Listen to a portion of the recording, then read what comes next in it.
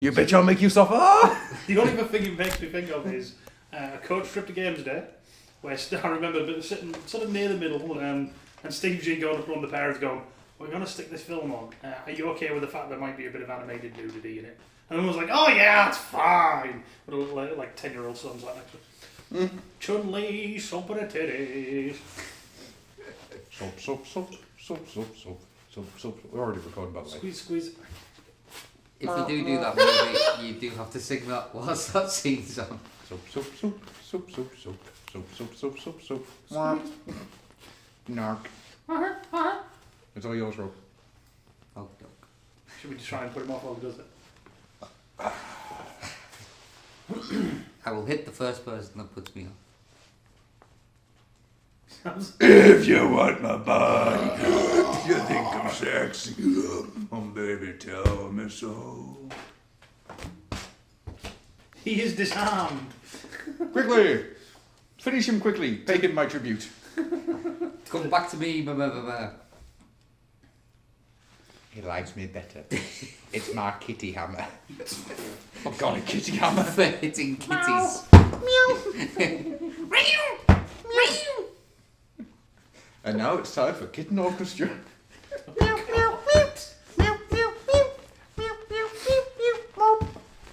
I think that one's a little out of tune. I'm not retuning the kitty. I'm gonna go with this. Get on with it! Oh no, you're hosting this one. Yes, I know. Yeah, come on, Rob. Get on with it. Right, I'm getting on with it. Oh, Dirty the bastards. wooden train. Not my bird. Mark und schnell. Ja, the wooden train. Schnell, und quickly too.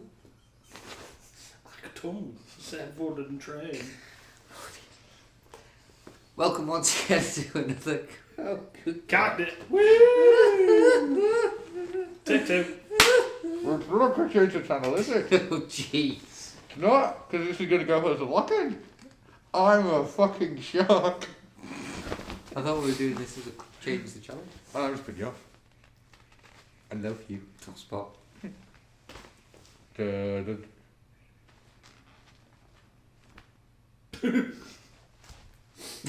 The Angry Ducks are back. Oh God, one round.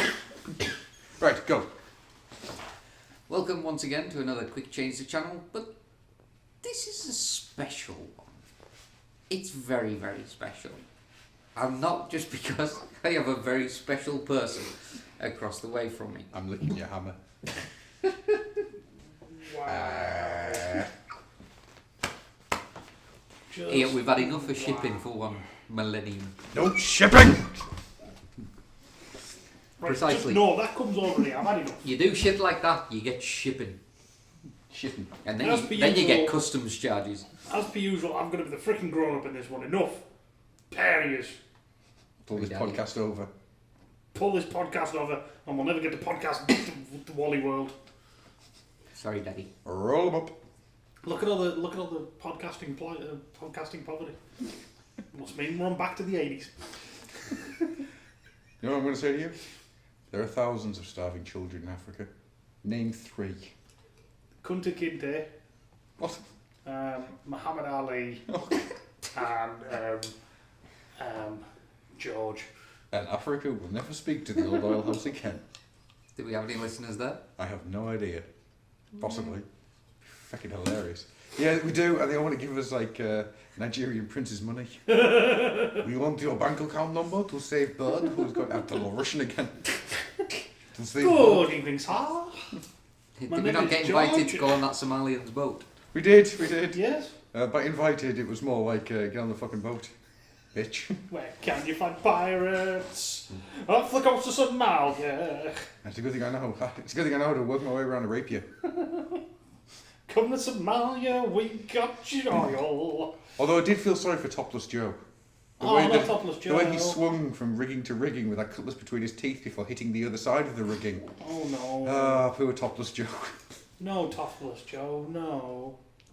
Anyways, as you have heard, I have some very, very, very special people with me today.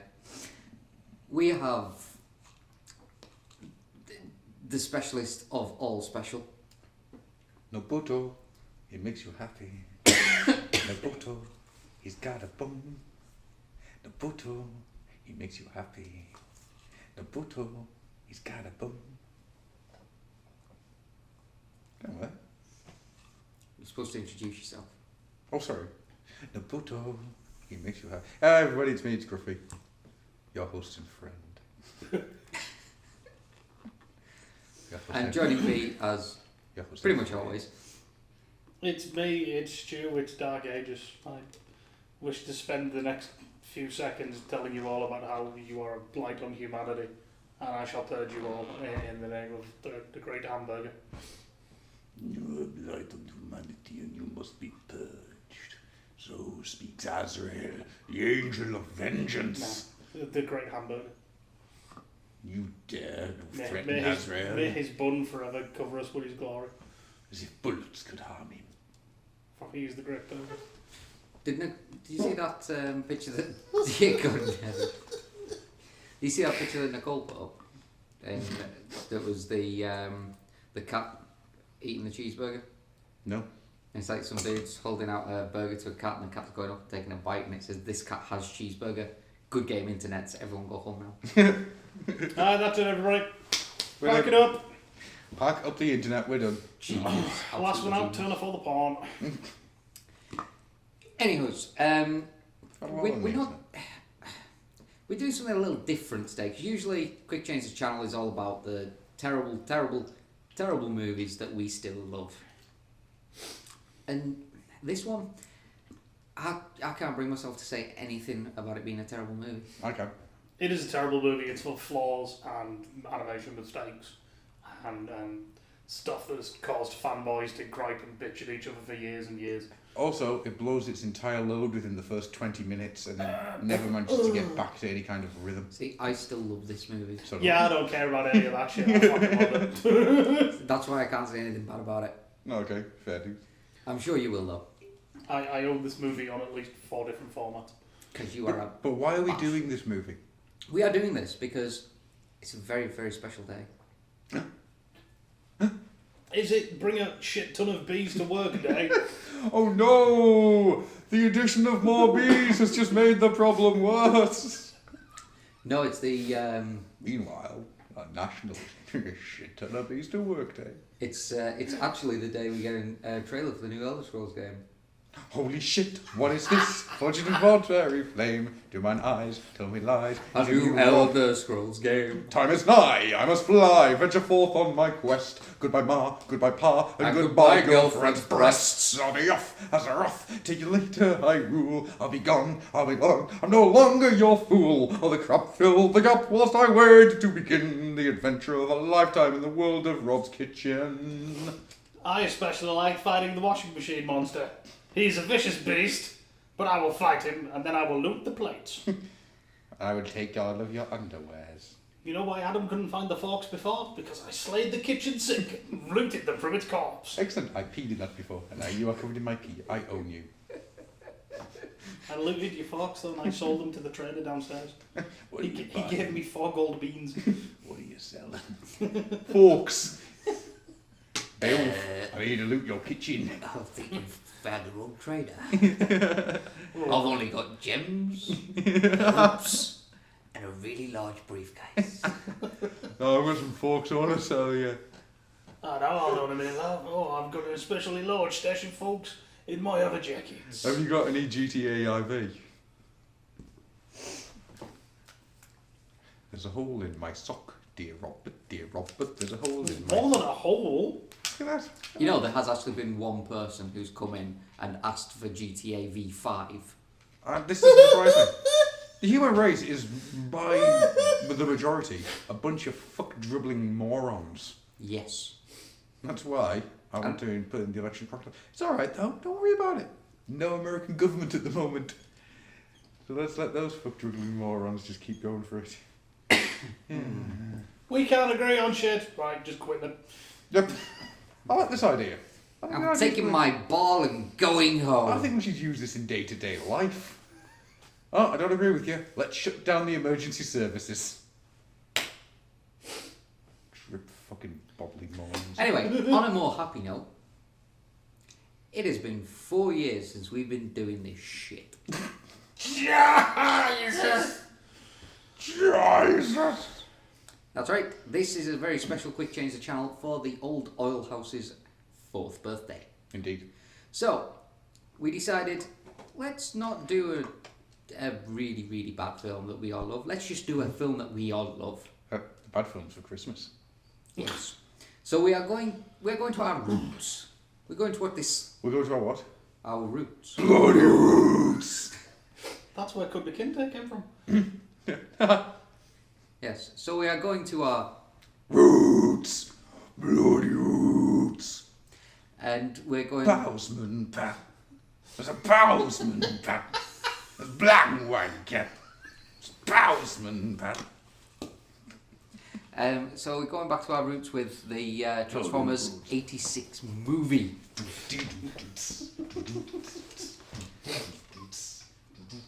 Now, I do have a horrid feeling that we may have done this somewhere in the annals of time, but... No, we've never actually done the 86 movie. We've Never. done it as a round table, but never done it as a commentary. Awesome. We've done it missionary, but never And, doggy. and I don't think we ever actually put the round table up. So, Taunt the people with things they will never own. which version of this are we watching that we have acquired legally? We are watching the DVD version. But DVD that version. doesn't say which version it is. It is the UK version. Are you okay, doke then? He is watching on the UK version of the DVD. Arr. Gar. Arr.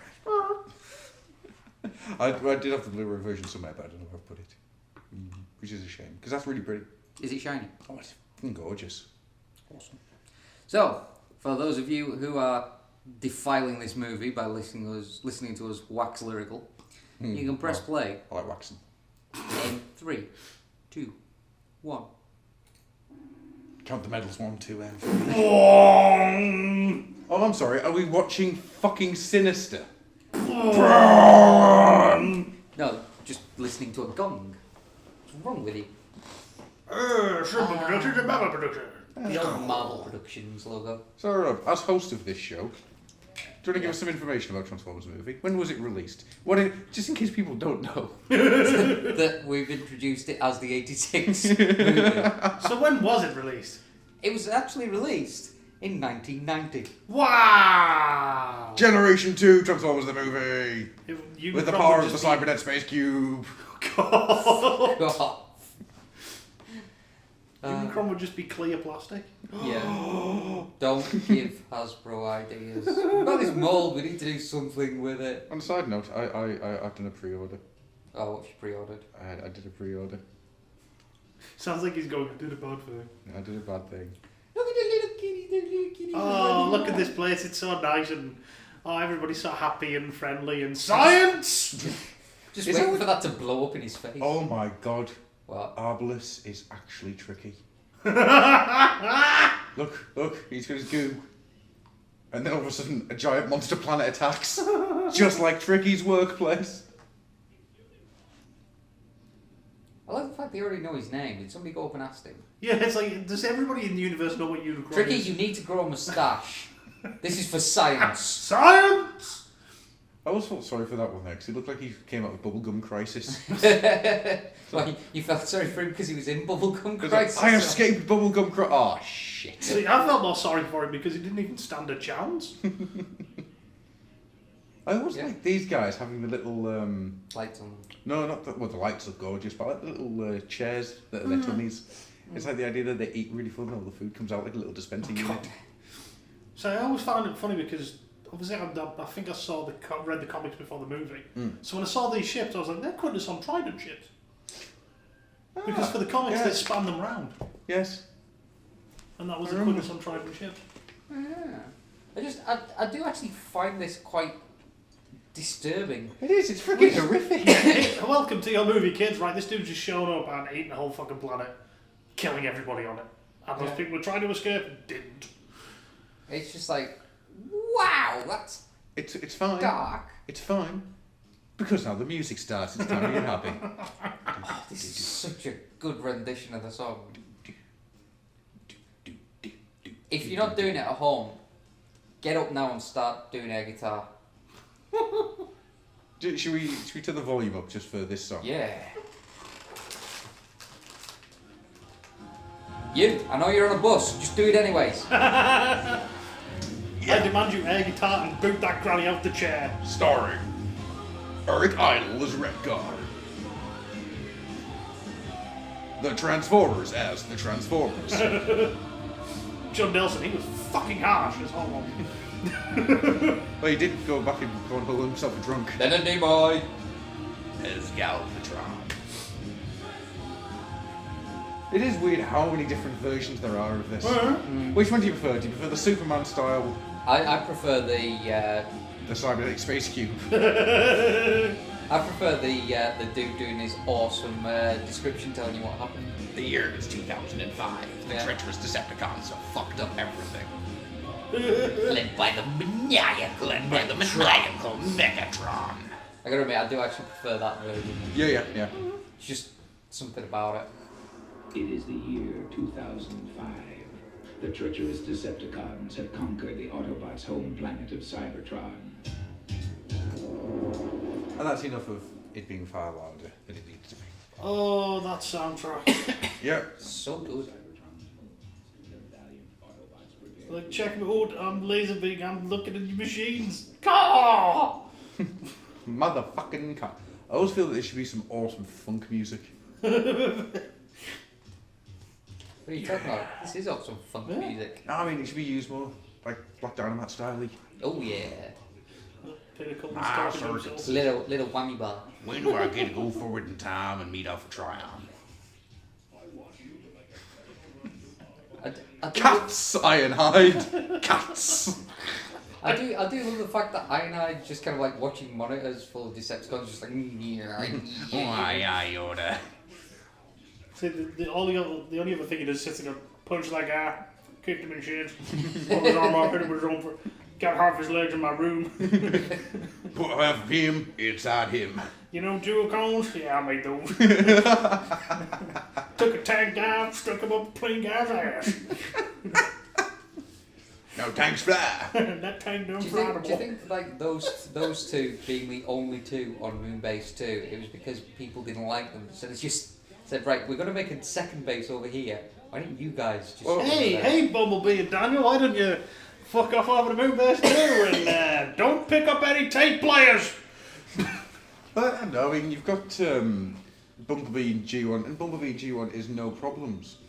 Apart from he's the fat kid. He's alright. He's, yeah, there's no hatred of Bumblebee and G1. Although I would like to see Bumblebee as he is nowadays. In Like, G1. He's like in that section there to.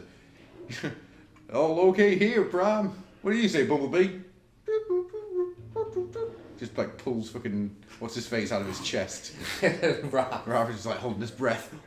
There's no air on the moon, you see. Look at that little dig at Starscream. Just the way he looks across as he says it, you get Starscream turning around like, that really hurt my feelings. Oh, what it's missing is just like Rumble or Frenzy to shut up going, oh, snap, son! He got you! No! You just got to Rumble turns up, transforms his arm to a pile driver, extends out, just goes. I was thinking more along the lines of, Soundwave actually saying it. He just temporarily gets taken over by Rumble or Frenzy, and you've got Soundwave going, snap, son. You've just been served. You've just been. Oh, I remember, God, this bit's so fucking awesome. Yeah. Should we have some more music again? Is it time for another musical interlude? Yes. Hi, Braun. Goodbye, Braun. Fortunes reading from the sky. Hi, Braun. I mean, this Rowdy is... revelations. I remember first watching this and just being in awe. It was like, oh my god, there's Transformers dying? Mass genocide. I mean, they do get absolutely pasted, like... Decepticons, slaughter the old toys! Although That's I the do, thing, love, isn't it? I do love the fact that, Ratchet, the ambulance, is dual wielding. And it looks like he might have been able to hold his own had he not looked back to check on Ironhide. Much easier, almighty Megatron. just like, oh, Listen to my awesome plan, which you won't use. Has he not learned by it? It's been 2 seasons. Has he not learned at this point going, I have this plan. Shut up, Starscream. Shut your fucking face, Starscream. This line.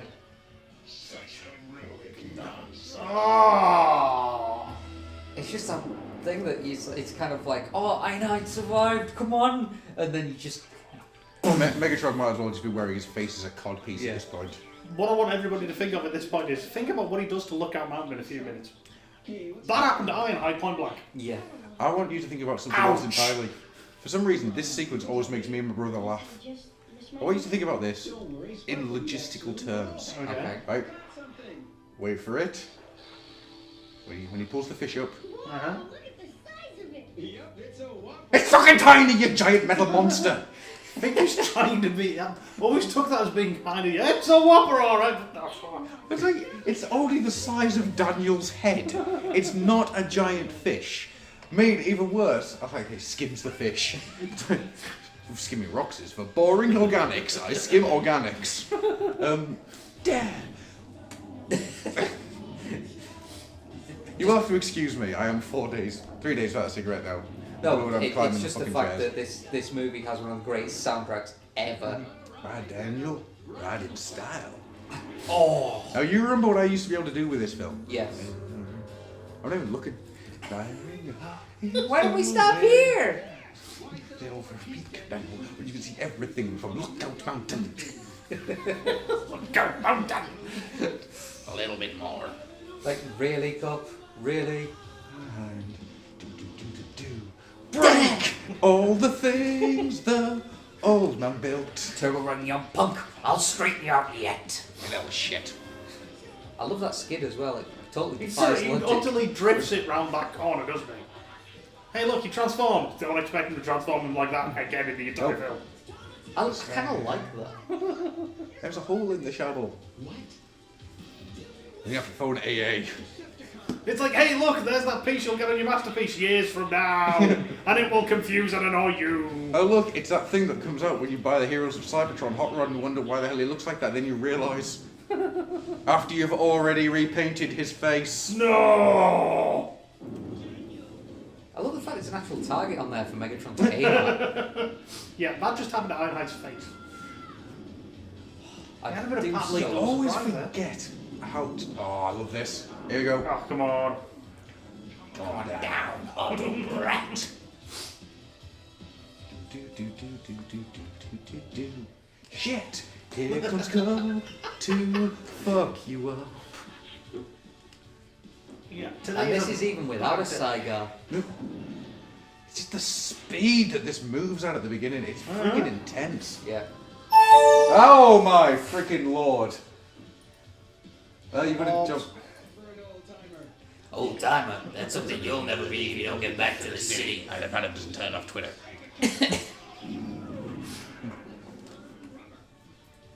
That's not very environmentally friendly of you, Hot Rod. What the fuck are you doing? Stop burning the rubber plants. Hot Rod, what are you doing? That's a rainforest. Oh, Perceptor. Eventually, he'll become a sniper. Yeah, we're back to some funk. I need to get the score for this film as well as the soundtrack. The Yeah. score's Oh, brilliant. if you get the 25th anniversary edition CD, it's got both on, Ah, cool. including a live version of the Unicron theme, which Nice. is really cool. Listen to that voice, like, jeez. I was just going to say that scene just there, just look at that, Pat Lee, that's how you draw perspective. I have told the Irish story before, haven't I? Yes. Yes. But a little later on in the movie you will go Irish. Because once you go Irish, you can't walk. It's called kidnapping. Right, let's transform Autobot City by pulling a bunch of switches. And when you're Never a thought kid, that would be how it would work. Do you know, think that was a bit of jealousy on Springer's part? When she was like, oh no, Hot Rod's outside the city. He's Yeah, like, whatever. No, come here, come here. Fucking come here, you might go now. yes, Hot Rod is outside the city. And look, he's going through Minefield Path. Be such I a wonder- shame if somebody accidentally shot their landmines. What a brilliant thing in the movie this. Once again, me and my brother cry with laughter every fucking time. It's that groan as he realises he's gonna have to blast his own foot. I love it. I was always a little disappointed. I love that. I was always a little disappointed that you never see Metroplex, even though they're slamming. Yeah. There's elements of Metroplex in that one sequence. Reach the defenses. Phone for a Domino's. They'll open the door. Fetch me a Starbucks. Hang on, aren't you Cobra Commander? Possibly. Oh, this isn't the Joe Base. Oh, I'm sorry. I do love the idea that they eat their way in. How's your Genius.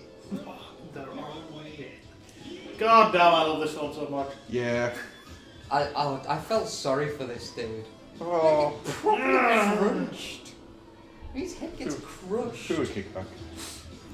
I know somewhere in that sequence Ironhide flies past the screen.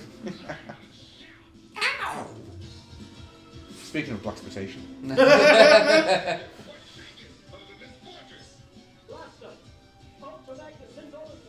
See, when he starts sort of doing his distress signal, I always heard that wrong as a kid. Yeah? Now, he transforms here and he says he does the, Prime, do you read me? The Decepticons are blitzing Autobot City. No. I thought he said they were pissing Autobot City. I never understood it as a kid. Wow. I was like that little glow Yeah. in the corner. I don't know why.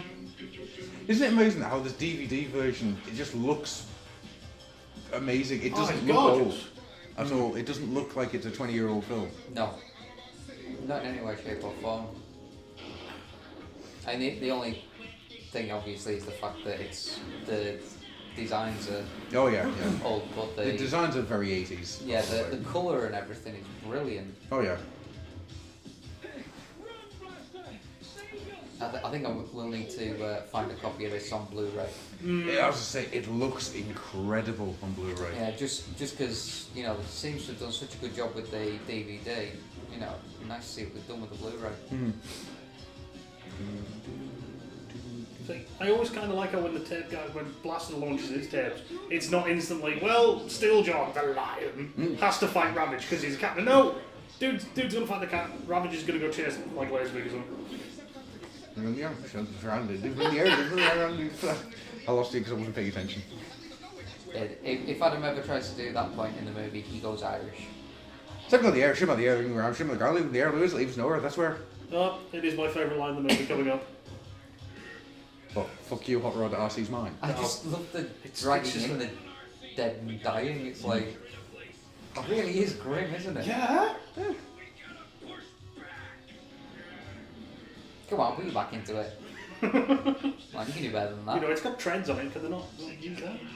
Come on, Daniel. You add your extra weight to it because you're the children's fantasy character. Look, I'll thank you for helping, you little shit. I'll leave Daniel alone. He hasn't done anything bad yet. It's preemptive bitching. He hasn't started his very wrong relationship with a female Never machine. fall in love with someone, yeah, you never fall in love with someone that you shouldn't love with. We need to find that video that Glenn did. Oh god, long gone unfortunately now. I'm gonna have to remake it. Yes.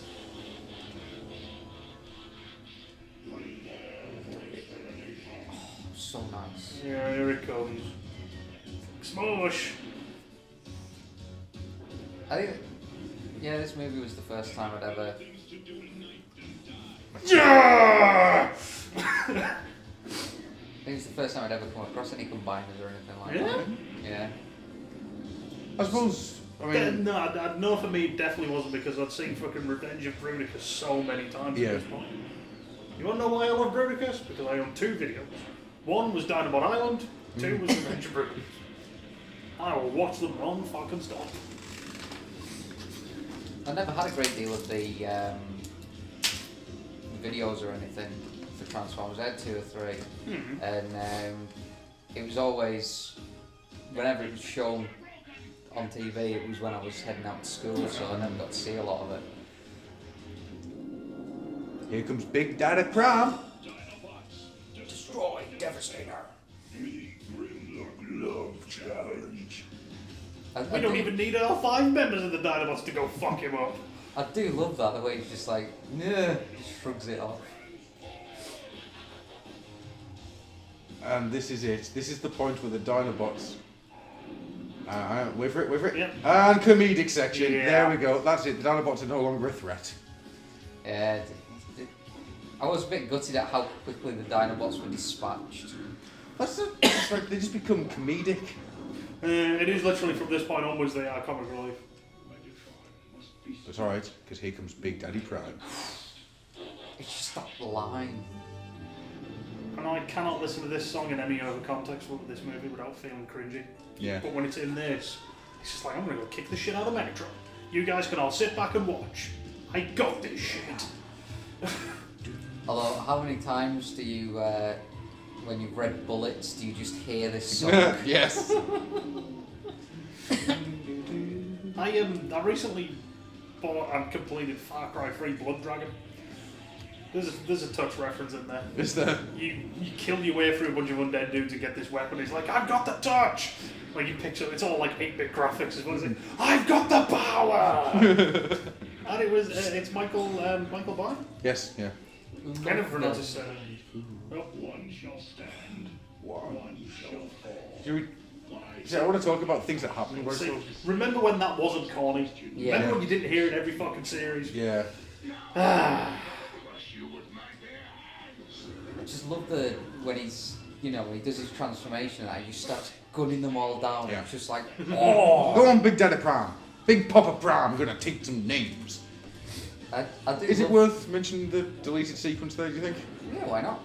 Apparently, Prime drives in, suplexes and body slams Ramjet, and that's why he's standing up because he's just proper dismantled Ramjet on the way in.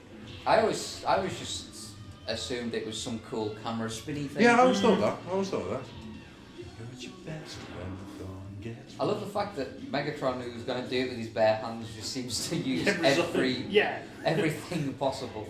Bit of metal, lightsaber, fallen pistol. Yeah. No, you won't. No, you won't. Go for that. I love the way he just picks him up by his head and just lobs him. It's not even like he flips him like by grabbing his arm. He's just throwing him. I want by to point the something face. out, and I have to point this out every time. Go on. Optimus Prime in this sequence moves like his toy. I'm out straight. Ah. I'm not straight, but just a little bobble at the end. You are without mercy. Now plead for it. I thought you were. Give me your face. Yeah, there's a difference. Go cue to several years later. I don't want to fight you, Brian. Axe in the face. Just murders an old man. I'm sorry, but should the Matrix at this point not have kind of gone, yep, full of fail? Yeah. I figured it out. He got shot through the chest. The Matrix is damaged. Right. Okay. That's why it picks the fuckwit. Well, Rottenness. The entire damage on these guys is incredible. Yeah.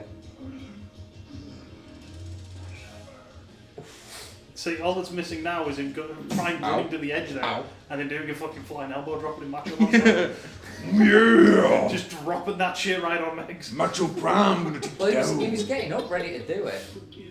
And then Hot Rod went near him. He just failed. Although I've always loved the fact that he got slashed, he got stabbed, he got shot multiple times. But Megatron's just as fucked up, and all he got was a beat down from Prime's fists. To be fair, Prime does have fists bigger than his face. This is true. I don't need tracks.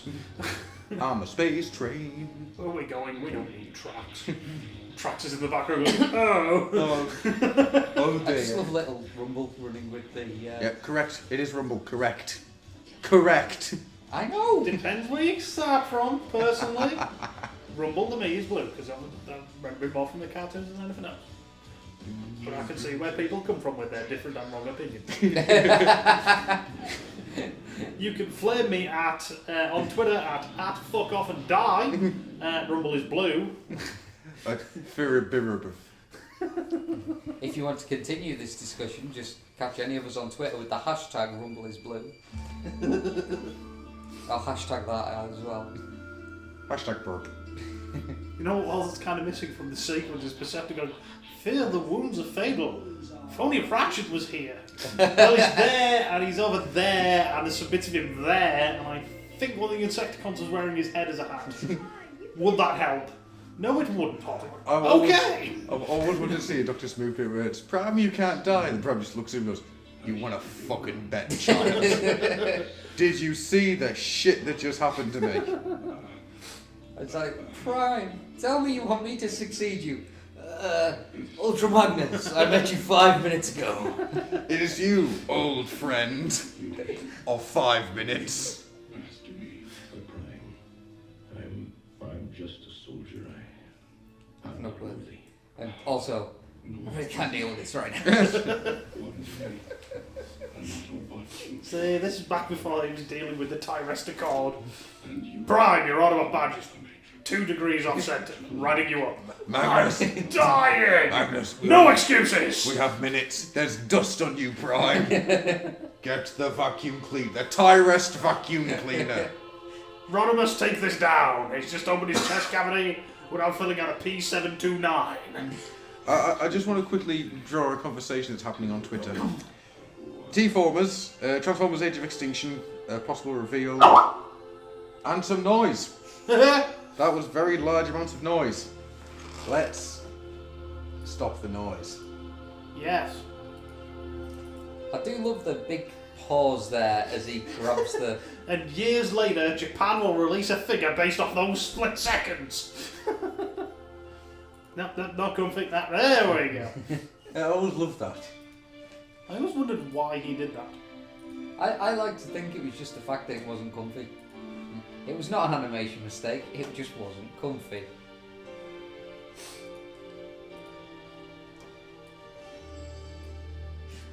And a nation upon nations of small children with what? I gotta admit, I did love this idea of just having them go grey.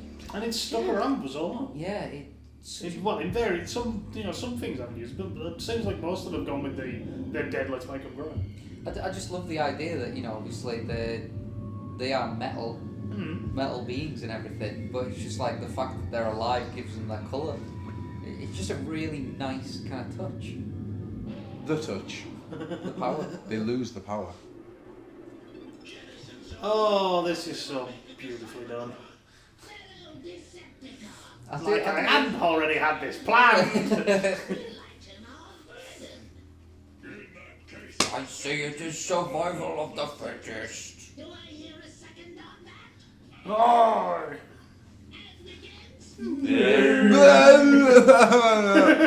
I do love the hands. I need new arms. And then everyone just gets chucked out. Goodbye, old toys. I get the fact that, you know, obviously the Decepticons are all just out for themselves and everything. But considering the way they write the Seekers and everything now, it's it seems kind of harsh that Starscream would have his own troops. But then again, at this point, they weren't even called Seekers. Yeah. Yeah. Seeker was a fan term, wasn't it? Yeah, they just didn't turn up until the early 2000s, if I remember saying right. Maybe the late 90s, but I'm sure it's the early 2000s. Well, hold up a second. There's an important plot twist here. Starscream has used this as an opportunity to make himself leader of the Decepticons. I did not see that coming. Well, and wow, we thought we were the ones who invented running a gag into the ground. He waited until Megatron was weak and got rid. Oh, that's like my mind is blown with that plot twist. Just like I'm blown at how big Astro Train suddenly gets. Yeah. Sick of Ravage. Angry kitty. You know, at this point, Ravage is just like, he's just you know he's just jumped on Blitzwing there. Have you ever seen a cat fight? It's all the back legs. Yeah. He's gonna be wrapped around his arm, kicking him. I love this. Just the voice. It's this whole sequence. Welcome, Megatron. I love the shake there when he starts speaking. It just gives an extra little bit of weight to that voice. Oh. And this is Megatron, who has been the big bad, has not been taking shit from anybody apart from Prime for 2 seasons and the opening of the movie. And suddenly this big planet just goes, "You're my bitch." Yep. Bitchy, you're my bitchy boy. It's this line. Pleases me to be the first. It still blows my mind to this day that that's Orson Welles. That ain't right. I'm probably misquoted, but I'm sure at some point he said, "I'm doing a film about toys that attack other toys." Yes. Or something to Is that that effect. he's the biggest toy of all. That's great. What work am I doing? You're a toy. Okay, what am I doing? Attacking other toys? Fantastic. But you got to remember at this point, Rose was not a Oh well. no. Oh, I do love that line of "you exaggerate." Yeah, it's like I watched that fight on pay-per-view. You got the shit kicked out of you, son. You lost. Yeah. We have now just hit the half-hour mark of the film, Wow. and it always amazes me. That was half an hour. That was half an hour. 'Cause it just blows my mind that half hour just speeds by so quickly. Yeah. Unreal. Nothing. You blow. Blow to me. No. Is it kind of bad that when I get a new member of Till staff, I sometimes say that? No, actually. No, it is not. I've got to admit, I love the lighting effects and everything for this movie. I mean, this- that background stuff is amazing. This whole sequence, even to this day, Absolutely blows my mind. It's gorgeous. The only way I understand how they did this is insane.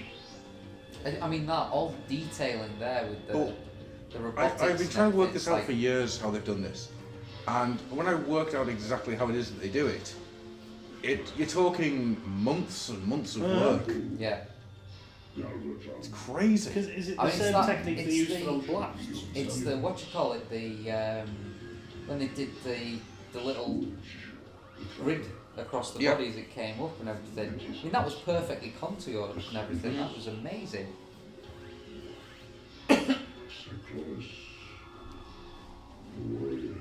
And his Armada. Bye, Armada. Bye. Oh, animation errors.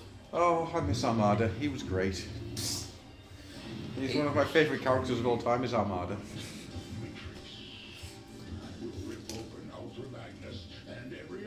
I love the idea that he uses his cannon to fly as well. Mm-hmm. It's kind of a nice idea. And one that was fucked completely in Heart of Darkness. Where Galvatron turned into a tank, and his cannon became the engine. Oh, Heart of Darkness. You were shit. So very, very shit.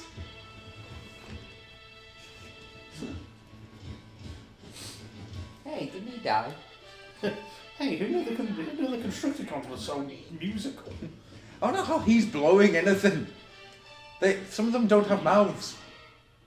They They just don't have fucking- trumpets anymore. Trumpets to start with. I always liked Starscream with the crown. I really want that re-release of the Masterpiece Starscream. Mm. And he would never, I would like always have him with the cape on. Oh, Such a good line. Mission Starscream. This is bad I comedy. love the gold statues as well. Because this is like, this is a war-torn Cybertron. This is, we own this shit Cybertron. Yeah. Well, basically, those statues are just towers of pimps. Yep. Literally, each and every one of those are pimps. So in the background, you've got Alpha Trion, he's got a hanky around his face, he's throwing cats at people. Now, I don't know what it is, but it's this whole stomp, turn and scrape. Yeah. That's just, I just shit all over his ring. What did he say his name was? Galvatron. Galvatron! There's There's no words at the end, it's just... Of course It not. is. They've forgotten his name already. I've always loved it in Five Faces of Darkness, where they say about Galvatron's gone. Don't you mean Megatron? Ah, they were the same guy. I just always loved that. See, I've just had the thought there. What Soundwave should have gone? Can we just call you New Megatron? Make life a lot easier. I love the, just that entire sequence. It was so well animated. Oh, God. Hello, Picking up a weak signal. Really? That's weak? What's a good signal? I don't know, jeez. Just showed up in the suburbs of Cybertron, and it's attacking Moon Base 1.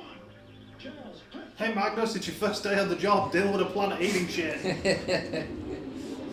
Prime just had to fight a bunch of guys, you know. You've got to deal with a planet eating everything. got the blast free. If we can. And he immediately picks up a phone and goes, Leon, you've had days like this. Really? No shit, Sherlock. No, we've got no chance. We're first wave toys. Bumblebee, up here on Moon Base 2. This monster planet just ripped the first moon to shreds. And it's heading this way. Well, We'll try and slow it down. But you're yeah, you gonna can get fucked. here fast because It's a great idea. It was feasible. But it's a fucking robot that is a planet that eats planets. I love that if this doesn't stop it, nothing will. Yeah, like making the point and just making that extra, you know. Well, no one's gonna stop this fucking thing. It's I want to know how many explosives they've got in there. The whole planet's explosive. Yeah. It's in case Bumblebee and Daniel try to leave. I was going to say, if the entire planet's an explosive, then wow, that's a bit dangerous, is it not? Let's put the human on that planet Hey, with all I'm the just gonna put my hot cup of coffee here. Oh no! Oh, hang on, is it? it isn't even dead. Oh shit, what are we gonna do now? There we go. It's a kids' movie where the hero dies and the dude swears. Like, what the hell? Where did that come from? I don't know. It's the bit later on that they cut out. Holy goddamn motherfucking fuck nuggets, it's Unicron! Yeah, Rodimus changes. Hot Rod changes. Rodimus goes, Jesus, titty fucking Christ! I am nobody's bitch. Would it Fine, I would will it go not make be, you some money. Vector Sigma chassis fucking Primus? Just throwing it out there. Lovely thought. Thank you. You're welcome. Autobots, I'm not quite sure what's going on here. Channel 4 Oh, we missed now! He was Yay. there for all of a few seconds. What? I just noticed there in the background, Perceptor with his arms crossed, just looking like it's. I really want to shoot someone. That's like Perceptor standing there like, you see this chest? Perfect for a fucking Matrix. Not a single fucker. You don't even have a chest, Magnus. You know this arrow pointing to your crotch. Up there, Snarl again, and you won't see him till later in the movie. How did they get there so fast? Space bridge technology. That shit, dude, it's like, chow. I love this bit with the sweep. That's awesome. Just the fact his head pops up while he talks to him. Well, that's how sweeps have air brakes. They put their face up to slow them down. It's the beards. Yeah. And you better stay close to me. Because I'm Hot Rod. Because Boom! Cock blocked! You're looking hot, Rodimus.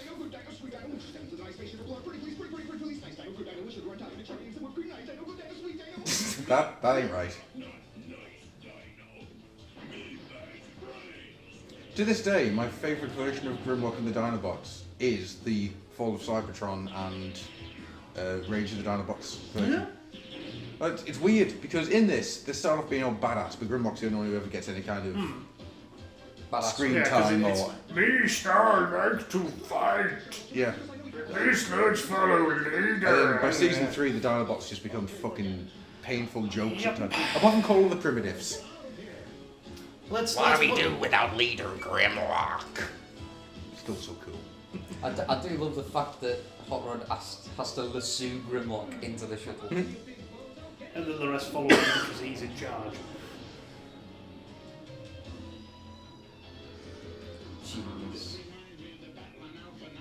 What was I saying? Yeah. Grimlock, get your noodle out of my face. But then you've got the Marvel Comics, which has probably the better, well, it is the better version of Grimlock, the Warrior King. But the rest of the Dinobots still don't get a huge amount. I don't know. It's just so cool to have actual Fucking, characterization for Dinobots. fucking Of Mice and Men reference right there. Boom! Yes. Literary reference. Because he wants to tell him about the Petro rabbit again. And that's what Lenny keeps saying to him. So at the end of the movie, Cup kills Grimlock for his own good.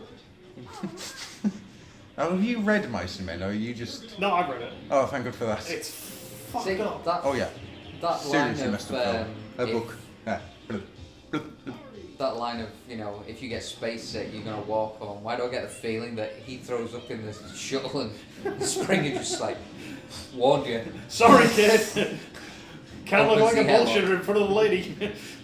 Well, the idea is that if you get space sick, it's your own fault because you're going in a space suit.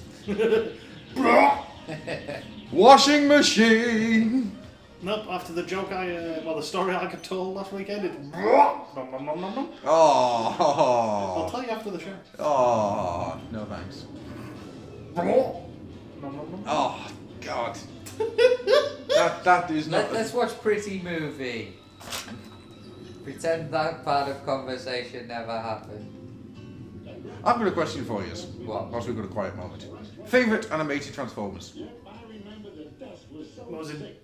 What, which series or characters? series? Because I mean, there's a fair few. So I don't know, what? because a lot of them appeal to me in different ways. Good answer. I'm, Probably what I was gonna say. I'm always going to love G1 because I grew up with it. But I'm also very aware of its flaws at times. Yeah. Animated had its moments. R.I.D. I freaking love the quality of animation in that and the beautiful designs. I love some of the characters. Yeah. Scourge and Skybite. For life, yo! You know, even Beast Wars and Beast Machines for getting me back into the Transformers. You know, I really can't pick one series and say that's mine. We'll say three then. Don't even think I could do that. The three, it'd have to be. I can do three. It'd be G1, Beast Wars, and Beast Machines. Yeah? Yeah. See, mine would be Beast Machines. I love Beast Machines. Then Master Force. And then, I'm not entirely sure what would be number three. It would probably be G1 just for the season 3, because I fucking love season 3. I realise that season 3 is deeply flawed. But season 3 has got so much good stuff. I think Victory would have to be in there, but you can watch most of that series by watching Star Saber Transform 1. Yes, very much. So Victory is a decent series, but it's not. Are we getting our Masterpiece Star Saber? I don't know, I don't think they've announced it. They haven't yet. extended it, didn't they? I hope we do, because then they'll do a Masterpiece Factory Leo. Oh, I'd get a Masterpiece Angry Cat. Wow. I do Then love he'll the turn fact into that Boots in a backpack. Well, he does! Yes, yes he does. I do love the fact that they just get well and truly fucked up by Cyclone. Yeah. Sure, it's got no defense, you know. It's not a warship, it's designed for transport. So Cyclones goes zippy, zippy, zippy, pew, pew, pew. And the classic line of, I can't deal with that now. Decepticons are gonna dog us until they see us dead. Then that's exactly what they're gonna see. Chuck Daniel out of the airlock. Oh, the idea that Magnus was actually thinking like Serenity style. He's just going to put all the dead Autobots all over the ship. This is my lever of death. See, that's the only thing that got me about, you know, this part is like, hang about, isn't that a bit of a waste? You know, everyone's only in the front of the ship. What were they using the rest of the ship for? Pornography. Storage, energy, and to resurrect the dead. So they've lost the ability to resurrect the dead. Yes. But the Junkions still have it. Because they didn't detonate the back half of the ship. They didn't even know they've got a back half of the ship. Oh, you dirty minx, Galvatron. Take me now. That was an important part there, Springer. You may want to go back and get that. That was called the engine. Had to let him detonate 3/4 of the ship? Seeing as how they would have got a point. The man has a point. Receptor, you locate a place to sit down. Perceptor, fuck off. I love that little glow on his face. And the Magnus kind of like sat there just tapping his face. But think about it, IDW Magnus has been loving that entire speech. Oh yeah. It's weird, isn't it, how characters change the way that they do. And how we've instantly, we now think of Magnus, especially now with Prime as well. We think of him as that Autobot symbol's 2 degrees still left. Yep. Right up. Yeah, it's weird. It's only been the last 2 years that Magnus has existed. Yeah. But everyone's just kind of fallen in love with it. Yeah. Because before that we've got what? The Magnus that is a strong warrior. Mm-hmm. And that's pretty Well, much that's pretty much his character. G1 Marvel Magnus is great. Because he's just like, I'm going to kick the shit out of you so hard that the shit's going to feel it. Well, it feels like all of my internal systems are broken, but I'm still going to go punch you into a volcano. I love this. Oh, This didn't tune. transform like that before.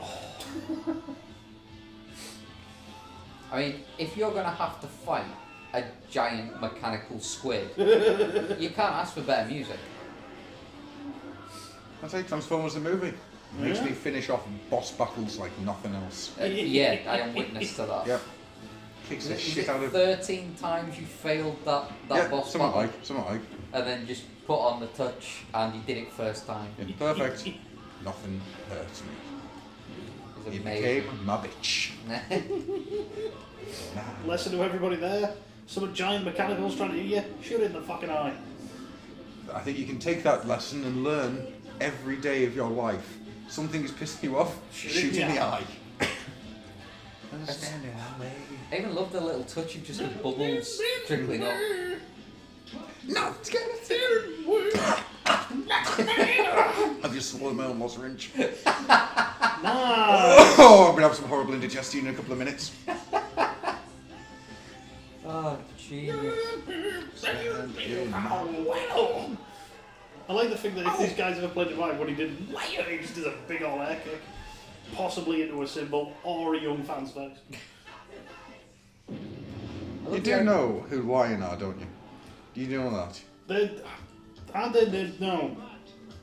I'm thinking of Actually, I'm thinking of the other guys. No. They don't have any landing gear, do they? Nope, that's probably what was on the rear end of the ship. The wheels. Landing gear, You just the ability to brake. just like it says brace for impact. He just like presses a lever down that I just imagine says switch off all power. He just kind of Say something. Now, this kind of always bugs me that surely Daniel should have been smushed against Robo-Tees. I want to know They why. got thrown around. I want to know why you wanted to give the autopilot a raise. Let's try to sell It this. feels bad for him, you know. Guy doesn't get paid a lot. And also, he's got 5 kids to feed. Ah, shit, you got me. I ain't got no kids. Hell, I ain't even married, said Jazz. Yeah, your dad's exosuit. What the fuck is this up here? It should have been in the back. I'm gonna blow that shit up. I like the idea, it's like, click, and now you'll never get out. What? Automatically sealed.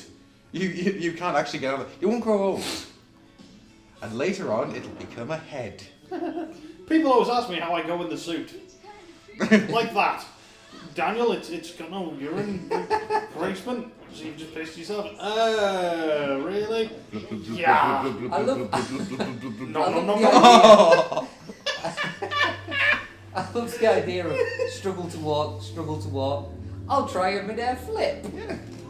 That's why, for the rest of this film, Daniel only spins and jumps.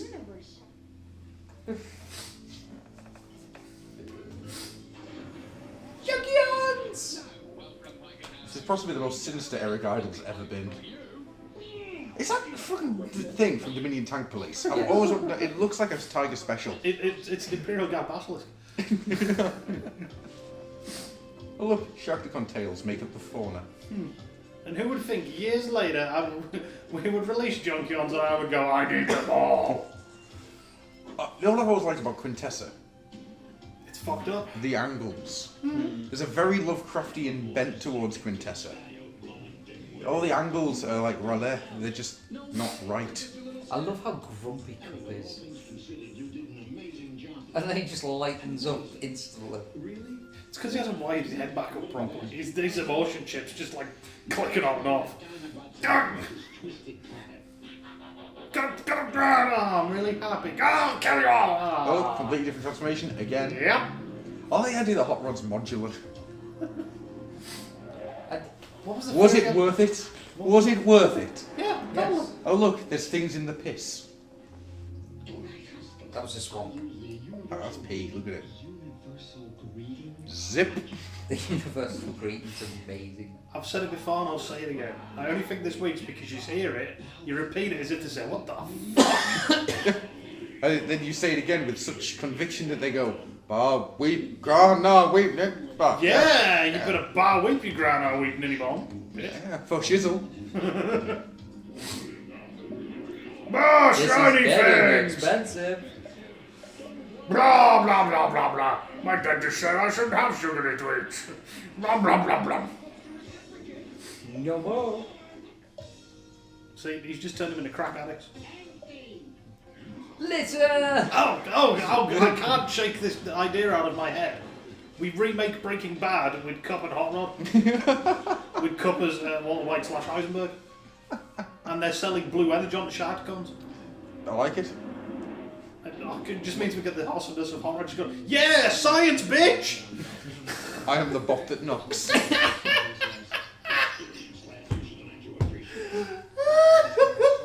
The quintessence. I fucking love quintessons. I don't care what anyone says. They're a bunch of bastards.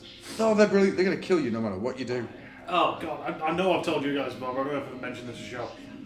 For maybe 2-3 weeks, I ran a Transformers roleplay with a bunch of mates. And they weren't big Transformers fans, but they were interested in doing it because it seemed like a bit of a laugh. I introduced them to Quintessons. I did the trial. Nice. Did the how do you play it? Did they kick it off? And I was like, I've been to Imperial Magistrate Ridge with it? Yes! Innocent! They're all like, hey! Yeah, the platform drops and you fall into the pit of Sharkticons. And one of the two of the guys who come around and knew what was going to happen just started laughing their asses off. Nice. Because they knew what was coming. They saw it coming. The big reveal. Do you know what's really weird? Every time, I always forget this scene. Yeah? Yeah. It's weird. I always forget the scene in the jail. I always forget it's there. And every time I see it, it's the same every time. It's like, huh? Oh yeah, I always forget about this scene. It's the weirdest fucking thing. Ooh, lucky bars.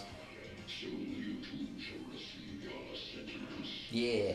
I do wish the Quintessons had a bit more of the sense of humour in this that they displayed later on. Would you join me in a chuckle? It is on the rotary chuckle. Oh. And the We're amazing, intergalactic assholes! and the amazing.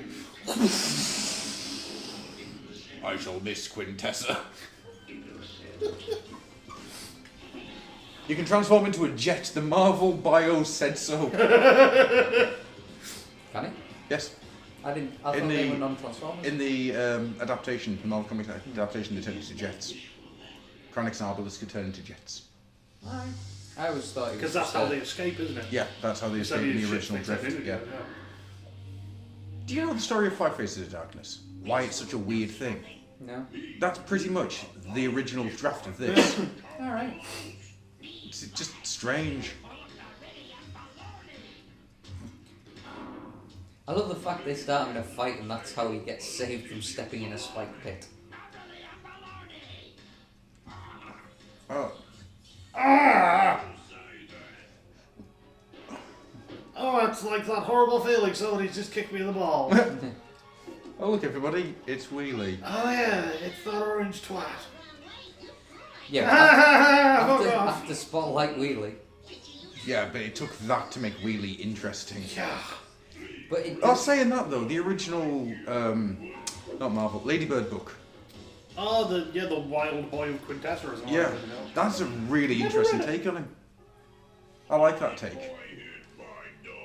Okay, small boy hits him with a catapult in the nose. Grimlock has waded in a laser fire and shrugged it off. But he hit him directly on the nose. You've been hit directly on the nose. Yeah. Interesting. I just continued walking into the laser fire, breathing, fire at the Decepticons. Well, you are Tripticon. I do love that. It's like, yes, I will pay attention to you. I was bored.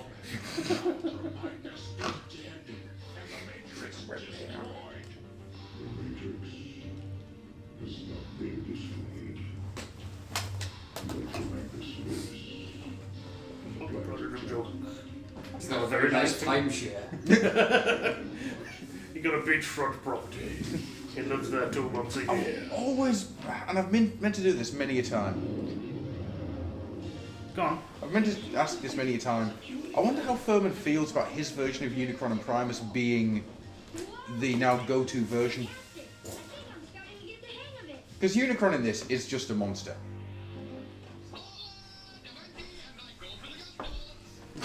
Unicron is just a giant monster that was made by the space fish monkey. Yes.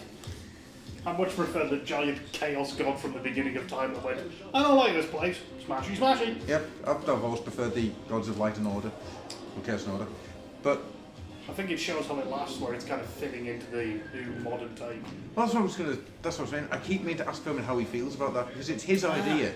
At the end of the day, he's the one who came up with that, and it's become this big thing that's now official canon. Yeah, that's Yeah, it's standard. more than the G1 cartoon actually ever could be. If that whole, background is going the way I feel like it's going, that's going to be the standard for any sort of new series or universe that pops up. Yeah, completely. Unless, of course, it's animated where they just don't bother ever going into it. His hands moved out of the arms. And I thought he was going to be just minced. I always liked that idea. That it's like, transform! Oh, shit!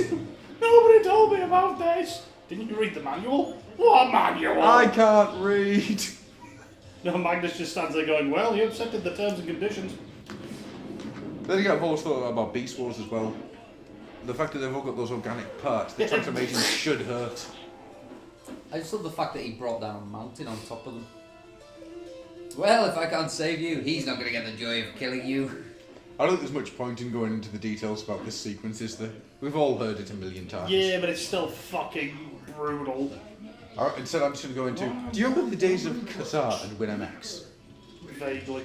Do you remember downloading this, but with Beavis and Butthead? No? You've never seen that? Oh, open you son of a bitch, open. Talk matter. Oh, I do love the fact you see his head flying off. I was to say, that was because it didn't explode. He was pulled apart. See, at this point, it's like Unicron screams. It's not because Galvatron's got the Matrix. He's gone, I missed 2-for-1 burrito night! Why didn't somebody remind me? God damn it. Quintessons are great. Especially later on when they become like, is that learning about other ones? Like the Quintesson. The Quintesson of all Quintessons. Marla Luther. Because a Quintesson was indeed. Clunk. Hey, there's a radius. Then let's hold a demolition derby. Just realised this movie contains 2 army builders, which I collably Yeah. go crazy with. Now, we're only 1. How many Junkions have you got now? 8. Jesus, man. I still like the Botcom ones and the Japanese one. And then I think I can stop at 14. No, sorry, 12. 2 teams. Because then I can have 6 on bike, 6 bikes, 6 riding. And then shit. I would just have I like Junkions that. upon Junkions upon, no, sorry, Sharkons upon Sharkons. Yeah, oh Christ, I do love the idea of let's create a whirlpool to get away. There's one of them, I named him Bobby. Because he's the only one that looks up. And he looks terrified every time he spins by. I kind of feel sorry for some of these Sharkons. Yeah. Like the dude who gets punched, we'll see it in a minute. The guy who gets punched so hard all of his teeth fall out. And then It's what? like, oh! But it's like this one, it's like, nom nom nom noms, and he just pulls his tail off and then uses it to hit his mates. Alright, Stop hitting your mates, stop hitting your mates. there is one of them here, and it's the most grotesque thing in the movie as far as smack, crunch, death. Yeah, here we go. Alright, It's his eyes hang on, cracked hang as on. well. And then he leans forward to get him. Oh, it's just nasty. Nom nom nom nom nom nom. Wait, Highlight of the film. Ooh, that's gotta hurt. Excuse me. The fact they put that in Fall of Cybertron, I was just like, I freaking love that sequence. It's just brilliant the fact that That is the reason that Slag's my favourite Dinobot. yeah? Oh yeah. Adam likes slides. You should see him in Beast Hunters. Slag's amazing. The angriest rescue you've ever seen. Fucking brilliant. I always remember The War Within. The second volume where they've just dealt with the fall and all, nobody's quite sure. And I remember just around in the background, just say Slag looking at us, I've got the next panel, just go and punched him in the face. There's no warning, there's no reason, he just looks and goes, no, why not do? I do love the idea of Grimlock just kind of like roaring at them and going, no, kill them instead. Yeah. They're just all kind of like, yeah. See, he's the new alpha. He's bigger, he's stronger, so they're like, oh yeah, come on, let's go fuck this dude up. And he's pissing on all the Sharkticons, making them mine. Beast Hunters, to give you an idea of how good Slag's personality is, he comes across a Decepticon that's been crushed by crawling buildings. So first of all, he decides to leave him there. And then the Decepticon basically comes out with this brilliant line of, "My friends, the bad guys, they wouldn't have made you beg." So, alright. So, gets the building off him. It's like, "I can't feel my legs." "No excuses! Walk!" Fucking love you, Slag! Hey, we know you're all mourning and shit, but here's a bunch of crazy guys on bikes that talk TV. Deal with it. With some Weird Al Yankovic in the background. Roddy do, Roddy do. roll.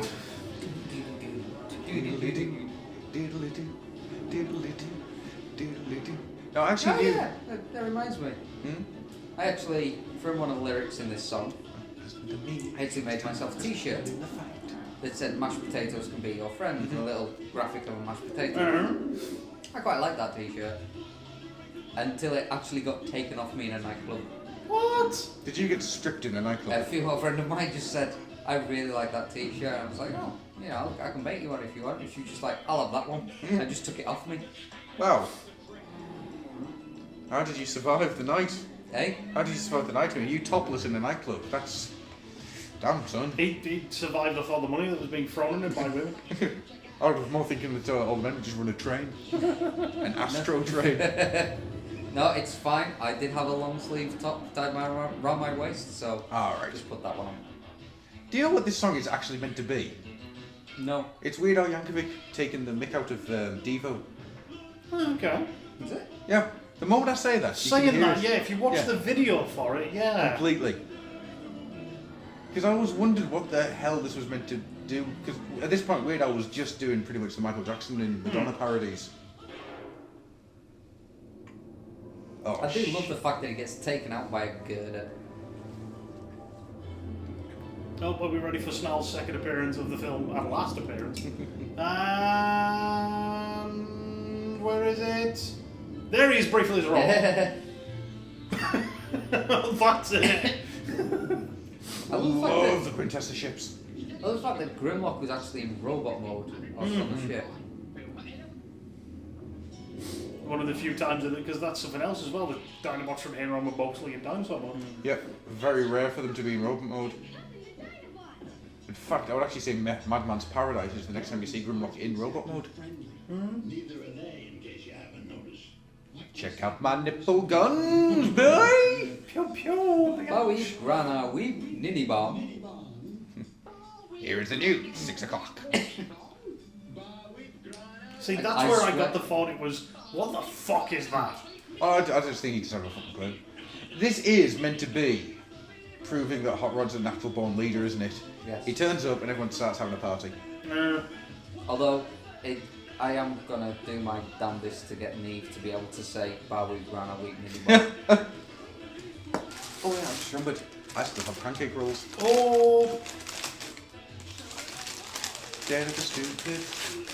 Me Grimlock not kisser, me Grimlock king. See, ultimately from that point, there's a guy kissing him and Grimlock just bites his face off.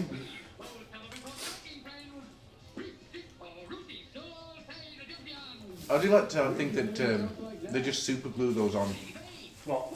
the mustaches and whatnot. Yeah, they can't grow them. They just found random strands of cable and hair and went. Yeah. Makes There sense. was actually a really large squirrel population.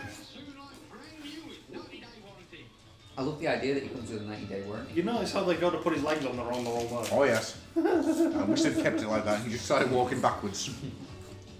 No, they went backwards. His left leg was on the right and right leg was on the left. If he just keeps walking backwards, he doesn't know why. I'm alive. I'm a zombie.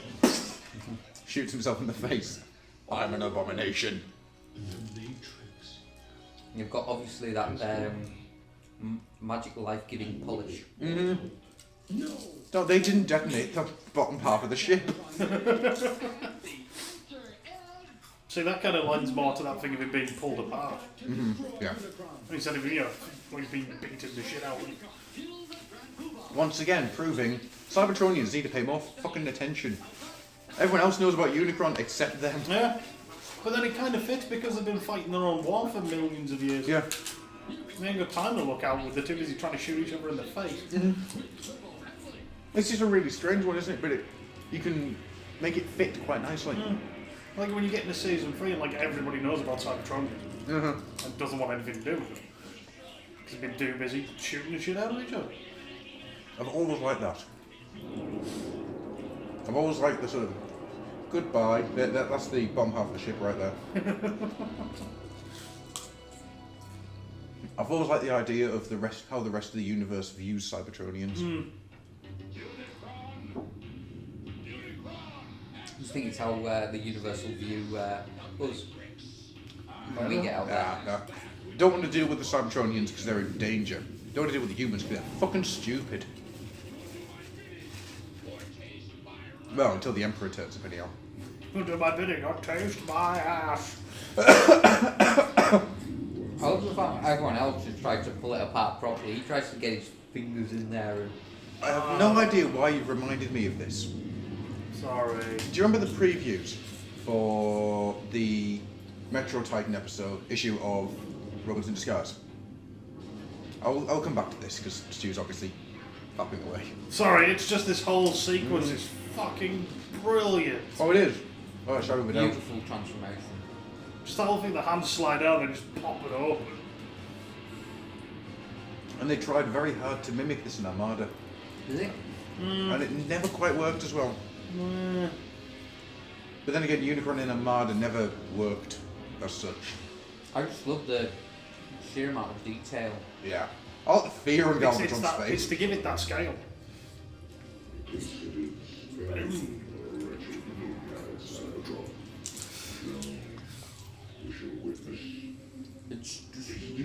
It's just... And it's just like, right, how am I going to deal with this? I'm going to deal with this like I would deal with a hoe.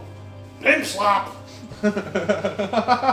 Wham! It's just, that is fucking awesome. Where did the fingers say the Cybertron?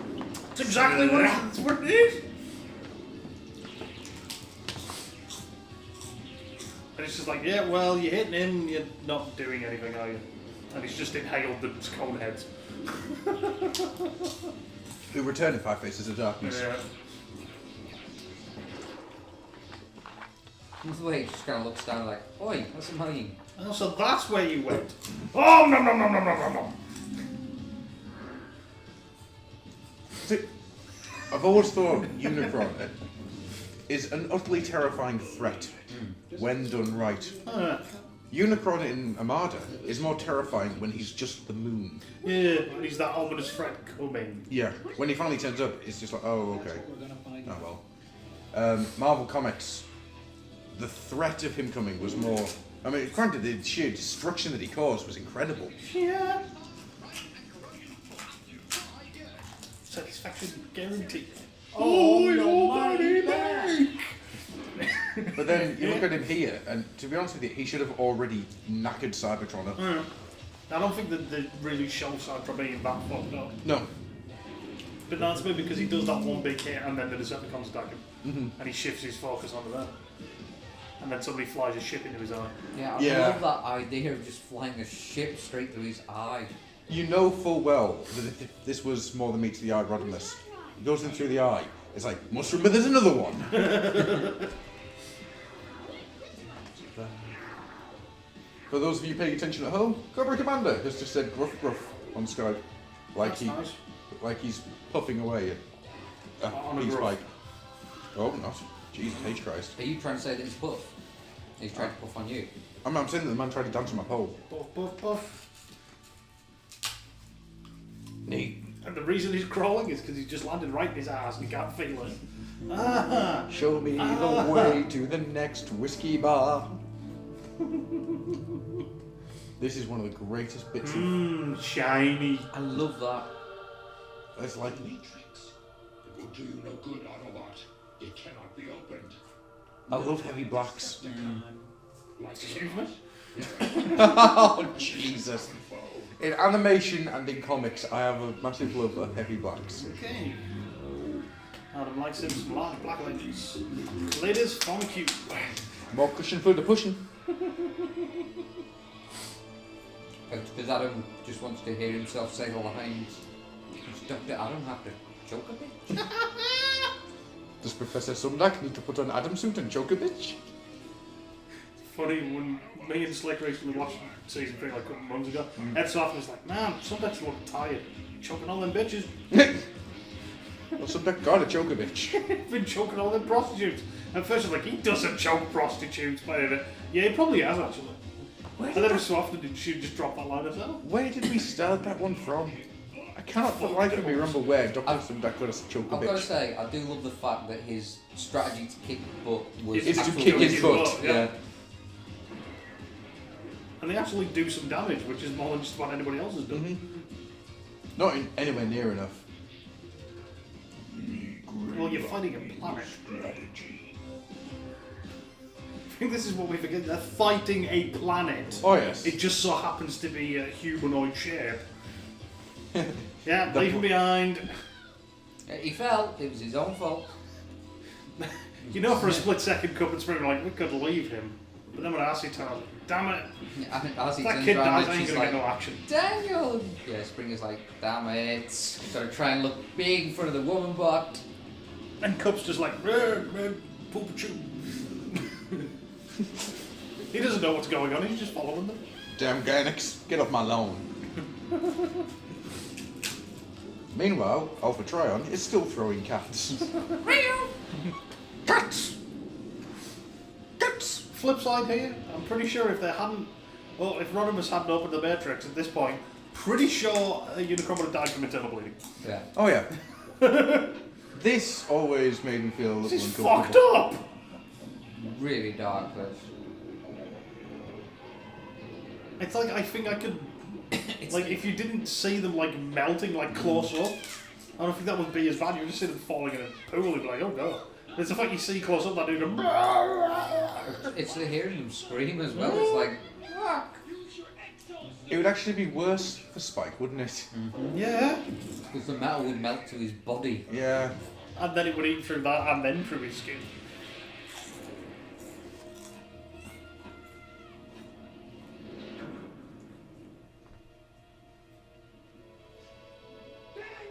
I always wanted to see a recut of this, where he's just like, opens his eyes, turns around, and still nothing. And And then suddenly this melted skeletal hand comes out. he's like, cuts like Bumblebee's horrified face. This is something I've always liked about this fight. Hot Rod uses his alt mode in the fight. It doesn't happen very often. No. Yeah, it's usually turned into a robot, shoot each other, pew pew pew. Yeah.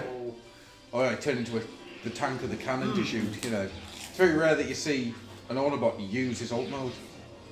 That's what Prime did it earlier on, didn't he? Ran through a bunch of people. Yeah. Well, it's a nice idea. It's the fact that, you know, they can change forms. Why wouldn't they use it in a Yeah, fight? well, you'd have thought it'd been like a way of being trained in combat, wouldn't you? I don't have oxygen. This is pointless. No, he's just trying to twist his fucking head off. Right.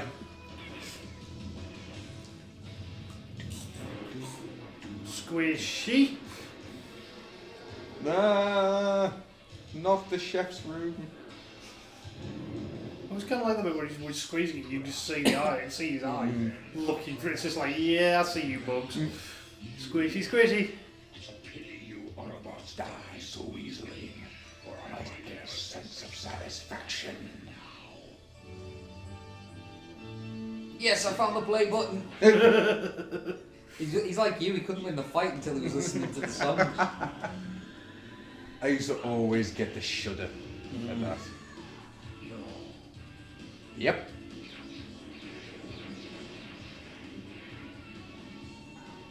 I love the fact that he actually shoots the Matrix itself out of his hands. It's the end of the road, Galvatron.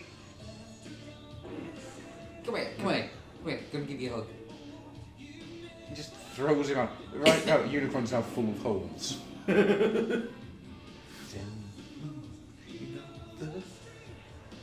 And this is about the fact that he slips his fingers into those finger holes Yeah. and then starts yanking. Light our darkest hour. Just love the way it's done, all the special effects on it and everything. It's The, just the beautiful. shadowing and the massive amount of light. And Yeah. absolutely gorgeous. Let's break it loose. You be right. Little star. It's never explained why the Matrix kills Unicron, is it? It's just It just does. Yeah, well, I mean, the original Matrix looked like an atom bomb, so I'm just going to stick with that reason. because obviously in the comics it was the last essence of Primus, and Primus was everything that Unicron wasn't. Yeah. So he couldn't physically handle the life within it. Yeah. Yeah. It was basically the anti-life equation. I love that idea of him pulling himself apart as well. Just trying to find out who's hurting him and where.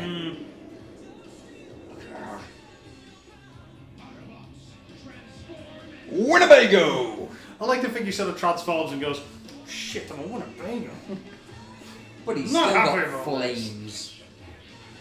And nobody's like, what the fuck? Like, it's like, oh, I knew you had potential, lad. It's like, alright, he's a Winnebago now? How's the helicopter work? There's oxygen inside Unicron. Hang on, I got this shit covered. Space helicopter. Thank you. There you go. Decepticon intruders in my eyes! You cannot destroy my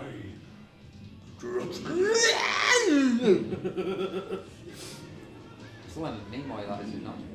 That, apparently so, yes. But there's been some back and forth. And Yeah. Levi says he didn't. And, Let this mark the end of the Cybertronian Wars as we march forward to a new. it's a little presumptuous, isn't it? Well, this might be the end of the Cybertronian Wars because there's like 12 Autobots on the planet and some junkyards. That'll surely free a whole planet.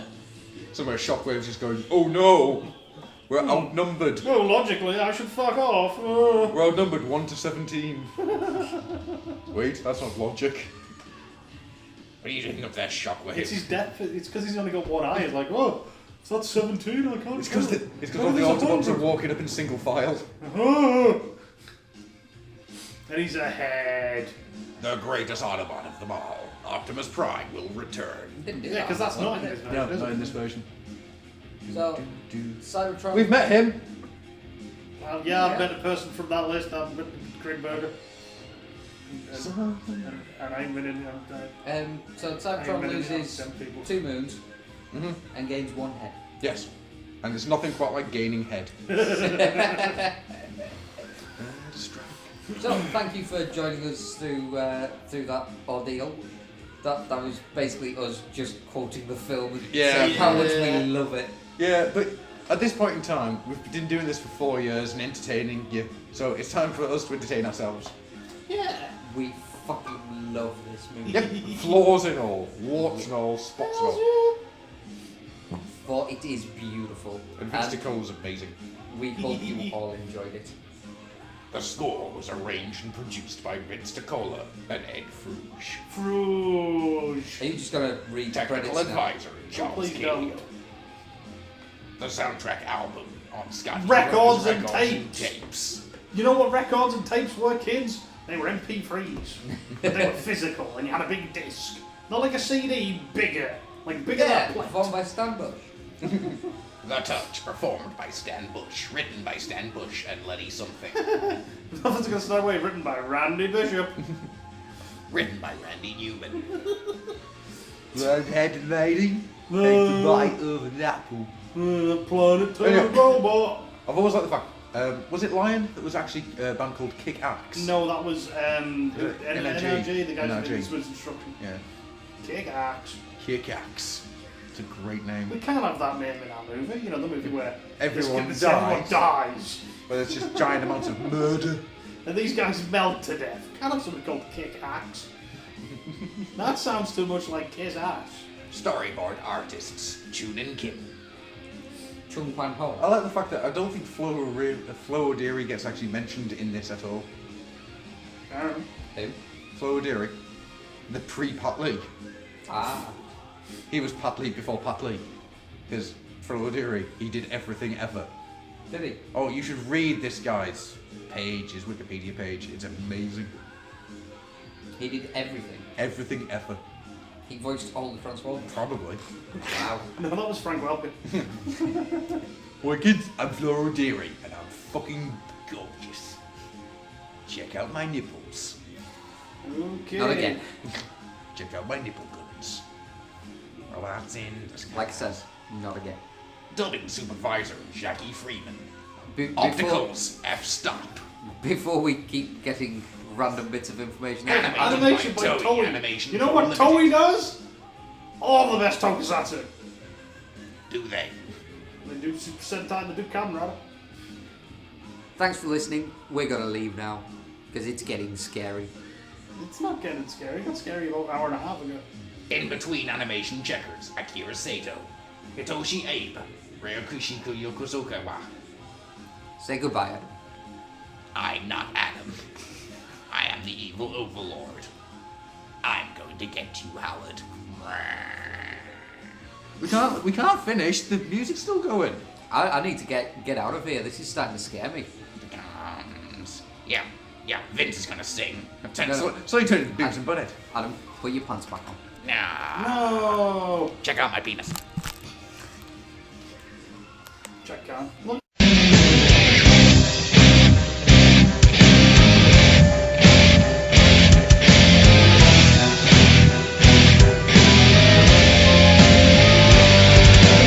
Boys and girls of every age, would you like to see something strange? Come with my friend, you will see. These are dawn of Halloween. This is Halloween, barking, screaming the dead of night. This is Halloween, everybody make a scene, trick or treat. So the neighbor's gonna die fried. It's outdoor, everybody scream. It's dawn of Halloween. I am the one hiding under your bed. Deacon siren, eyes gone red. I am the one hiding under your stairs. Knees like snakes, spiders in my hair. This is Halloween, this is Halloween, Halloween, Halloween, Halloween, Halloween. In this town we go home, everyone has a pumpkin song. In this town, don't we love it now? Everyone's waiting for the next surprise. Lots of goodies like Hollywood glasses. Something's waiting on the pumps and you will Scream! Halloween, red and black. Slimy green. Are you scared? Well, that's just fine. Say one, take it to the roller coaster ride with the moon in the dead of night. Everybody scream, everybody scream. I am the clown with the tearaway face. Here is flesh and cold on a trace. I am the who comes there. I am the wind blows through your hair. I am the shadow of the moon at night, filling your dreams to the brim with pride.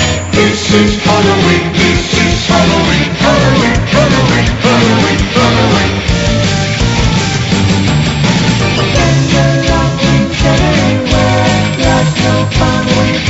Thoughts are drop, but we not be in no town of Halloween. In this town, don't we love it now? Everyone's waiting for the next surprise. Skeleton just like counting in the back and scream. Take your bus, make it jump out of your skin. This is Halloween. Everybody scream! of the pumpkin patch. Everyone hail to the pumpkin king. Now this is Halloween, this is Halloween, Halloween, Halloween, Halloween, Halloween. In the summer we go home, everyone hail to the pumpkin king. La la la la la la la la la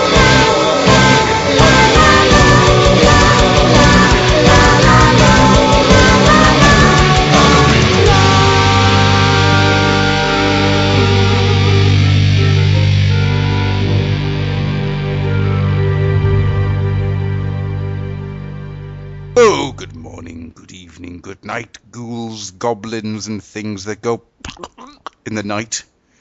Oh, my little denizens of the dark and the deep, you have once again entered the old oil house. This show did not exist 15 minutes ago. This show was not conceived of half an hour ago. 3 hours ago, it was barely an itch. Now, however, it has been birthed and brought forth into the plains. Basically, due to unforeseen circumstances and whatnot, one show that was going to happen tonight isn't going to happen, and then I came in and took over. So I'm sorry, Rob. Instead of spending a night chatting with two gorgeous brunettes, I'm spending a night chatting with my wife, a ditzy blonde, and Captain Stabby himself. Yes, you are. That voice, of course, was the luscious, velvety tones of one Mr. Chaos Envy. Otherwise known as Bringing Sexy Back. Chaos Envy. Bringing Sexy Back. Oh dear God. And so the tone of the evening is set. Bringing Sexy Back. Yeah, I'm going to just dump all my money into research for digital slaps. I want to be able to send a proper slap down the phone line. He's bringing digital slap. Phone lines? What? What's a phone line? It's that thing we have for the internet. We have internet. Ooh, you get This internet doesn't- computers now. This doesn't just work by magic. Oh. But I disagree with that comment. I'm sure What? Quintus on Wizards did it. most likely. They do Dear those things. God, that's just digging up a joke. Digging it up again so I can kill it again. Right, so... Well, I suppose it is the time of year for digging things up. Yeah, that's what October's all about. Grave robbing. Yay! The Yeah. 24th of October, National Grave Robbing Day. I myself got not. 4 corpses. It's about raising up things that which you can put down. Cthulhu Fatagan. It means no worries for the rest of your day, 'cause you'll soon be mad. Not a worry to be had. Cthulhu Fatagan. Oh, also, apart from bringing sex back, we also have the wife of bringing sex back, who is known as... Mrs. Robimus. Hello. Is Rob Hello. actually bringing sexy back? Like, Not at this particular moment in time. because he's sitting down and you can't see his bum. Yeah, pretty much. But how sexy is his back? I don't know, he's leaning against a chair, so I can't see that. Well, I thought, being married to him, you'd be able to answer that question without having to do some kind of look at it now. I didn't expect you to think to yourself, you know what I've never seen in all the years we've been married? His back. And let me get out my scientific viewing equipment and view it now. Well, I don't tend to spend a lot of time staring at his back, to be honest.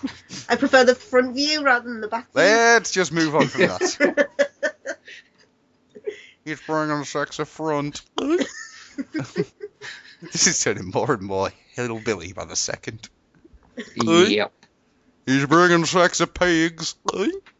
Never so more. The hills have eyes. Pigs, ain't them those things you get beef from? Yeah, they're them tourists. Damn, get I've been you. killing the wrong thing. No, you've been fucking the pig and the sisters. So, also, as you may have heard, there is the Scottish Stabmaster himself. Hello, it's Jaddy. Hello, Jar. Hello. Do you think Rob's bringing sexy back? Like, That was a half-assed attempt, wasn't Let it? me see. Well, when you say bringing it back, that kind of implies that he lost it. No. I mean, he's bringing a sexy back. That his back is in fact sexy. That he's got just the perfect curvature of spine and shoulder blades. I don't know, Gruff. Is he? You tell me. I'm not really qualified to answer this question. What do you think? Is he bringing sexy back? I don't know. We need to see pictures of your back, Rob. I shall send you some later. For science? Exactly. For science and my own personal enjoyment. I'm just wondering if he's realising how For the big bank. a hole he's digging talking about curved backs. Yeah.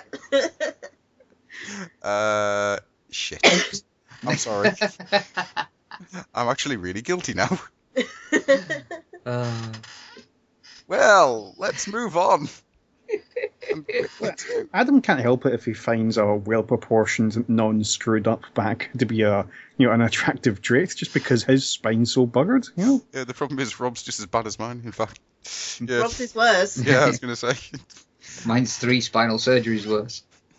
I feel really bad now. He's I thank bringing you. sex in I thank naiads. you. I am the master of the guilt trip. Not anymore, you know. Yeah. He's bringing sex in naiads. At least they're not massive, or are they? I don't know. Let's find out for science. Rob, get your knackers out.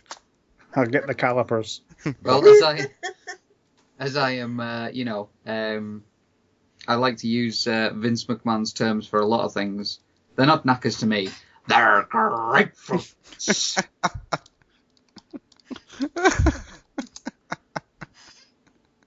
Right in the solar plexus. But we're not here to talk about wrestling. Wrestling. I'm in the wrestling business. We're not here to talk about wrestling at all. For this is Halloween stuff. And what do you think of when you say Halloween? Joy, you go first. What do you think of when you say Halloween? One word or less. Birthdays.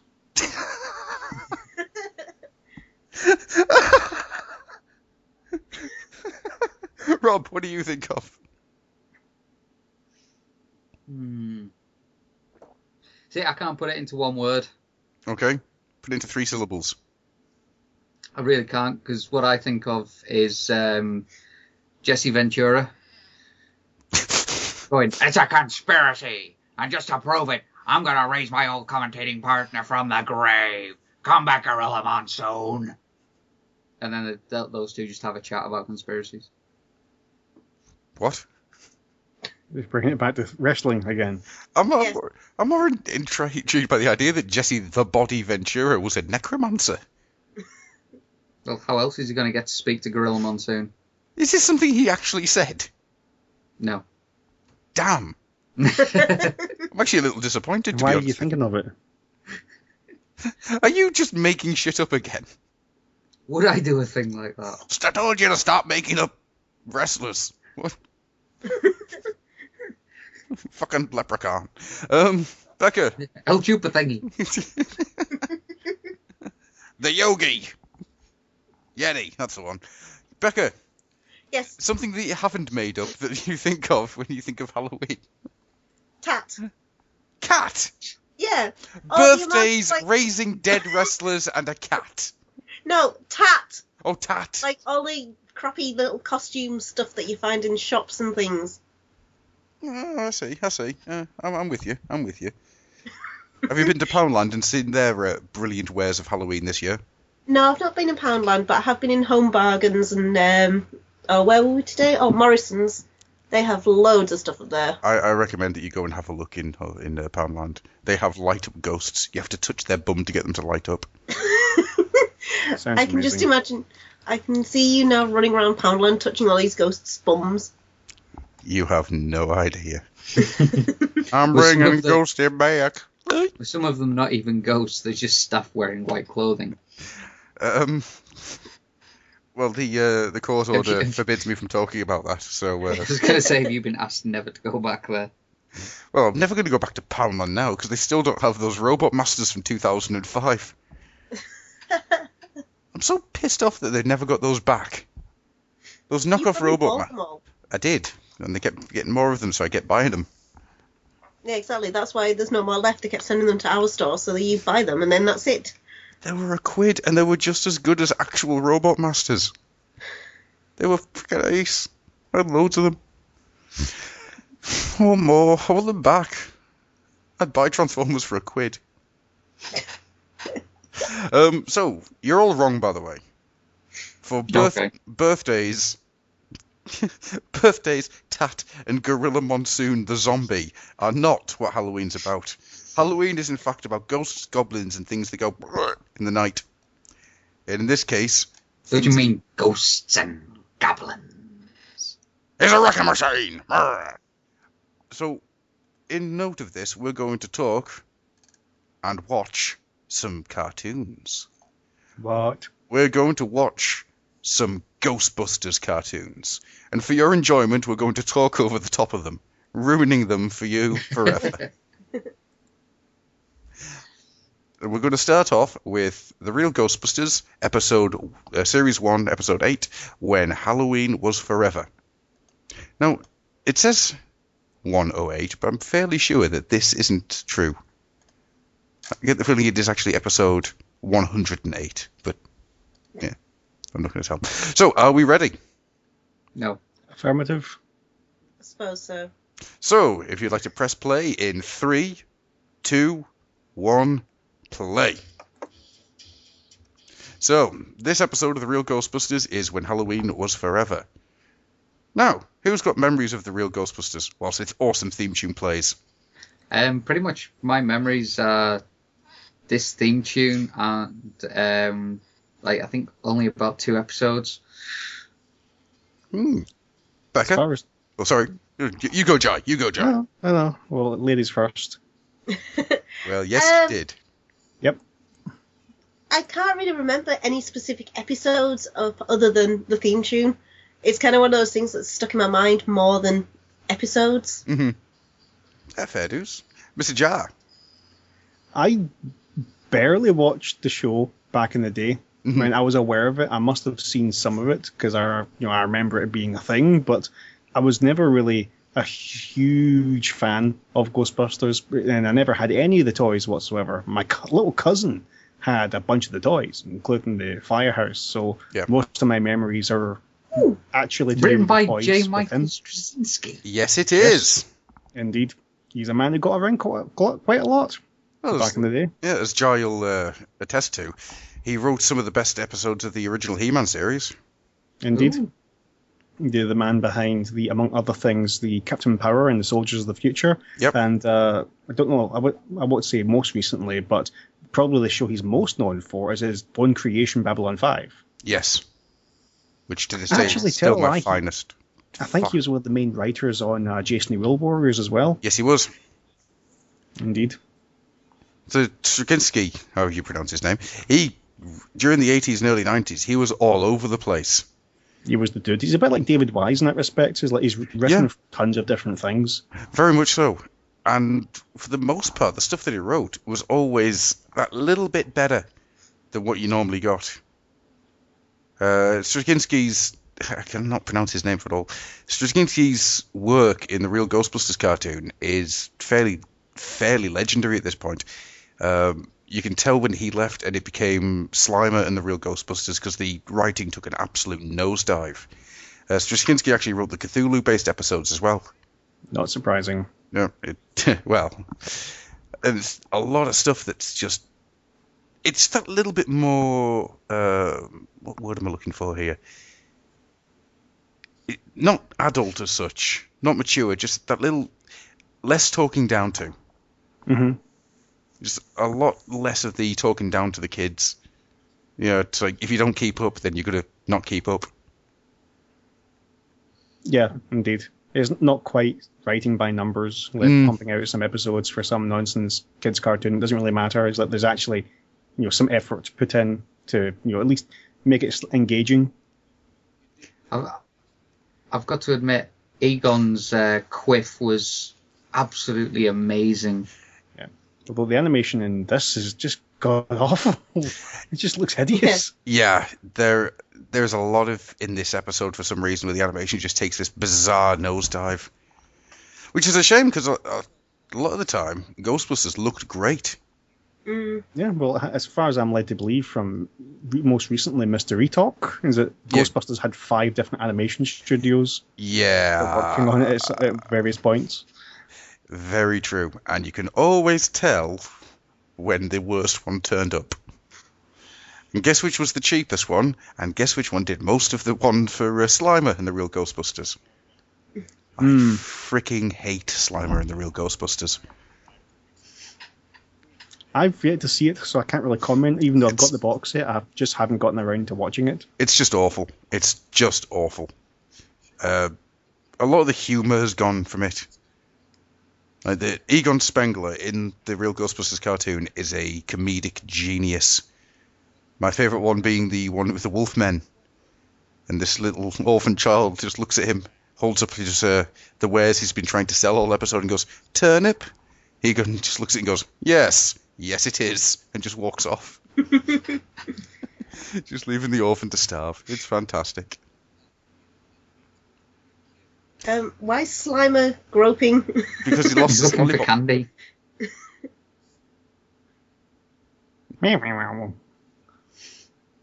He's like a retarded Oracle, basically.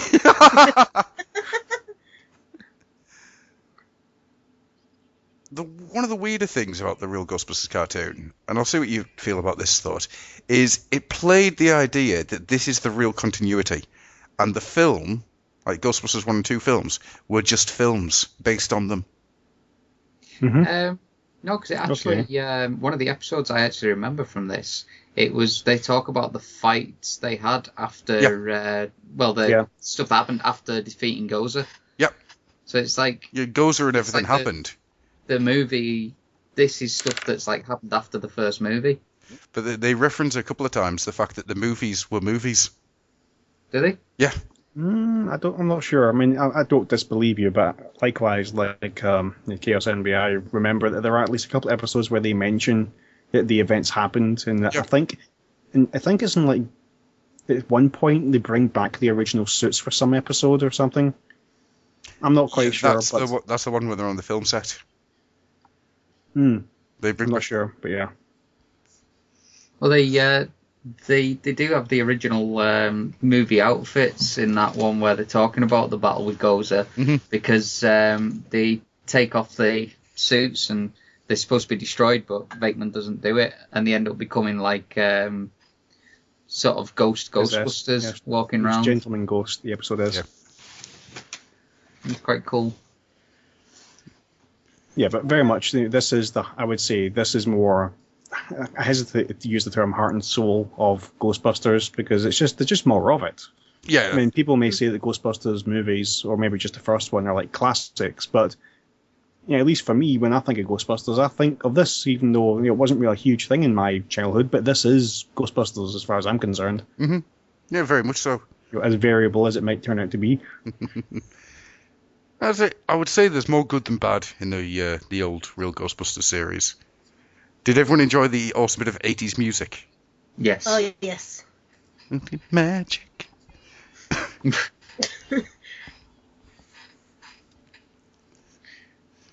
See, what I think is really good is, and this is something they do a lot, notice that we're now nearly 8 minutes into the episode. It still hasn't really kicked off. No. It's still setting the scene. I'm loving that 80s hair. Oh, yeah. That Janine's got. It's amazing. Ah, Janine. One day you will be mine. Did you realise she's an animated character? This coming from you, my friend. What? Just because I sent that letter into Loose Scanner. I always love the fact that the voice actors here are a cream of the crop. But the thing that always blows my mind nowadays, anyway, is the fact that Peter Venkman is voiced by the guy who was Garfield in the Garfield cartoon. Right? Later on in life, Bill Murray voiced the live-action Garfield. Indeed. That always makes me go cross-eyed a little bit. Makes sense, surely? Yeah. Yeah, it does, but it's just one of those things you just like, Okay. I'm not going to disagree. Right. Now, this is my second favourite villain of all time in the animation. I freaking love Sam Hain. That voice is so cool. Although, You know, he looks to me like you could make something out of Glyos that could quite easily look like Sam Hain. Just saying. I already have designs, my friend. I already have designs. Although, here's a fun little game for you. Mm-hmm. Whenever his accent changes, take a drink.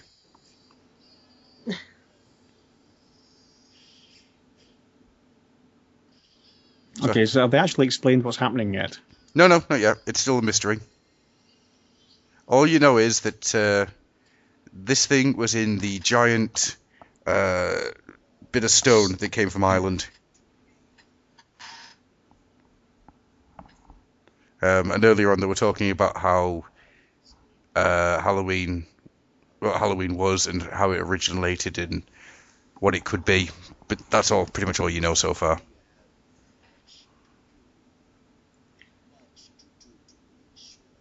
It's just something really simple and cool. I like the fact he's got a little belly. There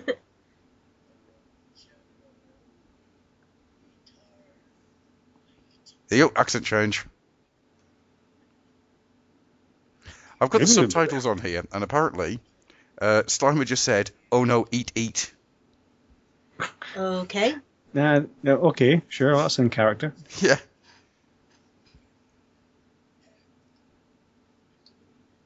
So what does everyone feel about the design for Sam Hain with his little belly? I'm more worried about his lips. Yeah, they. He has kind of like 2 layers of lipstick on him. His face is a pumpkin. You get what you get. It's like his head's made of a beach ball. Big orange beach ball. I've got to admit, I'm not particularly liking the face on him. It just keeps changing too much. Yeah, I think that's got a lot to do with the animation company. Yeah. Oh. Now, if memory serves me right, let me just check something here. Talk amongst yourselves. Do we have to? Yeah, I was just like, I like the fact to sort the hair out. Are you really? Wow, the food must be really bad in there. I'm not even really sure what I should be saying here because I just don't know what's going on yet. It's just ghosts and they're running around and they're like, oh, we got to get the ghosts, do. Yeah, that's kind of like the whole thing for Ghostbusters, though. Well, yeah. Well, Egon early on was telling everybody there was a large increase in PKA readings, which was centering around the ancient ruins that were brought back from Ireland, which date back from the 7th century. They noticed a connection between the ruins and the origins of Halloween. Winston suggested that they investigate, but Peter doesn't care. And then Egon told Slimer there was a lollipop in Peter's sock. Of course. That makes perfect sense. Yes. Ah, clowns. And Sam Hain is, because he is the Lord of Halloween, he is slowly but surely taking over the sort of wills of all the ghosts. Wow. Why would you wear a clown costume to read the news? Well, why the hell not is my response. Because it's Halloween and it's like clowns are scary, apparently. Now we're learning to count with Egon. 1, learn to count with count. 2, learn to count with count. Now, I can't find it, but I am convinced that the animation company behind this is a notorious animation company. I could imagine it because I think there was one moment I saw a couple of months ago when some ghosts were chasing some peoples. There was a brief colouring issue where the colour of someone's lips just suddenly appeared. By that, I mean, I'm convinced that... I am sure that it was ACOM that did this one. Well, okay. I've got to say the actual beam from the proton packs looks awesome. Oh, that effect always looked amazing. But the it's that old school energy effects. You just can't beat it even now. Do you know how they actually did that? Yeah, well, I know how they did it in Filmation. I don't know. I'm guessing they did it the same way in other studios, but I couldn't say about other studios. Is the black light sort of over black paper, then scraping out the paper over a light? They basically they backlit it. They specifically had gaps in the cells, and then like I said, they backlit it so that you overexposed the film. And it gave it that very distinctive kind of energy glow that we all now have entrenched in our psyches. It's like I do. the blue lightning that you see in Aliens and Terminator. Mm-hmm. It's one of those effects. It's like, I miss that effect. There you go. He's now explaining what Samhain is. He's a big ghoulie. Yeah. That's what I know. Sap him. Get him, boys! I like the idea of just running at him. They don't even zap him, they just rugby tackle him to the ground. Start kicking his His pumpkin head. thing. I've not seen this episode, so I don't know what's going to happen, but I'd like the idea that they decide to fight him, like the embodiment of Halloween, with like other iconography, so that they go in like one of them's dressed up like the bunny, like the Easter bunny, one of them's dressed up as Santa Claus. Is to fight off his Easter magics, and then they've all got their proton packs as Santa, the Easter bunny, the Tooth Fairy, and other things go and attack Samhain. You know. I have no idea why, but I was convinced you were about to say something along the lines of the Hanukkah fairy. Sure, why not? The sock monster. Becca, how do you want them to defeat Samhain? I want them to kick him in the face, knock his pumpkin head off, and run away with it. And that's it. Okay, Rob, what do you feel? I feel he should just get a big spoon and just scrape out the innards of the pumpkin. Yeah, let's just attack him with like carving knives No, and I candles. think they're going to use torches. I have never noticed this until now, but throughout this episode, Peter's eyes are getting wider and wider. Yep. He's got crazy eye. Dude's been on the wacky backy.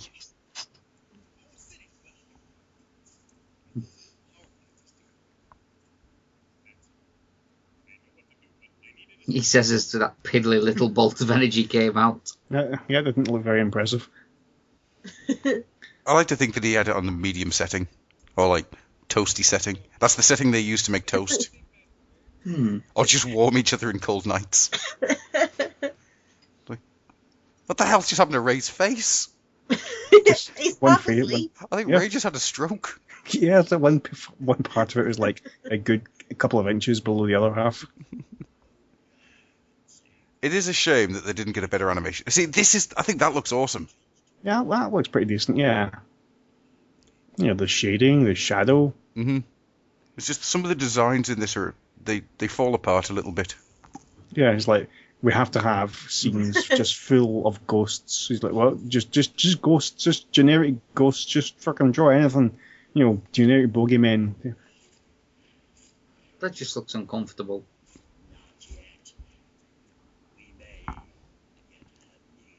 Just like the contents of the trapdoor, which has been populated. What are you thinking of Sam Hain's voice then so far? Anybody, whoever wants to go first. His voice is quite nice. It's kind of that right level of evil and disturbing. Yes, I'll be honest. I'm kind of indifferent. It's kind of generic bad guy. There's nothing particularly enthralling about it to me, at least. But yeah, it's all right. It's not out of place.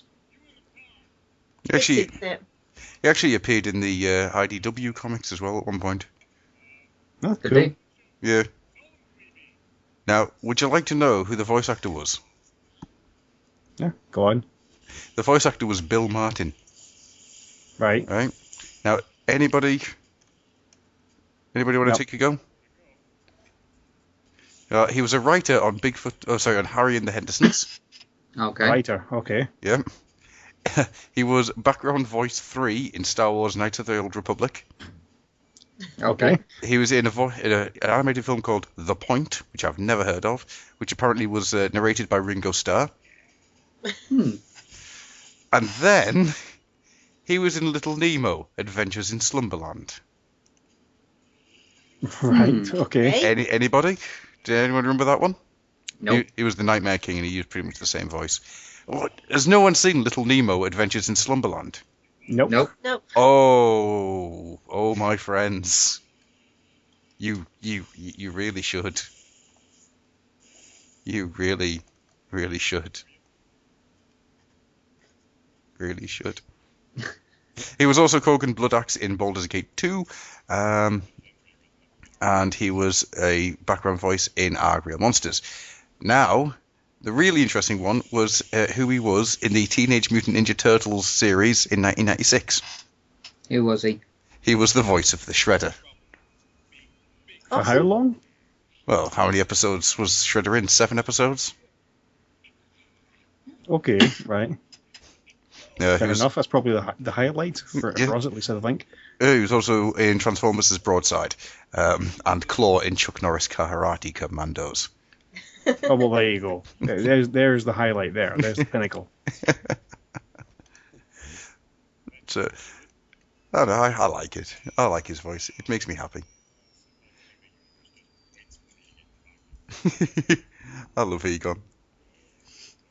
He is quite Hang on, now he's up at the top of the... interesting. Well, yeah, hang on. The colouring was kind of messed up there. It looked like Egon was standing at the top of possibly was. the tower.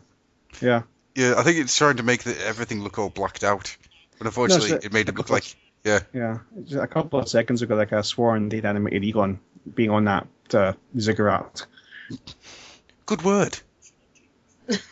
Yeah, it What's is. happened to Slimer? He's stoned. They've been feeding Oh. him the Scooby snacks.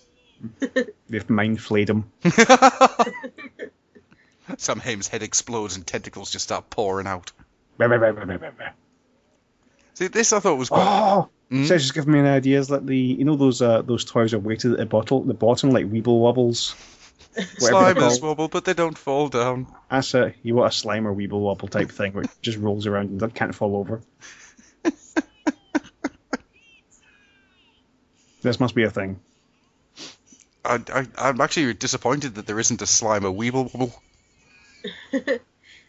There's a custom for you to make. I wouldn't even know where to begin. Just get a Weeble and paint it green. Yeah.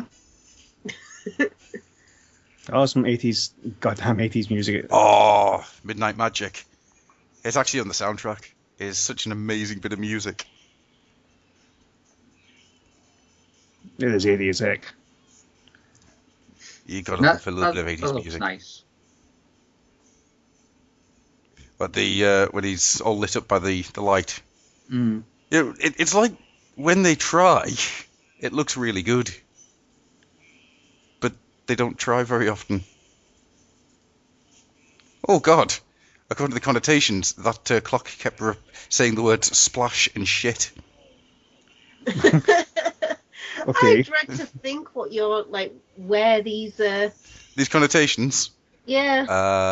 That's what I'll just say. I'm watching it on YouTube, so I've got the connotations on because they always make me chuckle. Specify cut. Everything is okay. What the hell's happened to the city? It's all melty. It's like that Yeah. episode of Inhumanoids where they reverse the polarity of whatever it was belt. Oh my god, they had I actually don't had remember. shading in that scene. I'm a big fan of the end of this episode. There's something very cool about it. The fact that they look in to see how the inside of the containment unit actually looks. Yeah. And Sam Raimi is just sitting there, waiting.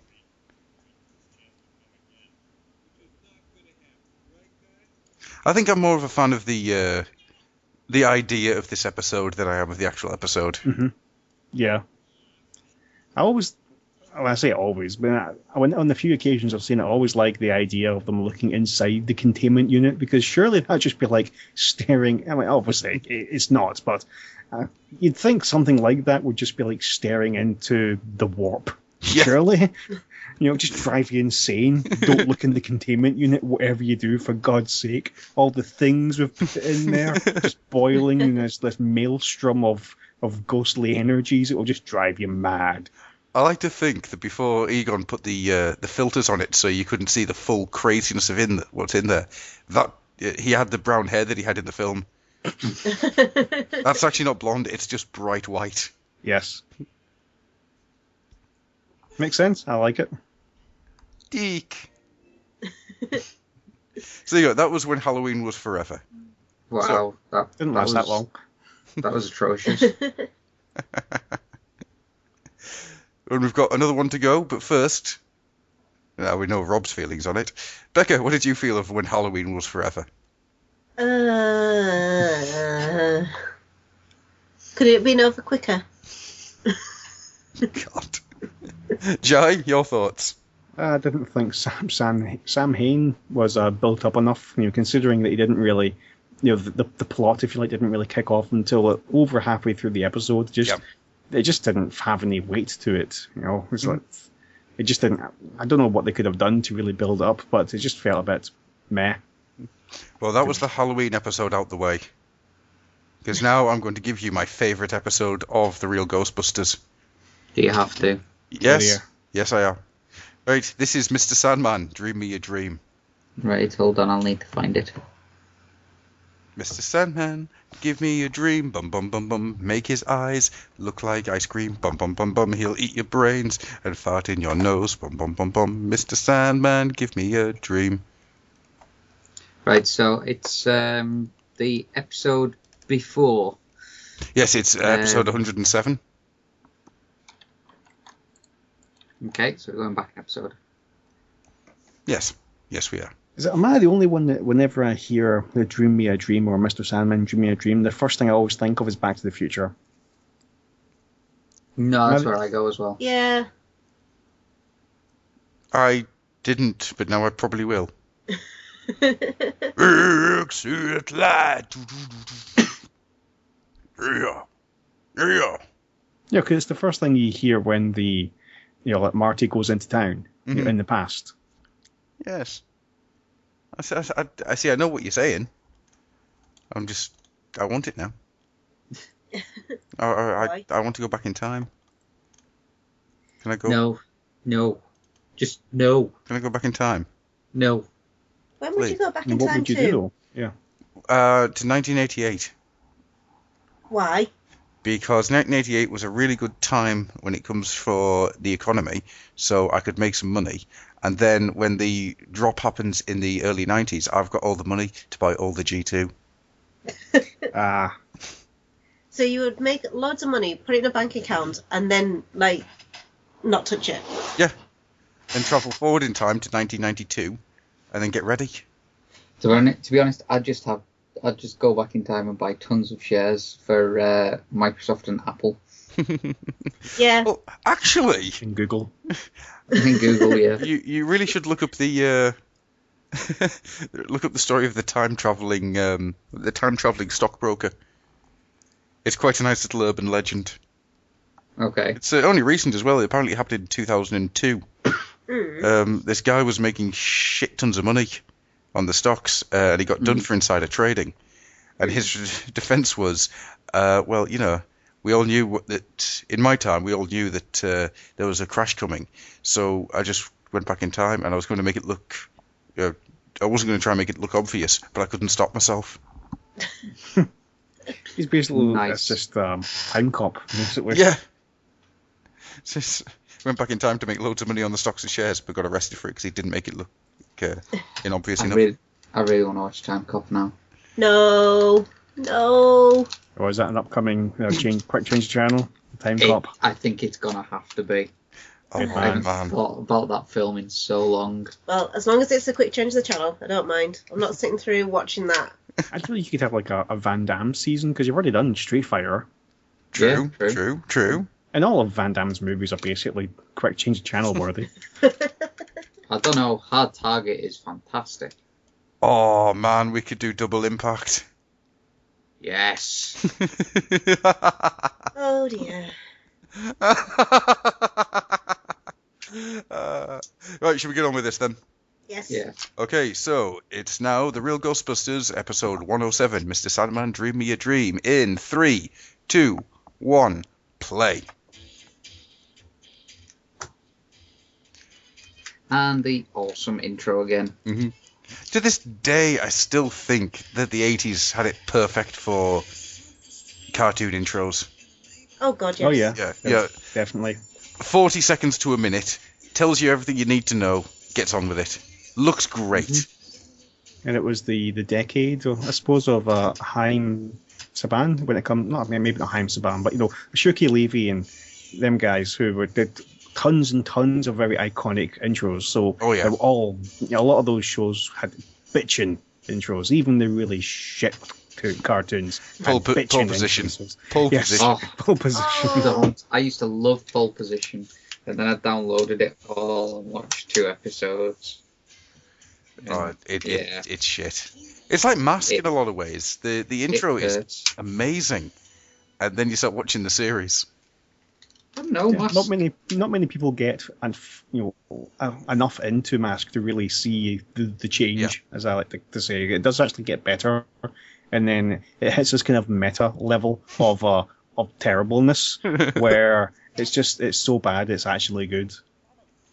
When you start inventing your own like drinking games, it's just so amazing. Are you saying that Mask is in fact so shit it's brilliant? Yes. Oh, absolutely. I have an idea. Oh, no, you don't. I think it's time for the Mask season. Oh God. I'll hook you up with some recommendations then. I'll pull them from the book.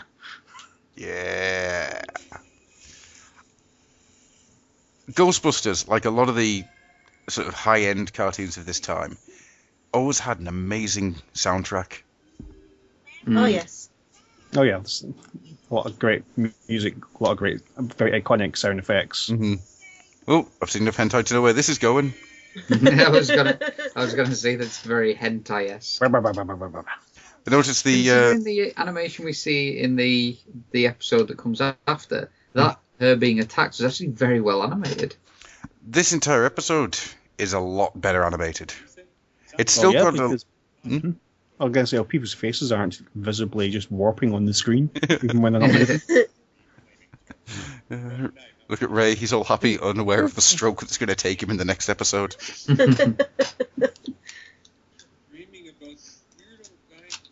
Granted, it still is very basic and very 80s for what it is. Yeah. It's still got a very cartoony look to it. But there's always been something about that 80s, not quite anime look. Transformers did it a lot as well. All of the humans in Transformers had that not quite anime look to them. I suppose, yeah. And then, of course, you had the brilliant character designs in He-Man. Well, yeah, but it's a different subject altogether. That's very Western. Very, very Western.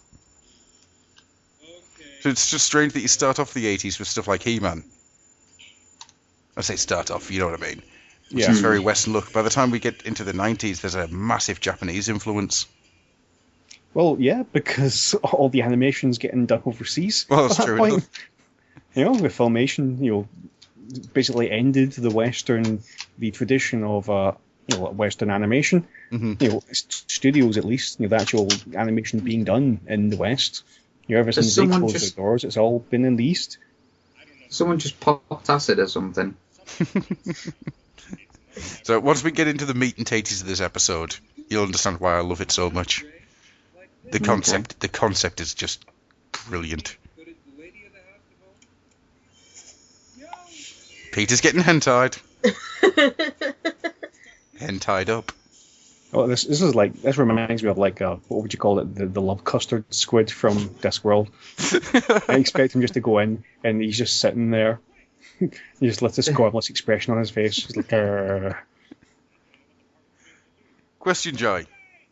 Mm-hmm. The monster that's currently having its way with Peter, doesn't it look like it's like 3 separate New Adventures of He-Man characters all merged into one?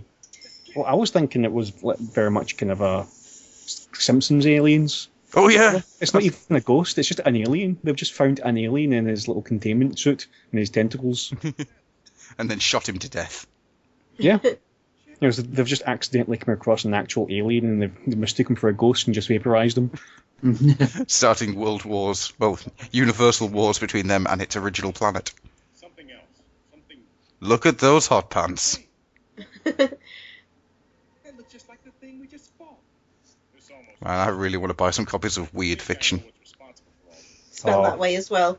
You want to see Yeah. incredible? Look at this. Is Surely that- that's a reference to the publication that the Lovecraft cut his teeth in. Yes, it is.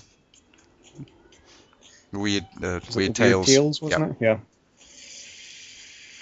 Look at this weird crap that's going on. I love it. It's just bonkers. Well, if everyone's asleep, it's all their weird ass dreams. Becca hits it. Everyone's asleep.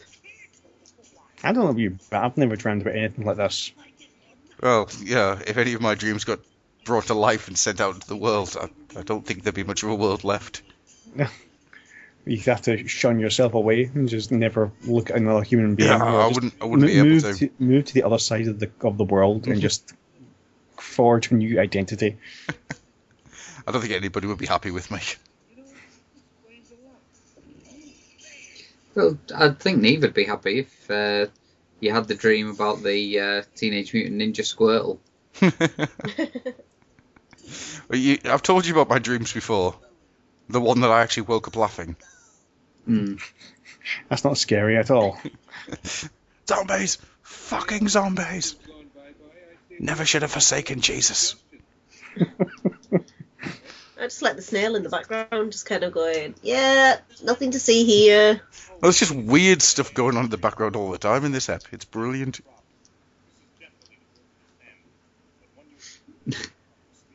I love that Egon just says really happily, "This is definitely the work of a Sandman." A what? They're real. Don't be stupid, Peter. Just like science slaps the back of his head. Oh. Here we go. That's a great voice. Yeah.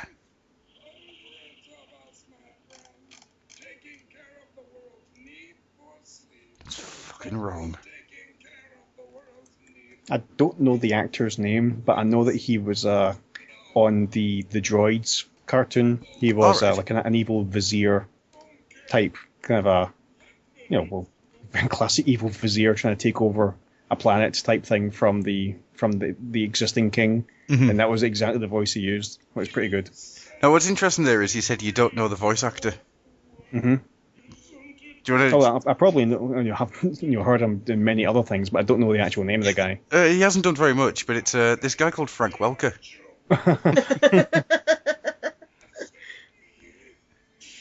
I don't know. Well, he's I don't not know. done anything really, has he? No, not I never heard of him. But it's just like, once again, frickin' hell, Welker. Find that guy and stop him. Question is, where do we start? Oh, I don't know. I'd say he's left us pretty hot. Because in this episode, he is the Sandman and Ray Stans. Yeah. And he's just like, Hang on. Who does he remind you of? He's got the bloody Riker beard. oh my god. Oh yeah, he does. He's got the Riker beard. I freaking... Oh no, he's going to get put to sleep and he's going to dream about screwing loads of aliens.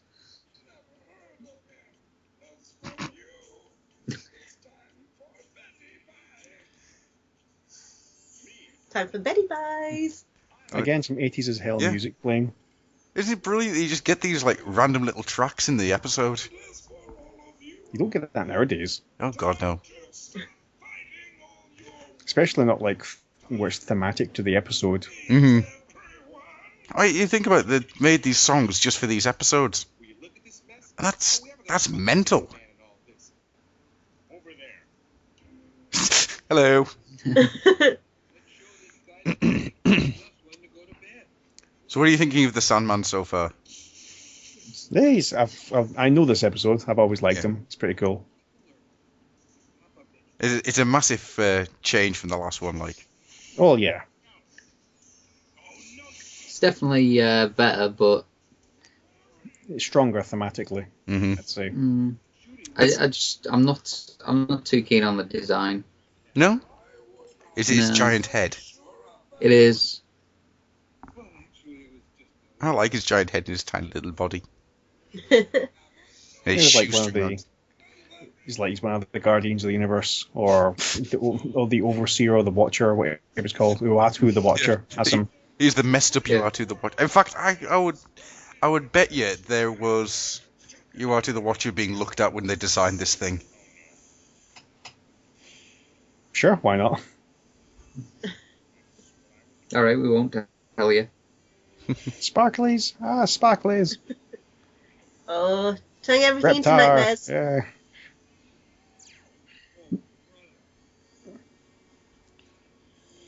Nad feet.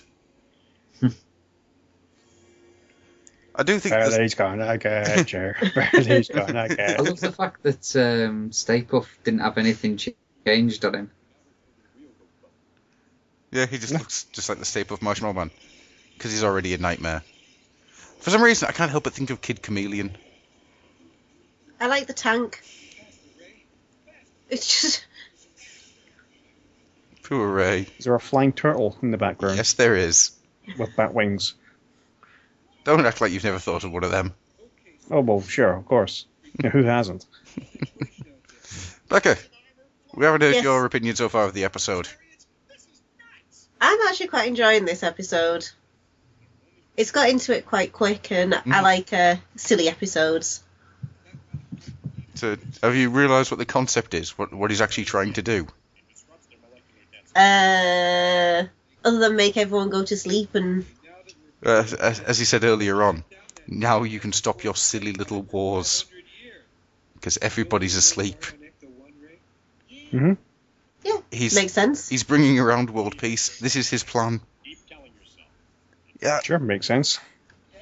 So the Ghostbusters are going to stop world peace. Yep. Yeah, in a roundabout way. I love high concept stuff that sneaks in there.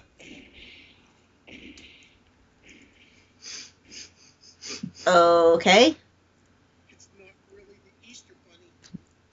Why is it always Ray that has to put up with stuff? Because he's the his patsy. mind's so supple and susceptible. So the idea Maybe that... he's. Hmm? Sorry. No, go. I was just saying it's like he's very childlike. Yes. Mm-hmm.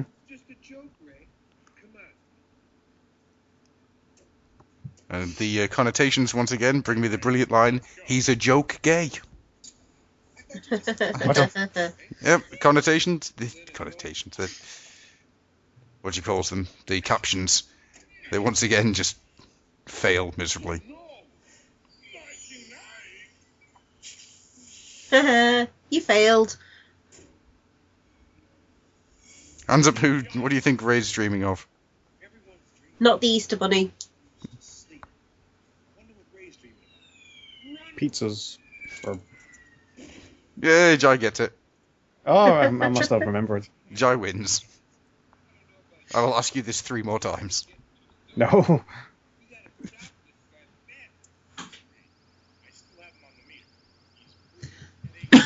I really want to know how Egon looks like that. Or how he gets the hair I'm to, trying to figure it out. you know, quiff in that kind of way. Oh, I want to know He how... has one of those giant 80s rollers.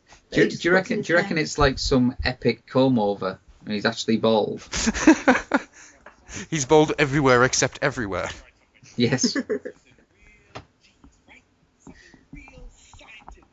He probably spent forever trying to construct some method of getting his head to look like that, you know, with science and whatnot. Hair science. The science of Spengler. That thing looks amazing. Now, weirdly enough, once again, that thing looks like it came out of Western animation rather than... Yeah, like Dungeons and Dragons, yeah. Mm. It's looking good. One hell of an uppercut.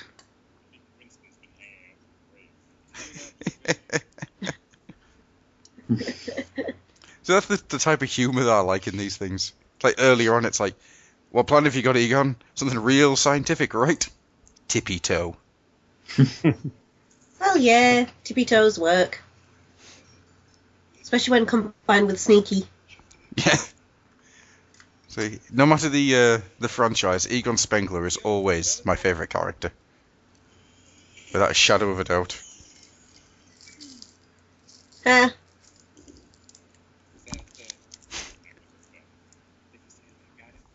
It's of course it's Maurice LaMarche that does the voice for Egon.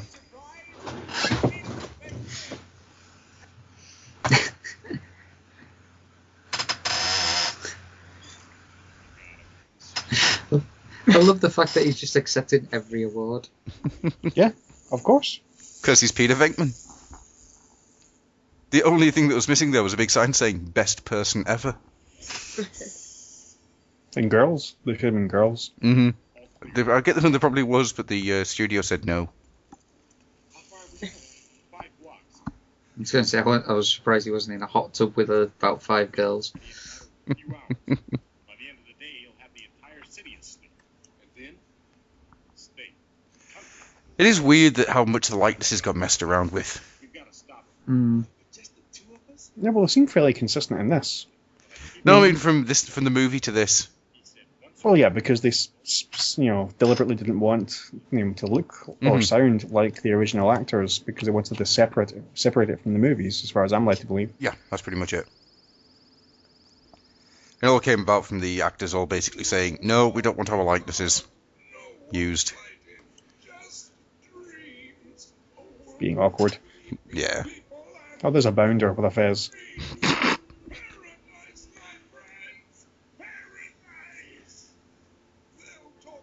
It sounds like he's trying to poop. He's constructed his windpipe down to like the diameter of a straw, and he's just trying to squeeze the words out through a straw.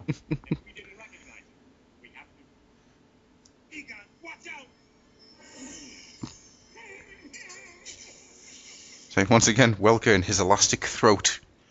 Just amazing. Oh, yeah. This is the guy that scared the shit out of you. I'm convinced he's a mutant. Oh, he has to be.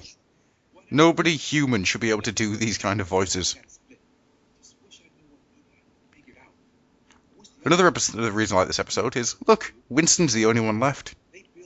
Yeah, the black man, funnily enough. The last one to fall. Winston never really got a huge amount of saving the day. No. So it was nice to see him getting this kind of level of, something to do. Also, I fucking love this music.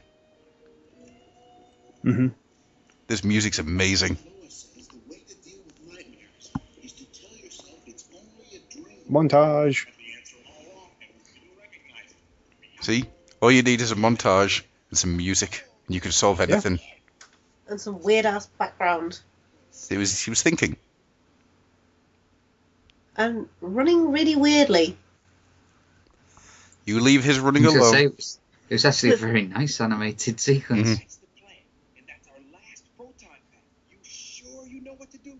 I guess so. Just concentrate, like you said. And that's actually said, and now Jack can change my keyboard. Okay, Slimer, we know he's coming. Now get out of sight. Quick. I like the fact that the firehouse is actually the last bastion of safety. Subtlety is for other creatures.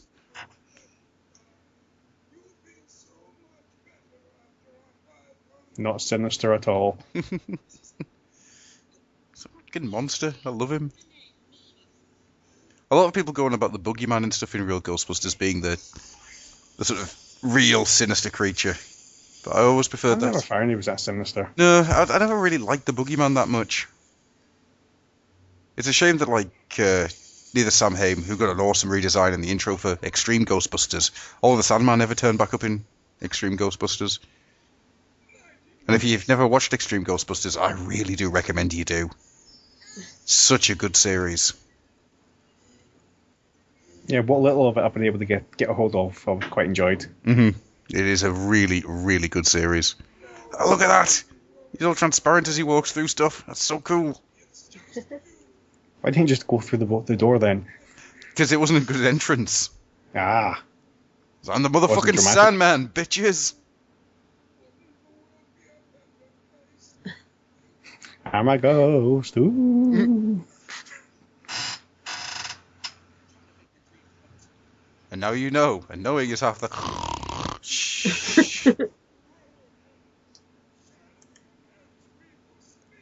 I love that. Here is some logic. Irrelevant.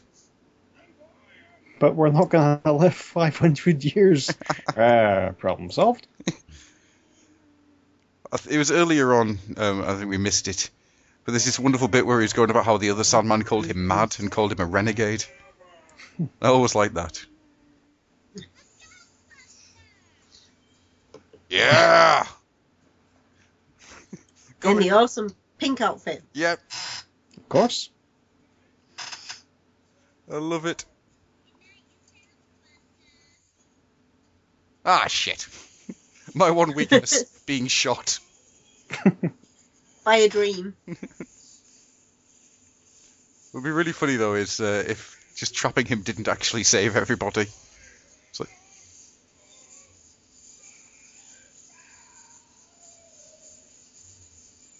Love that. Yeah, it's a good death rattle. It always reminds me of Unicron for some reason, if Unicron was really scratchy instead of deep. Yeah.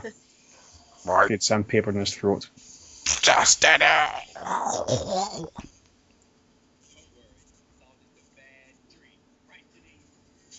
Oh no, Janine's dead. Oh no, we dropped a proton pack, atomic explosion in 3 seconds.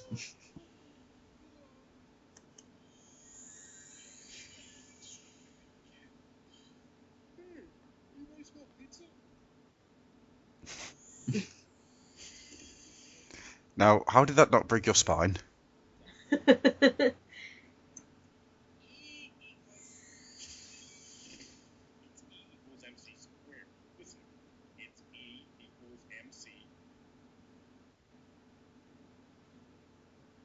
Ah, where what's going on? Well, the fact it's like, yes, we fucking know, Egon. That's not new science. But it is! He's trying to teach a new generation. Oh, I've always wanted a firehouse.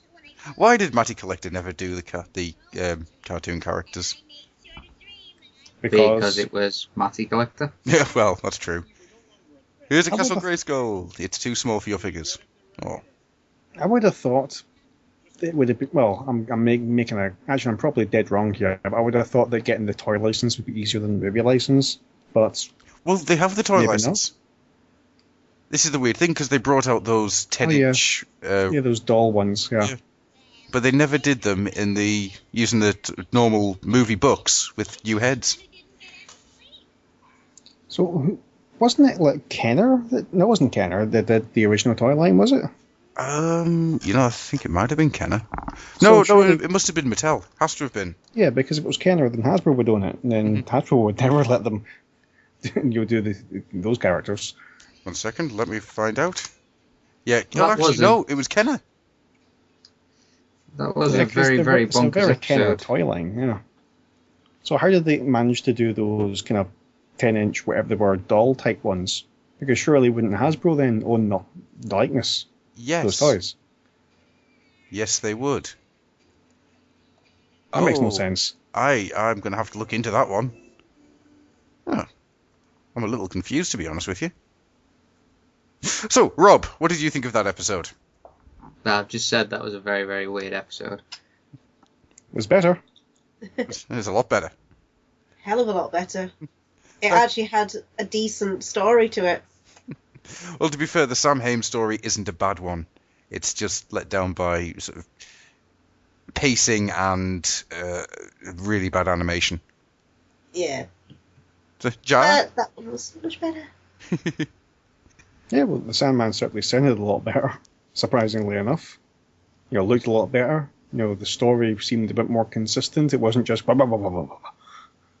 So yeah, From watching those 2 episodes, would you be interested in watching any more real Ghostbusters? well, I No. have.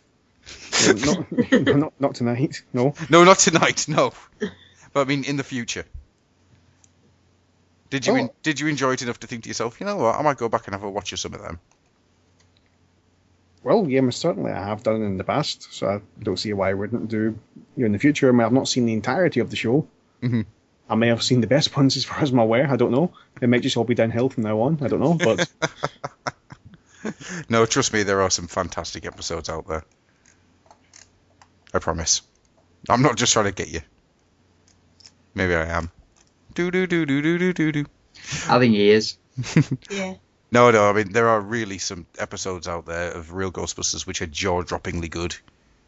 I don't know whether it's just I was never that big a fan, so it's not holding anything for me, but I just really didn't get into those episodes. No. No, as I said, I only ever watched it randomly. I never made an effort to watch it. I was never a huge fan of anything other than the movies.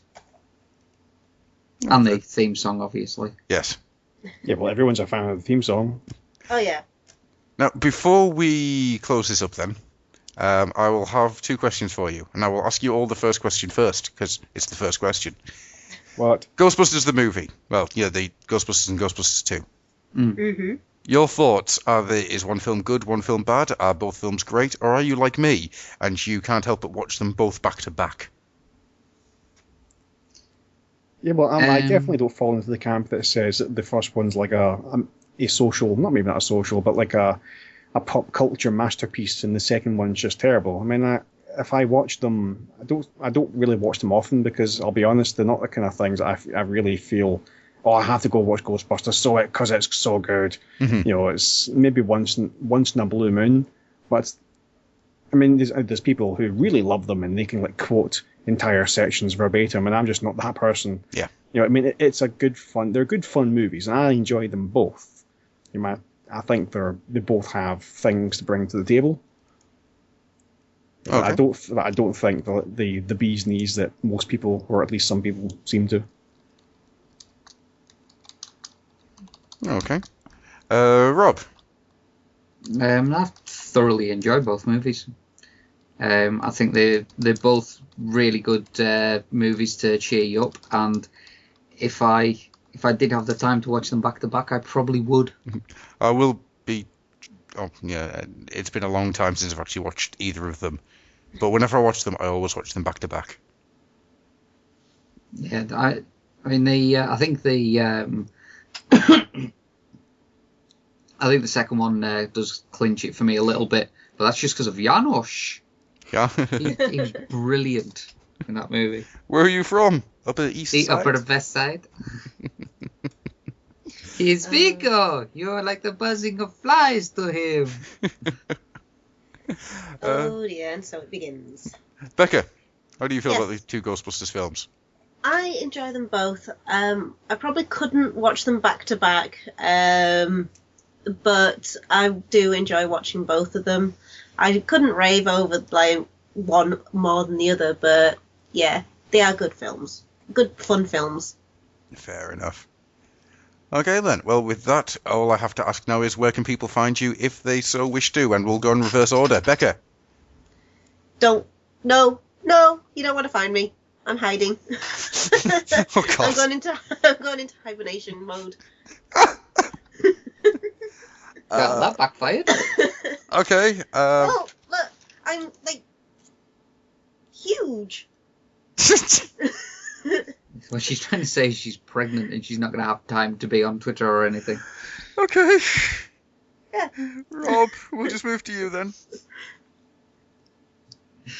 You Is it can the same find answer? you can find me in a madhouse, which I'll be checking myself into anytime In the next soon. month. Yeah. You can find me on Twitter at ChaosMV. Mhm. You can find pretty pictures at ksmv.com, and pretty much most things with the old Isle House I get roped into. Yes, you do. Bring such back. And Ja, where can people find you if they so wish to find you? You can find me on the Back to the 90s, which you can find by looking for Back to the 80s podcast. I know that doesn't make sense, but just trust me on this. And you can find me on Twitter at JIIDEE. Good man. And yeah, apparently there should be more Back to the 90s, apparently. Yeah, apparently so. Apparently. 90s was awesome, wasn't it? Oh, hell yeah. It's much better than the 80s, yeah. Extreme. Extreme and neon. Yeah, which is better than, like, you know, coal miner strikes and Margaret Thatcher. Yeah. I'm probably going to get in trouble for that one. So, with that being said, we shall now leave your ears to their previous adjustments. Good night, everybody. Bye.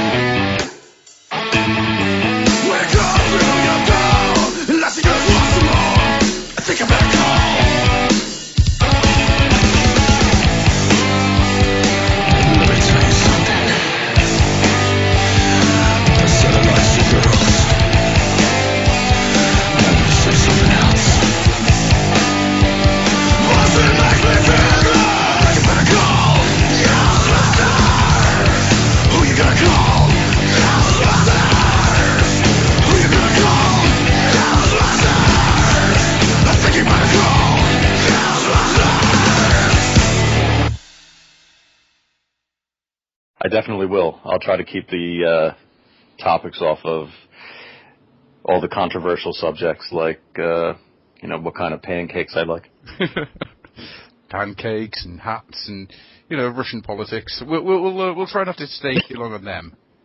But if you've got any interesting stories about helicopters, explosions, and orphanages, I'm all there.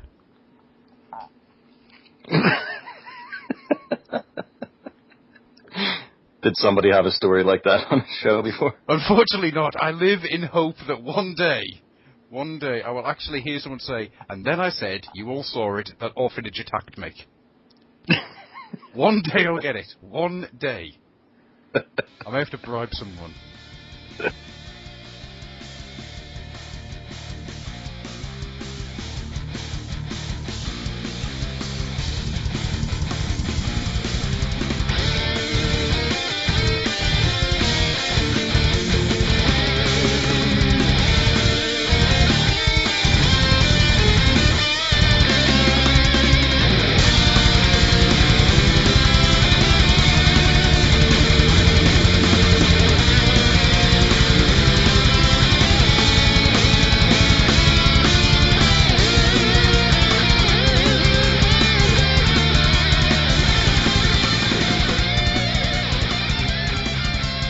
Hello, good morning, good evening, good night, dear listeners. Once again, you have opened up the dark and dusty doorways to the old oil house.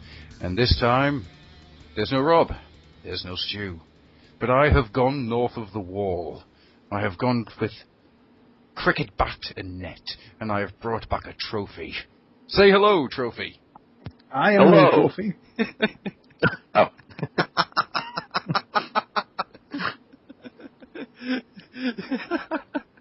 Say hello, John. Hello.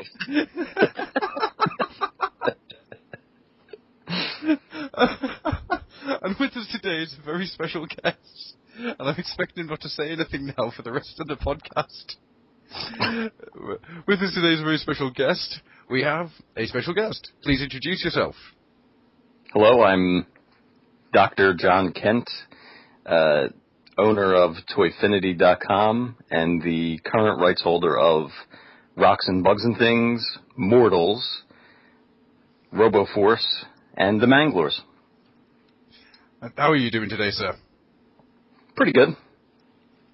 It's early over here in rainy New Jersey, USA, and we still have light, which I've been informed my podcast hosts here do not have where they are. Oh, no. Light is now a thing of the past, a distant memory. Indeed. Something that we once believed in and now has proved false. Light and An exciting day already. I had to run out to the bank and send China another gigantic check to secure the next order of RoboForce. Ooh, would that be the December drop? Yes. Wow. Yes. I am hoping that this time round I managed to get there in time. yes, likewise. Very much looking forward to getting some hands on that RoboForce goodness. But we will come to RoboForce shortly, I think. But first of all, Yes. there's a question I'd like to ask. Okay. And it is one that will either give you a really easy time of it, or you'll sit there shaking at the existential nature of it. That question is, who is John Kent? That's a question I've asked myself many times. Well, I don't come from a rich background or anything, just a pretty regular person from Philadelphia, Pennsylvania, United States originally. And what I really wanted to do from an early age was to make films. Mm-hmm. And my parents were supportive of that venture. My mother bought me one of the awesomely retro now 1980s video cameras that you'd have to be a weightlifter to have on your shoulder. Would they be the giant 8mm ones? No, this one actually shot onto videotape. Oh, those wow. things. Yeah. My word, I'd actually forgotten those existed. It's basically carrying a big VCR on your shoulder, effectively. Exactly. with the lens that could only have, 2 depths of field to focus. And so everything looked like it was either shot through Cinemax Vaseline cam or, so ultra clear that it made people sick. And you get a kind of strobing effect whenever you try to walk around with it on your shoulder, which is what you wind up doing all the time. Mm-hmm. I have a fun number of tapes from my childhood of me just filming people's soccer games and, throwing a spotlight on the camera and standing someone in front of a wall and asking them questions, much like what podcasts are now. Only in this case, video. That's actually a really good idea. I'm going to do that. I'm going to start recording interviews on video. No one will ever watch it, but it'd be fantastic. So, I wanted to make films, and I was also a very avid fan of toys as a child, and then when you get to that age where your father says to you, it's high school, when he's going to stop buying Transformers and G.I. Joes, and you just kind of look at him like, why would I ever stop doing that? And, I'm approaching 40 now, and I guess I've been collecting for 25 years, almost. It's hard to pick that exact date when you know that you're a collector and not just a child who plays with toys. Well, funnily enough, I can actually tell you the point where I knew that was it. I was doomed and there was no way out. And it was August 15th, and the funny thing is I can't remember the year, and it was the point where I got the RID Optimus Prime for my birthday. Because I sat and played with this thing going, I want more, I need more, I want more, I need more. And that was a great figure. Oh, it absolutely amazing. Even to this day, it stands up pretty much to anything that's coming out now. Any modern figure, it stands up quite easily. Yeah, it's a little. It's from that era when they were just coming out of Beast Wars Neo development, where you almost need a schematic to figure out how to get what was the Sea enemy's name? Dead End's arm in the exact 32-degree angle that allows you to close them up. I remember it says when he came to Dead End, you had to actually get Houdini back from the dead to be able to put the Lacerate in the right place. The only transform where you need necromancy. Oof. It's true. And the Carr brothers from RID, man. Sideburn. I've been doing a bit of a collection culling, and I came across those three, and I was like, bye-bye, brothers, because the only easy one to transform out of that trio is Prowl. Yeah, entire minutes sometimes pass where I don't think about Sideburn. And I don't just sit in a corner weeping, crying. Just bringing out the petrol, just pouring it over myself. There's a lot of figures I love from that era, like Big Convoy from Neo is really in the top maybe 100 Transformers of all time to my count. Well, when you get that thing into robot mode, it's an absolute work of art. The stuff you can do with it is incredible. The mammoth mode you can't do much, and if you get a knife, you can have a robot and a mammoth if you so wanted. Is that not the mold which has had a bit of a resurgence of late, through the club? Or the TFCC just released it again as Ultra Mammoth, and I want to think there was a Nemesis Convoy version, wasn't there? There was. Oh, there was, yeah, definitely, with the Dead Matrix, yeah. Yeah, that's right. Sure, there's another version of that. But I can't. Oh, yeah, I'm misremembering. I know that there was one of the 3-part combiners was a mammoth for Ironhide, but did they ever actually do that other mold as Ironhide as well, or has that never happened? No, they've never used the Ultra Mammoth big convoy as Ironhide. But now you've said that, I really want to see that. But I want to see it with movie Ironhide's face, just to really freak with people.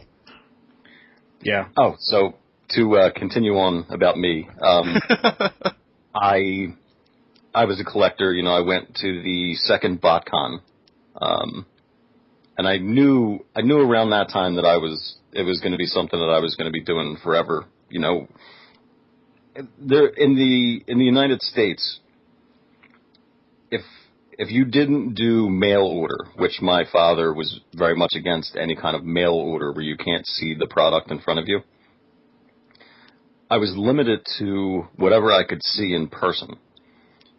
So what you would be waiting for was a yearly convention where they'd have 800 tables of merchandise from all different toy lines that had ever existed and, celebrity autographs and things like that. This is, early 90s, mid-90s. So reading in Tomart's Action Figure Digest that there was going to be a convention that was 100% Transformers, I was like, I have to go to this, and I had never flown on a plane by myself before, and you get to the show and it's just mind erasing because there are so many Transformer figures that you had one chance at and then never got. But the amount of non-US releases, I'm a big fan of Action Masters. Good man.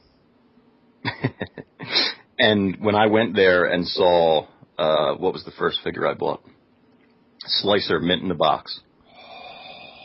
For like $50. $50. And it was, I just could not believe that there were more Action Masters. The Action Masters are a weird little beast. You either love them or hate them. And I can't help but love them because they're the very pinnacle of the concept of Transformers characters. Not of Transformers, but of Transformers characters. Where they're, all this time and effort got put into the character, the bio, and all that type of thing. And then all of a sudden you got the action figure version of the character from the cartoon. And then threw a load of other characters in that nobody had ever heard of, like the mighty Omega Supreme. Oh, yeah. One day. As a fan of G.I. Joe, I loved having, the cartoon accurate versions finally, because really Transformers is one of the most slapdash lines that they ever put together those first few years, with it being sourced from Microman and Diaclone. You know, so why doesn't Bumblebee look like the show? Because, you know, they just didn't do that. And, you know, why is the scale all over the place? Because it's originally from two different toy lines that weren't meant to go together. And Action Masters finally put it where your Prime, your Megatron, your Starscream, you know, look like the show for the most part, and were in scale to each other, and could also play along with G.I. Joe pretty easily. There are a few things as good as putting a Action Master Megatron in a Hiss tank. To this day, that's my guiding memory of being a child. And Megatron goes in the Hiss tank. He doesn't quite fit. That's fine. He's Megatron. So that was my big BotCon number 2 memory, you know. And from there, it just kind of blossomed as I got better employment and, you know, adult wages, I would say. I put more money into collecting, and I made a number of great friends along the way. Overall, what you would find is there were things that in that era of just ordering things without the computer and without mail order, I never had seen Micronauts for sale, for example. No. At any of the shows. I mean, it was like one piece at one table of something broken. Later learning that, you know, 5 of my good friends now were in the same area and just snapping up all that stuff before I got to them. Were you in a race with people that you didn't know you were in a race with? Yeah. Because that's something that's happened to me many a time. And essentially, that's the truth for every single collectible line. I also, the line that my dad and I, you know, used to go to flea markets and collect was Atari 2600 cartridges. And oh, yeah. We'd be happy to find a game that we had never seen before, you know, but what we found out, and this is one of my precepts for life, where there's always someone who's hungrier than you are, unless you are that hungry person. So we found the guy who hit all the flea markets at 6 o'clock in the morning and bought up all the games. And then what you have to do is you create a secondary purchasing stream where we gave him a list and we're like, if you find any game on this list, we'll give you 10 times what you sell it for. So he's probably getting them for a quarter. But now I don't have to compete with him. So for the times that he finds those games, we can put out that money and just get the game, and, you know, everybody's happy. Yeah. And I have a number of friends who are like that now, where I've given them my ultimate want list, and they hit every toy show in the, you know, the East Coast of the United States. So I'll get a random call on a Sunday. I'm at a toy show. Here's a sealed mint in box Manglo Demon. The guy wants $25 for it. Do you want it? And I'm like, yes, get it now. Sounds like some kind of mafia organization, to be fair. You got all your feelers going out looking for stuff for you. Yeah, but on the same side, these are my legitimate friends. You know, I've helped them move. I've been at weddings. You know, I don't believe in using people. You know, it has to all be symbiotic. We're in this thing together. But you'll meet a lot of people here where you have to always be aware that everyone has an agenda. Kind of like Transformers. You know, you might get a lot of these characters Sideways from the Armada trilogy pops out, where he seems like he's good, and then, oh no, he's Cermed Unicron and he's going to kill everybody, so. He wasn't really a friendly motorcycle with the face on it. Yeah. You see, you say friendly motorcycle with a face, I instantly go to Psykill. Weird, that. Psykill for life, my friend. Psykill for life. One day it'll happen. It will if I ever learn to make toys. So, speaking all that collecting over the years, in the last 8 or 9 years of my life, I have produced 3 films, some of which had nationwide distribution in the United States through Netflix, Redbox, Blockbuster Video, and at the same time, I met Matt Dowdy, who is the innovator of the Glio system of toys. Yeah. Oh, yes. And they're such fantastic toys, and I was amazed that someone, just a regular person could conceive an entire toy line and make it to production, even if previous attempts to do that had failed miserably over the years. And once I got them in hand, I was hooked. I was actively developing my own original concepts that would come out through Glios, and through one of those cosmic coincidences that occur from time to time, a prototype figure of Tiltor from RoboForce had popped up online. I did not win the auction for that, but I went on an obsessive-compulsive search to find out if anyone else had ever reported that one had been found, which led me to the person who held the rights to RoboForce and Mortals, and now I own those properties outright. Which is, ironically enough, the next question we're going to ask you is how you actually came by the license for all these very obscure toys lines that you're now hopefully going to start to bring out in force. So, yeah, do you want to tell us more about how all that happened? Yeah.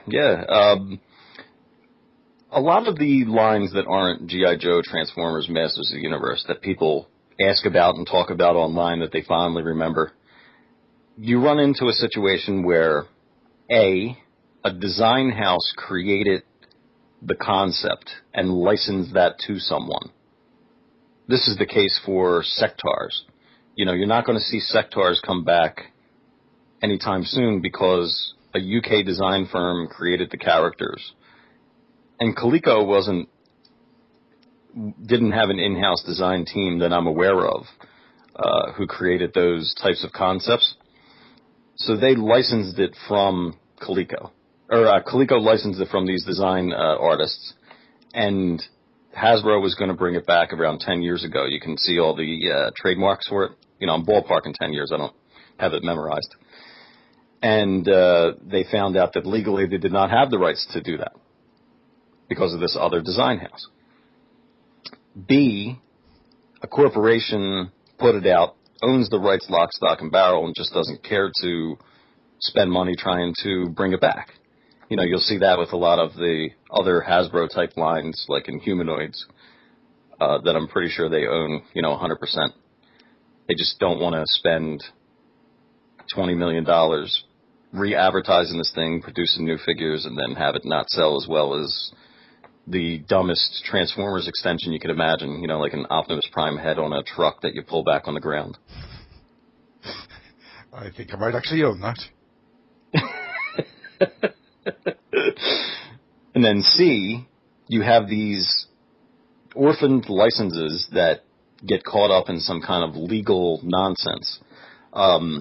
When Ideal went out of business, they had been purchased by CBS, who in the 80s, what corporations would realize is that they had so much money from whatever their parent business was, CBS being a broadcast television network over here, that they would go and buy up just some random company and make that into a division of themselves to increase money for shareholders in their corporation. So CBS had a record division, they had a toy division, they were making Atari games, they're all over the place. And what happens is whenever there's a downswing inside of one of these corporate structures, video games essentially all went out of business around 1983, 84. And all the consoles at that time, Atari, ColecoVision, 5200, they all died. It was over because they had just oversaturated the market and it got destroyed. So all of a sudden, General Mills, who owned Kenner, is like, Kenner's going down the tubes. The toys aren't selling as well. We got to get rid of this, and they wind up selling it to somebody else. And then eventually Hasbro becomes this monolith and absorbs up Kenner, and Mattel bought Tyco, so theoretically Dino Riders might be under Mattel, in some obscure legal document nobody's looked at in 25 years. In the case of CBS Ideal, all of the rights to these lines that Ideal had put out went to one person. And his strategy was to only create toys for things that he had the tooling for. Okay. Right. So in the United States, you can go into a $5 store over here, Family Dollar or Dollar General, and they have a board game called Sharky's Diner, which you can find, with Google results.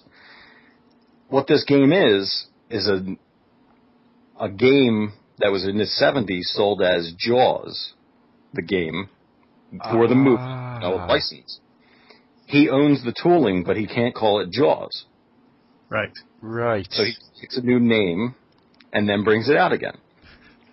Makes sense. And where this gentleman made his money was in the United States, once something like RoboForce is dead, right? Mm-hmm. It's never coming back.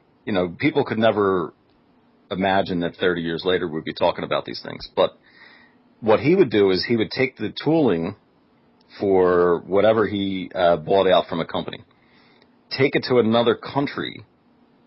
So presumably in Argentina, I think he told me, there were little kids running around with Mangalore eggs full of candy that they would sell at like Easter time or something.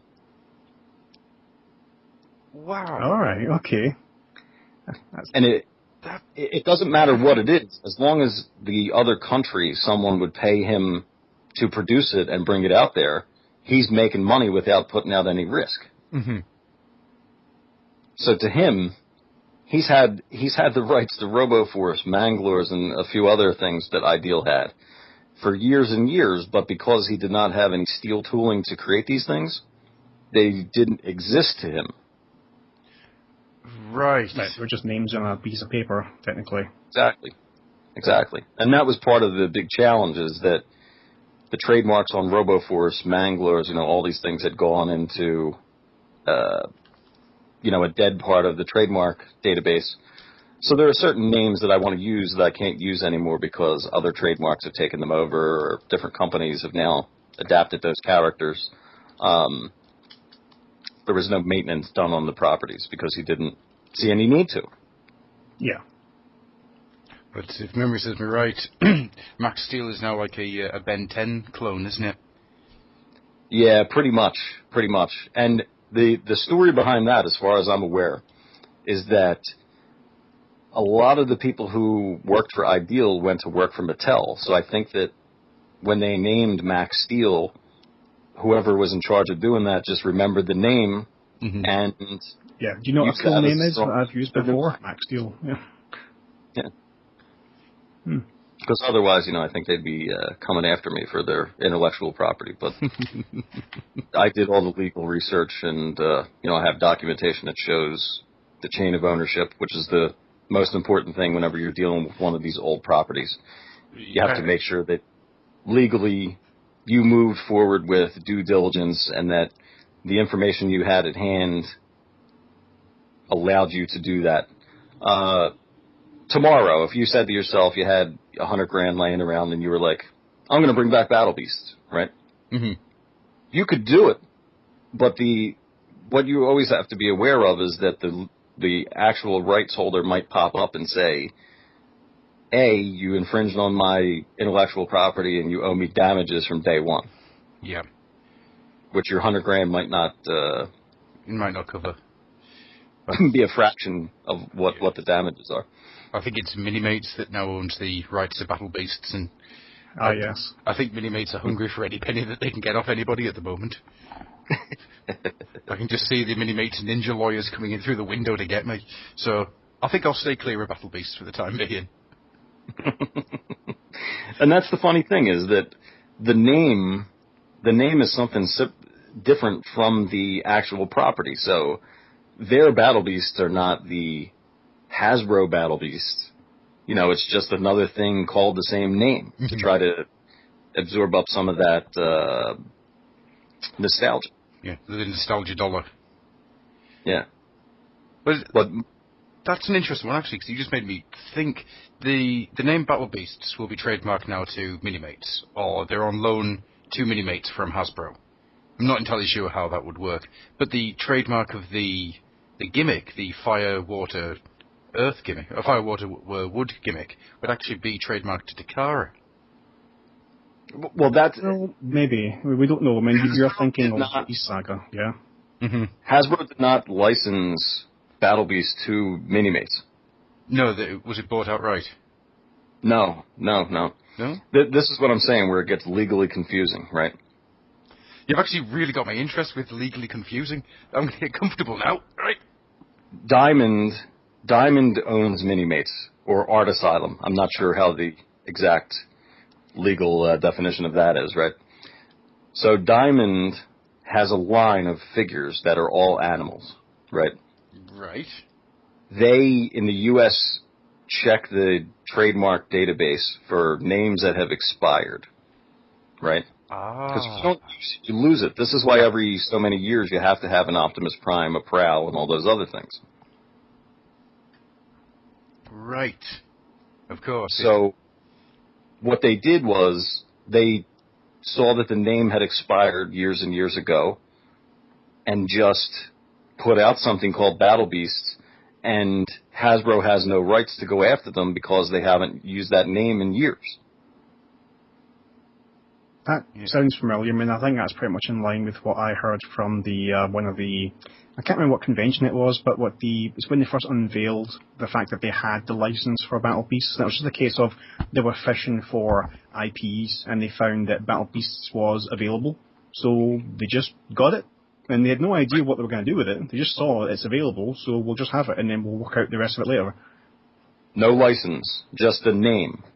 Mm-hmm. The actual license to what Hasbro called Battle Beasts is an entirely different situation. Right. Because they own the designs, but as you've seen from third-party Transformer companies, what really do you own when you own the property? You know, someone could put out a full Devastator, and the only way they would get in legal trouble in the United States would be to call it Devastator. I'm with because you. Yeah. Hasbro can't trademark. Hasbro can only put a design patent on the exact figure of Hook from G1. Mm-hmm. And if you go through the one of these databases, you know, you can see where they put a design schematic in there. So if you duplicated it 100%, they might be able to get you. Might be able to. Funnily enough, a lot of that kind of stuff you can actually access through Google. There was a week there where I just was looking on Google for all sorts of kind of patents for different designs, and there's tons and tons of old toys designs on there you can find. I found a whole bunch of like GoBots and Transformers and the occasional Masters, and it's just I had no idea this stuff was even publicly available, but evidently it is. Yeah, and that's where you were allowed to make something. They have a lot of things in the United States where somebody will invent like that Suzanne Summers leg squeeze thing. Do you guys have that over there? No, not that I've ever Doesn't ring a seen. bell. Maybe not under that It's name. an exercise piece of equipment that fits between your knees, right?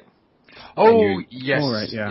Yeah. Your woman squeezes it and her legs get more powerful, which presumably would, have a benefit to the male members of the household. But over here, there's always this race where she'll put that out, right? And then somebody's like, I invented something that's just like that, but better, and it's a whole derivative thing where, in the end, all this stuff comes down to a lawyer who's getting paid, and he doesn't care who he's getting paid from. He's just going to make money. Yeah. And that's how I got RoboForce. I found this gentleman because of it. He sold the physical blueprints from the Ideal collection that he had obtained to another gentleman who is slowly scanning them into the computer. His site is called toymemories.com. I think I've been there. Yeah. He's a buddy of mine, Mike Kozlowski. And I'm doing a Google search for Tiltor, RoboForce, unproduced, and I come across this drawing of Tildor's head, and I'm like, okay, where does this guy have this drawing from, right? I get in touch with Mike. We have a few months of conversations, and he's like, yeah, I know the guy who bought out Ideal, and then that started the ball rolling. It was a few months of negotiations and talking about what he had the rights to, because there's a weird situation where, to put another wrinkle into all this, people can own the tooling to something that they don't have the physical rights to produce. I know someone who has the physical tooling for the Darth Vader carry case from the 80s. Okay. Is it something along the lines of that they don't have the rights to the likeness or something like that? They don't have the physical rights to put out the case as Darth Vader. As Darth Vader? Right. But are you saying that they could technically do it under a different name? Or just not at all? They could attempt to, and they would get 100% sued. yeah, naturally. Because Darth Vader, that's pretty iconic. iconic. But what you could do is, off the record, you could sub-license it to some company in China who doesn't care, and the next thing you know, it will be at every single dollar store kiosk from here to eternity. Because there was a theory at one point that a lot of the knockoffs, like those Devastators you see at the dollar store, actually came from first generation Devastator tooling that had just been disposed of in the wrong way. Yeah, the right people got a hold of it and they shipped it overseas for the Chinese to basically use as they please type thing. Or it was already there and they just took it to another factory when it was supposed to be scrapped. You have to watch all these things, it's... Okay, yeah. It would certainly explain the massive influx of the combiner knockoffs that were hitting in the early 2000s. Because I seem to remember that there was a point, about 2001, 2002, you couldn't move for knockoff combiners. They were everywhere. Yeah. I even remember the boxes, because you had that strange window box, and they all had the same design, and there were masses of them. It's like, I wish I kept them. But it certainly explains how these things suddenly come along, and how you're sort of in a, as you said, a Dollar Tree, or as it is for us, a Poundland, and we just suddenly see these knockoffs, and we're like, ooh, now where have you come from? If you owned the factory, you could essentially do anything. They have machinery that takes a scan at an existing toy, puts it in CAD, and then you can make it any size you want, which would explain where you get some of those the 6-inch Batmans that were originally 4 inches. Yeah. I've always been under the impression that they just retrofitted it. It's like they took the figure and then made a mold out of it, which explains the sort of the blotchiness that you often get in the knockoff side of things. I never once considered the idea that it's just, we've got the tooling here, bye, and they just sort of legs it out the factory after it was meant to be scrapped. It's not an idea that's ever crossed my mind before. I'm fascinated. Any permutation of this that you can think of probably has happened at least once. That's true. Of course, there's no part of my brain that's just thinking, I wonder how much it is to buy tooling. Stop it, Adam. Stop it. Not good. Not a good thing to start collecting. I could only tell you how much it cost to make it, not how much you could acquire it for. Yeah. If there's one thing I don't need, it's something you'd get obsessed with. And these are gigantic. You know, when the Transformers Club will try to educate people from time to time on things, and people just naturally ripsaw into them because they do so many things wrong in their opinions. Yeah. But the tooling is thousands of pounds. I mean, you couldn't. The shipping cost alone would be ridiculous. Yeah, that's true enough. I don't know. I don't need both livers, do I? Kidneys? Legs? No? Oh, okay. Fair dues. But Mike Kozlowski that I told you about, he owns a lot of tooling himself because it used to be produced in the United States. Right. It's just one of those things where he just ended up being in the right place at the right time. Yeah. And it's funny because he would tell me about things. The first time he had seen this warehouse that was full of tooling, he didn't know what to get, and he only had so much time and so much weight that he could afford to pay, and he passed up on Micronaut hand attachments. Oh. For the aliens. You know, they still existed at that time, and they were made in the United States for whatever reason, and he just couldn't get them all. You know, he almost had the cases to the Zeroids. Oh, wow. But they had been scrapped the previous week. Oh. A moment of kicking yourself there. Yeah. I don't know if you have them over in the US, but there's a toy line that we get over here, and it turns up in this sort of budget shops. Not the Poundlands and whatnot, but the more sort of budget department stores. It's called the Hardcore. If you've ever seen them. It's like a 3 3/4 inch figure with armor and stuff? Yeah, that's the one. I think we have the equivalent to it over here. Yeah.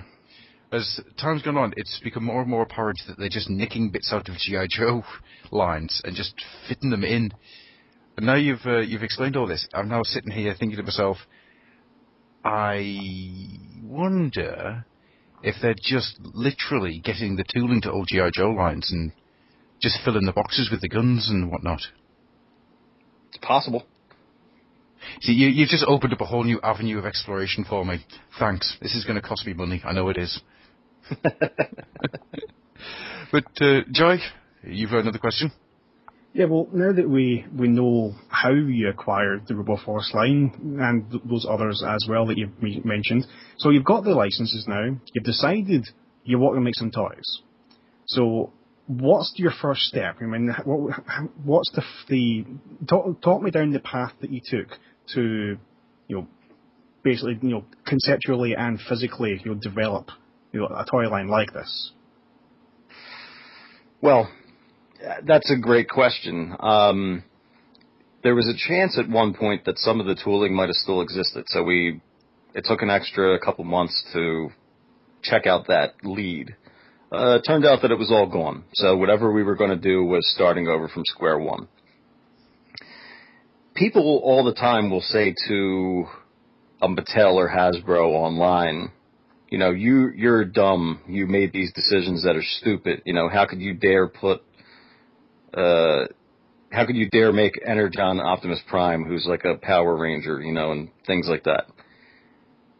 And being put into the situation of 100% RoboForce, Manglers, Mortals, all that, could go in any direction that I wanted to pay for. And you're put into this position, and you say to yourself, what do I have, and where do I go? What is the story that ties all these things together? And what figure is the most important? Because if you make the wrong figure first, and people don't react to it, then the game's over before it's even begun. Yeah. So I have the catalogs for my deal, and I have RoboForce. I know all the unproduced items. I have the catalogs for Manglers and Rocks and Bugs and things. And I'm put into that position of, what do I do now? Luckily I have Matt Dowdy, one of my best friends, And he's run a successful independent toy line for over 6 years, which is unheard of. There's never been a completely independent toy line that's run for that long. I took him the list of the properties and I said, you know, what should we do with these things? You know, and I had a rough outline of how I saw things going. And he adjusted some things, you know, and what you have to look at when you go for these obscure 1 year to 2 year licenses, what made them fail in the first place? You know, RoboForce, the vintage toys, I mean, I love them, obviously. Yeah, clearly. But a suction, what I would love to do if, you know, you invent time travel, and most people would say, I'll go back and make myself rich, right? But I would do dumb stuff. Like, I'd go to Toy Fair 1984, right? And I'd want to see the look on the face of the ideal executive who greenlit RoboForce the first time he saw a Transformer.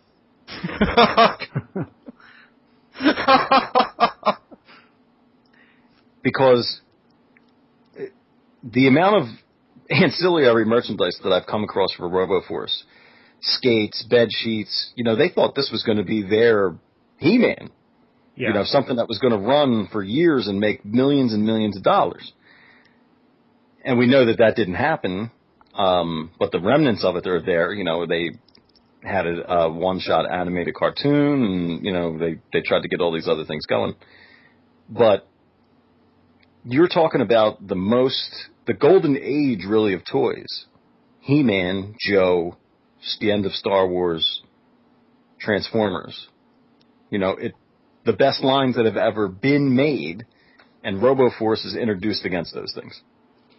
Yeah. It never had a chance. No. Because you have Optimus Prime turning from truck to robot with all this play value, and Max has squeezy arms and a suction cup. He's got no chance at all. Funnily enough, so we can avoid that. Well, perhaps Mangle, it wasn't for Transformers. Possibly it could have, because when you describe the gimmicks of RoboForce, it just occurs to me that they're not a million miles away from the simplistic nature of Masters figures when you get right down to it. So yeah. I can kind of understand why they thought they were in with a chance until, like you said, 1984 rolled around and it's like, oh. If they had done it 2 years earlier, it might be a different story altogether. But what happened was one of Ideal's biggest legacy lines was Zeroids. And in the 70s, they had Star Team, you know, the Knight of Darkness, Zem, and the Zeroid Scouts. And I can see where mentally the same people are still working there, and they're like, you know what, our big line was Zeroids. We should bring that back. How do we update it, you know, for today? And they look at Masters, and this is part of my concept of Toyfinity. You know, I named my site after it with my partners, Charlie Parry and Mike Hart. And it's everything that has occurred before feeds into what occurs next, right? Yeah. The reason we're playing with action figures is because of Barbie. True, yeah. Everything comes from Barbie. Barbie is super popular because a couple people from California go overseas and see little girls playing with fashion dolls there. They duplicate that idea with a U.S. slant. Hasbro says, we need to do the boy version of this, right? G.I. Joe. Mm-hmm. Mattel's like, they copied us. What are we going to do? We're not going to put out a doll that's exactly the same, an action figure. Excuse me. And what do we do that's opposite from war that boys like? Space. You know, so you get Major Matt Mason. He's a different scale, so you can't confuse him with G.I. Joe. Other classic lines of life, the Outer Spacemen from Color Forms. You guys like that line? Oh, yeah. Yeah. There's some very, very interesting designs in that line. Yeah, yeah. I can't remember the name of the guy that did most of the design work for it, but I've got a couple Mel of books of... That's the one. Yeah, he's a buddy of mine, you know, another friend I've made for this whole journey. Well, next time you speak to him, tell him that I'm a big fan of his art. I will. And what he does is he says, if they're not going to do Aliens for this line, for Major Matt Mason, we're going to do the Aliens. And Zeroids is essentially the same concept with robots. Because they're in scale to Matt Mason. I have all three of them on the shelf together at my house. The vintage ones. And it's like the same toy line from three different companies. The world of space, aliens, robots, serious astronauts. And of course, G.I. Joe is the progenitor of Transformers. Mm-hmm. Because Japanese kids don't want to play with a U.S. Army soldier. So Hasbro, or Takara's like, we'll shoot him and clear and put a robot head on him. And that's Henshin Cyborg, which gives us Microman, which gives us Transformers, which brings the circle, to a close. Yeah. It all informs what goes forward. So Ideal says, Zeroids was super popular. We made a lot of money with Star Team. Because even though a lot of people don't know who the Knight of Darkness is, when I show people pictures of it, they're like, oh yeah, that guy who was like Darth Vader. So they sold tons of them when people, parents went to the toy store and couldn't find an actual Star Wars product because it sold out so fast. And then just bought up the... yeah. Yeah. Which is a good idea. If you can't have the number one, there's still a lot of money in the number two. Mm-hmm. You've mentioned something there, which I'm going to stop you just to dwell on a little bit. You mentioned the concept of Toyfinity. Mm-hmm. I remember I was reading about something you'd said about the concept of Toyfinity, and it blew my mind. Because it's something I used to do as a kid. It's something we all used to do as a kid. And I absolutely love this entire concept. So if you could just explain that for us, please. Oh, from a storyline point of view? Yeah, that's the one. Toyfinity to me is that you have in yourself an unlimited amount of imagination.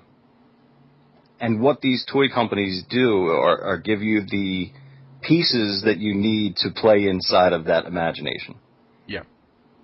So, as a child, I have a brother who's 5 years younger than me. My brother Michael, and our best friends at the time. What we would do is we would get piles of G.I. Joes. Right? G.I. Joe was our favorite. It was the right scale. You could put vehicles. There were bases. And we never played Duke, Snake Eyes, and the rest. We would play X-Men, because we loved the X-Men. So Snake Eyes was Cyclops, because he had a visor. And whoever my brother's favorite physical toy was at the time was Nightcrawler, because he loved Nightcrawler as a character. So you could make anything happen that you wanted to with the physical representations of those toys that didn't necessarily have to hew to a movie, a comic book, or a cartoon. And what would happen is you would get a bleed over from other toy lines of something that someone liked. So my brother would introduce a Jawa figure from Star Wars into our G.I. Joe based toy adventures. And he was kind of like the Fonz from Happy Days. He's the coolest character, and he can beat up anybody, and he carried around a shovel, and he would hit people so hard that their eyeballs would fall out. And this is just his character, like a part of his personality coming through as this toy. Mm-hmm. And as I got older, I would look at the different toy lines by scale. For my first judgment was scale. So I had a lot of Superpowers figures, and then when Kenner did the Dark Knight series for the movies, that was an easy fit. You have Michael Keaton Batman instead of square-jawed 1970s Batman. And then when Toy Biz made one of my favorite lines. You know, they did the 5-inch scale X-Men. So finally we could get all of these different characters from X-Men who we'd been essentially playing with for years, but now we actually had figures that resembled Wolverine instead of Storm Shadow with 2 of the 1988 Ninja Claws on them. And the concept of Toyfinity it grew out of that time for me, because what I would do is I would look for any toy line that could fit in that would be able to fight the X-Men. So I didn't give a crap about whatever Skeleton Warriors the cartoon was actually about. But I liked having 4 crazy skeleton guys that Wolverine could fight. It's such an amazing idea to put into words. It's I would say we've all done it as a kid. We've all the toys become an extension of yourself in a lot of ways when you're in your formative years. And just to sort of have it brought to your attention now as an adult, I couldn't help but just look at it and just be absolutely blown away. It's I remember when I was reading it, and it was just I really sort of felt a sense of joy in the entire concept of it, the entire thought process. And I have to say that Kenner themselves was a big inspiration, because if you look at all the Kenner lines from post Superpowers through, you know, the end of their time with Jurassic Park when Hasbro kind of bought them out and, you know, eliminated the Kenner name, even maybe through G.I. Joe Extreme, they're all slightly cartoony, right? Mm-hmm. They're roughly in scale to each other. Yep. So you could have a universe that had Police Academy, Aliens, Bill and Ted, Beetlejuice, Mummies Alive, Jurassic Park, you know, all these things in a similar scale and style. So one of my concepts was the League of Extraordinary Kenner Gentlemen. And they live in the Fortress of Fangs from the old D&D line that LJN had done. Oh man! And they would kind of keep the Kenner universe in line, and eventually that everything else that was in that scale. You know, I have the Toxic Crusaders. I bought a Mattel Christian Bale Batman, and he's known as the Bat Psycho. He's like American Psycho dressed up like Batman.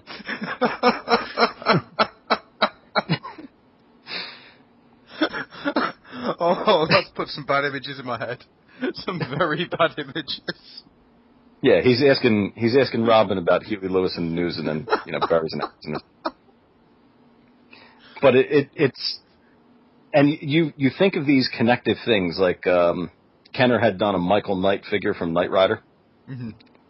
And I never saw him as the type to join a team. So, like, he's the guy like Wolverine who they need to do stuff. But he's like, I'm not joining your club. And he's just out there riding around in kit. He's like,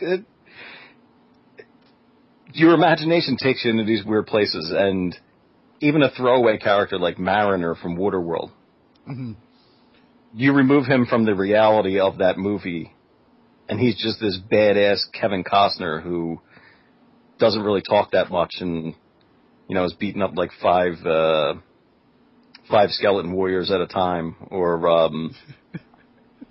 I have a bad guy from the UK Highlander line. Oh God! So he's got a sword and he thinks he's tough, and then here's, you know, Kevin Costner just punching his face in.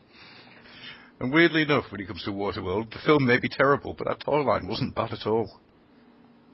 No, not especially not for a throwaway where they just kind of were like, we'll put out like 6-7 figures in a vehicle and reuse accessories from every other line that we have. It's about like Which is Demolition Man, isn't it? Infinity. You know, how many times has Kenner, their Silverhawks vehicle, I don't know the Silverhawks name of it off the top of my head, but it was, you know, the Batjet. I hadn't actually realized that. And there's a Batman from that very first Dark Knight collection called Tech Shield Batman. He's an all-gold Batman. Mm-hmm. His backpack is one of the bird backpacks from a Silverhawks figure, what the bird had removed. Wow. That's amazing. I can't take credit for all these things. I mean, I was well read on Tomart's and Lee's action figure guide, so my predecessors in this have told me many things. I found a few that they never caught. And as you go, you continue to find things that are connective tissues. Mm-hmm. I was with Matt Dowdy this past weekend, and we went up to Fun Spot, which is the largest arcade in the world that still has 80s video games. No, I'm jealous. No, I am seriously jealous. Well, you guys come over here for a visit, and we'll go up there and we'll play games for a few hours. Challenge accepted. Sounds good. But are you guys familiar with Double Dragon, the game? Oh, yes. Oh, yeah. Okay. Double Dragon is about these two brothers, Billy and... Billy and Jimmy. And they're in a post-apocalyptic... Well, they're in an unnamed place, and they're kind of just beating up everybody, right? Yeah. In the very beginning of the game, a garage door rolls up, and there's this cool car, right? Mm-hmm. They come walking out, and then the battle begins, right? Yeah. Me personally, I never looked at the car, right? But Matt looked at this car, and he was like, when are we going to be able to drive that car in the game? Because he notices that kind of detail, right? And a lot of this concept has come from Matt as well, as we've had our discussions about the connective tissues between things. So, when Matt sees that, he's like, have you ever played Road Fighter? And I was like, no, I don't know what that is. It's like a Sega CD game, right? Or Mega Drive CD. Yeah. Where it's a cartoon animated game, kind of like Dragon's Lair, where this guy opens up a garage door and the car's in there. His girlfriend gets killed, and then he goes on a rampage of revenge against the people who killed her. Right? Yep. It's the same car. When you look into it, designed Road Fighter and Double Dragon. Right? In Road Fighter, you fight a helicopter at one point. Yeah. Right? In Double Dragon 2 in the arcade, because the arcade and the home versions are two separate things. In the beginning of the game, there's a garage door. The garage door opens up and there's a helicopter in there. Right? Uh-huh. Right. One of the other games that this guy designed was called Cobra Command. Yes. Which is a game in the arcade that you're in a helicopter. Oh, God. And it's full motion video, just like Road Fighter, and you're blowing up stuff. And you never see the pilot's face. Right? Yeah. So the guy from Double Dragon in Part 2 have this helicopter from Cobra Command.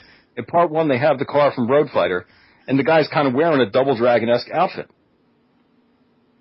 Oh, wow.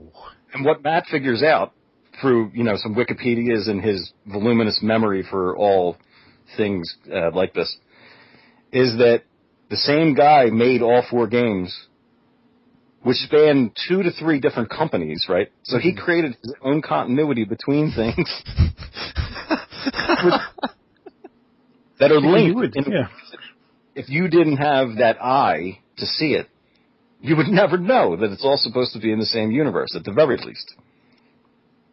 But presumably, that helicopter pilot with the mask on could be Billy or Jimmy. The guy whose girlfriend gets killed where you never fully see his face, that could be Billy or Jimmy. Wow. So now we want to get the license to Double Dragon and put out some Double Dragon figures. I'm in. What do I need to do? Because my mind is now blown and I'm an easy pick-in for anything. Honestly, I think that the very foundations of my world just got shook a little bit there. It's so crazy that things continuously pop up, right? You guys have, in recent times, you've had a toy line over there called Zibbits, right? Yes. Oh, yes. Yeah. Uh-huh. Now, Zibbits over here came and went pretty quick, right? It did the same here, actually, yeah. Mm-hmm. There's an entire line, which online is called either Wave 1.5 or Wave 2, but the Wave 2 in the US is different. Only in the UK, it's these 6 figures, right? Mm-hmm. That never came out here. And I can't find a source for them anywhere. But I love robots, right? Might be able to help you there. Yeah, 'cause That's a lot of something- that stuff's appeared in.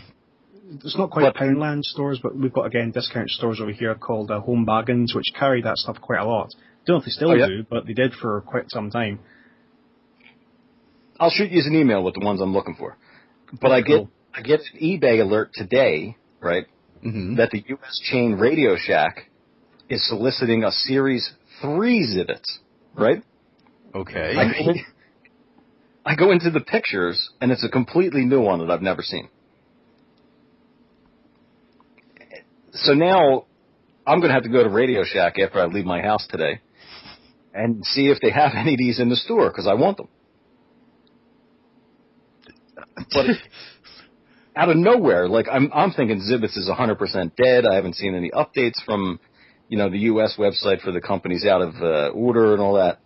And here we go. There's a whole new assortment, and supposedly the new play sets that were solicited at Toy Fair 2 years ago are finished and orderable from this one website. So now Zibbets is back on. And how? Why? You never know. You never know what's going to happen, and you never know. Did you ever think we'd be talking about RoboForce ever again? Well, no. To be honest with you, it was I'm trying to think where I found it, and I cannot think where it was. It was a while back now. Anyway. It was when the Tiltor schematics and eBay listings had gone up, and I'd read about it. I think it might have been on Toy Ark. They were talking about it. Toy Ark? I think it was Toy Ark. Or RoboPlastic Apocalypse, or on Toyfinity itself. That was where the three main coverages. Yeah, it's hard for me to remember. I have very little in the way of memory for where I find things. I just have memory for the things. So it's, and I remember reading it, I was looking at it going, that looks familiar. That looks familiar. And it just hit me that when I was a kid I had 100. And that sent me off in this massive thing of just trying to find all the information I could. It's like, what was it? Okay, that's... And then, of course, all of a sudden there's the... whilst I'm knee-deep in the Goliath affliction that I'm currently in, the news comes up that you're going to be bringing RoboForce back. So thank you for the screaming of my wallet. Thank you so much.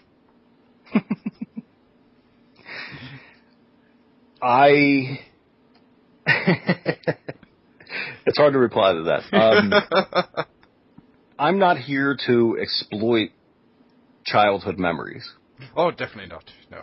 In one sense, I am, but oh yeah. The thing about toys, and I meet a lot of people who are into toys, but would never want to make them, and I meet makers of toys who don't actually care about toys necessarily. Yeah. So for me, the main test before anything happens, and to actually answer the question that I flew into the 80 tangents on, the first person that these things have to please is me. That's good to hear. Yeah. I want a toy that is unlike anything that's ever gone before, or if it's going to copy something, if we're going to make a G.I. Joe, that it's like a G.I. Joe. It's exactly what you would have wanted, but never could get. So, when looking at all these properties that I have the licenses to, I knew that mortals being so massively expensive, $100 a piece for a mortal, come on. It says that they're super rare.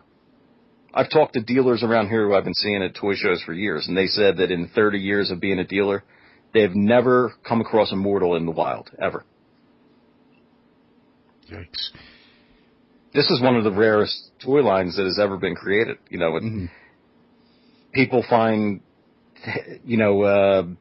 spikes for Fort Maxes easier than they find a mortal. So wow, okay. Think about that as a relatable Transformers concept. Yeah. So I said, we need to get these back out to people. I know there's a fan base who wants them. Hopefully more people will want them. And our first product was a reproduction set of the Mortals, which sales have been good. They're going to continue. You'll see more Mortals coming. We debuted our big Mortal, which is a big 4-inch version of the Ripsaw Mortal. It's at New York Comic Con this year. Mm-hmm. and that goes on sale to club members this upcoming weekend, and then to the general public the week after that. But, you know, we looked at all the different properties that I have, and, you know, the question was, what do we do next? Because there's still things that I have yet to announce. You know, I'm clearing up some legal stuff on the other side of things, and then there'll be an announcement of more classic Ideal properties that I have the rights to. Oh. And it may be blatantly obvious once the RoboForce comic hits like page 7 or 8, you know, for people who know about classic Ideal toy lines. You see, the RoboForce, the comic that you've put out already, up on the Toyfinity website, that final page is a thing of evil. I just want you to know that, because I'm sitting there, and there are things I want to ask about that. But on the other hand, I don't want to spoil anything for myself.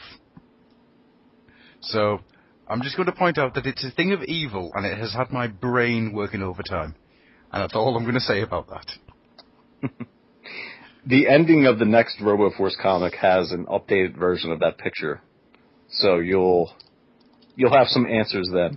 Okay. I'll hold on to my burgeoning curiosity then, and hopefully it doesn't kill me before I see it. So, I'm put into this position. What do we want to do? We're not doing suction cups. We're not doing huggy arms. And eventually, there will be an attachment for the RoboForce figures, since they're modular, using the Glio system, that replicates the suction cup. Oh. It won't be a suction cup. It's not going to allow you to stick your Glios RoboForce to walls or anything. But what I did was, as part of the research, you know, I said to myself, I know a little bit about RoboForce, but what's the entire picture? You know, because if you said that about Transformers, right, you could literally read, 1,000 comics and children's books that give you alternative characterizations for characters who got, 8 seconds of screen time. And one of my favorite books as a child was a Find Your Fate Transformers, right? Yeah. And it cemented Windcharger into my mind forever as a character that I liked, because he never appeared in the show, but you come down to that choose a choice, right? And you had to use your magnetic powers to try to take some kind of scraplet-like thing out of Optimus and Jazz, or do you, get Ratchet over here and tell him to do something, right?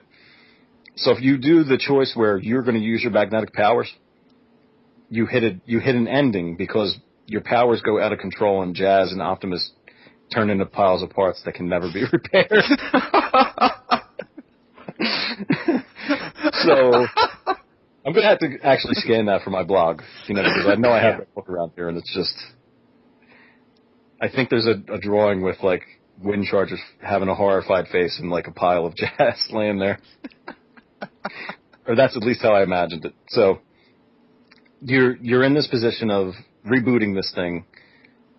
We're not doing the suction cup, and what my essential directions to Matt was, make RoboForce into Glios. And he said, okay. And, I didn't hear from him for a couple of weeks. And he sent me a drawing. And I was, like, blown away. Because it took them into the new direction. That very first drawing, which he'll show on his blog eventually, had Max with legs. And I was like, why would we do legs? And he's like, listen, you have to update this thing because the original line failed. And people need to have those options. I said that we need to have tank treads. That was one of my suggestions. He probably was already thinking it, but, just for the sake of argument, I thought that up. And once I saw the drawing, I said, we need to have it so you can make 100, because the tooling on these things is so expensive and complicated that I might only make one figure and then go out of business. You never know if the thing's going to take off, even though it's Glios and even though it's cool. RoboForce, not the license that sets the world on fire. And eventually we came upon a point where we also snuck Enemy and Sentinel into that. I did notice that. So with this one kit, 41 pieces, you can build any one of those 4 original characters. Mm-hmm. And, we're doing it as kind of a soft launch. People have said, why don't you give us Classic Max right at the start?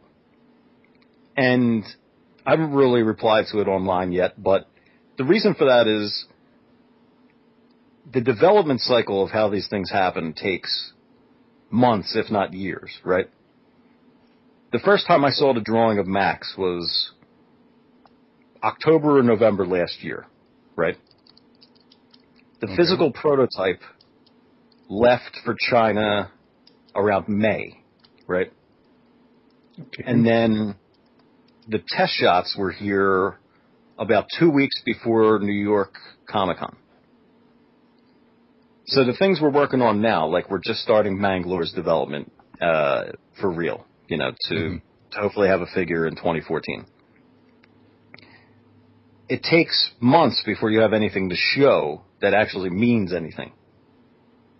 I could have, and Matt's doing these pictures on his blog now, where you could have seen a block of Ren that he sculpts the toys out of 8 months ago, but it would have looked like a cylinder. It's not anything. Yeah, I've seen the cube picture that he's got up on the blog at the moment. Mm-hmm. Which is the cube with all the design drawn on over the top of it. Yeah. Which I found quite fascinating to see. Along those lines, I have probably, 300 pictures of, it's literally watching his mind figure out what this thing has to be. And knowing the tolerances. He introduced into Glyos a couple of years ago a thing called a switch pin, which allows you to connect any 2 female holes with a small pin. And All right, yeah. We got a double male connector thing, yeah. Yes. So if you're going to have a load-bearing structure, and when you get a Max in hand, he's a really chunky, heavy toy. He feels satisfying. It's got weight to it. But you can't use those pins to connect a gigantic shoulder piece to a square. It's just not going to work. You can do it. I mean, it will hold together, but you can't make an Optimus Prime movie exoskeleton looking robot out of this thing using those connector bits all over the place. It just won't hold together. So you have to figure out where those pins are solid and where they can be switch pinned. And then, what is it supposed to look like? And how do the pieces break down? And it was a process of discovery to find out what the figure was going to be, even for me and, for Matt as well.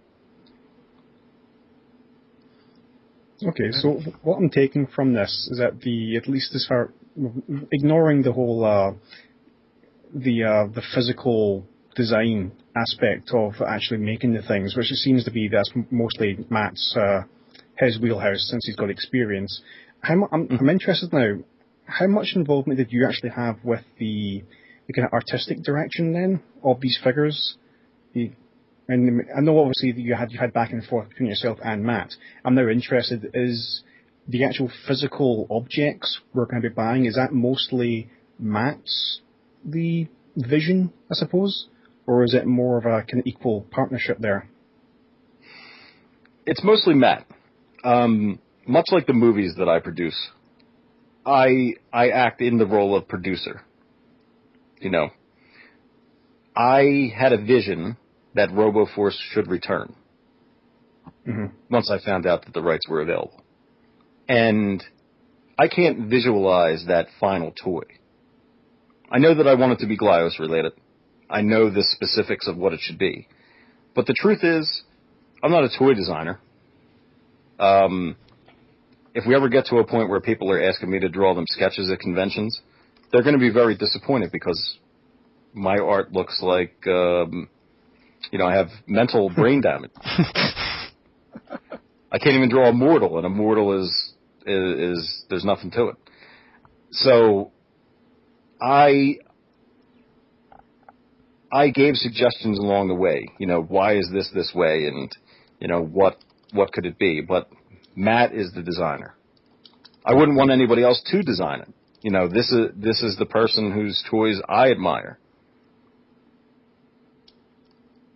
Makes sense. It's almost like you're in the position of these previous companies we've talked about, where you're not so much licensing out, but you're doling out the work to maybe not a factory, but like a design team. Matt's your design team, if you like. If you were in the position of Ideal and all these other people in the past. Yes, and Ron Daly, who works with Matt on many previous Galios projects. And he also had worked on the vintage Kenner Star Wars line in a number of capacities. So it's yet another instance of Toyfinity, a guy whose lineage is from one of all of our vintage favorites, original Kenner Star Wars is a line that cemented toys for so many of us in this age range. Someone whose hands touched those figures worked on this new Max. Part of what inspired Matt to make toys, which he's talked about on his blog, over the years, is RoboForce.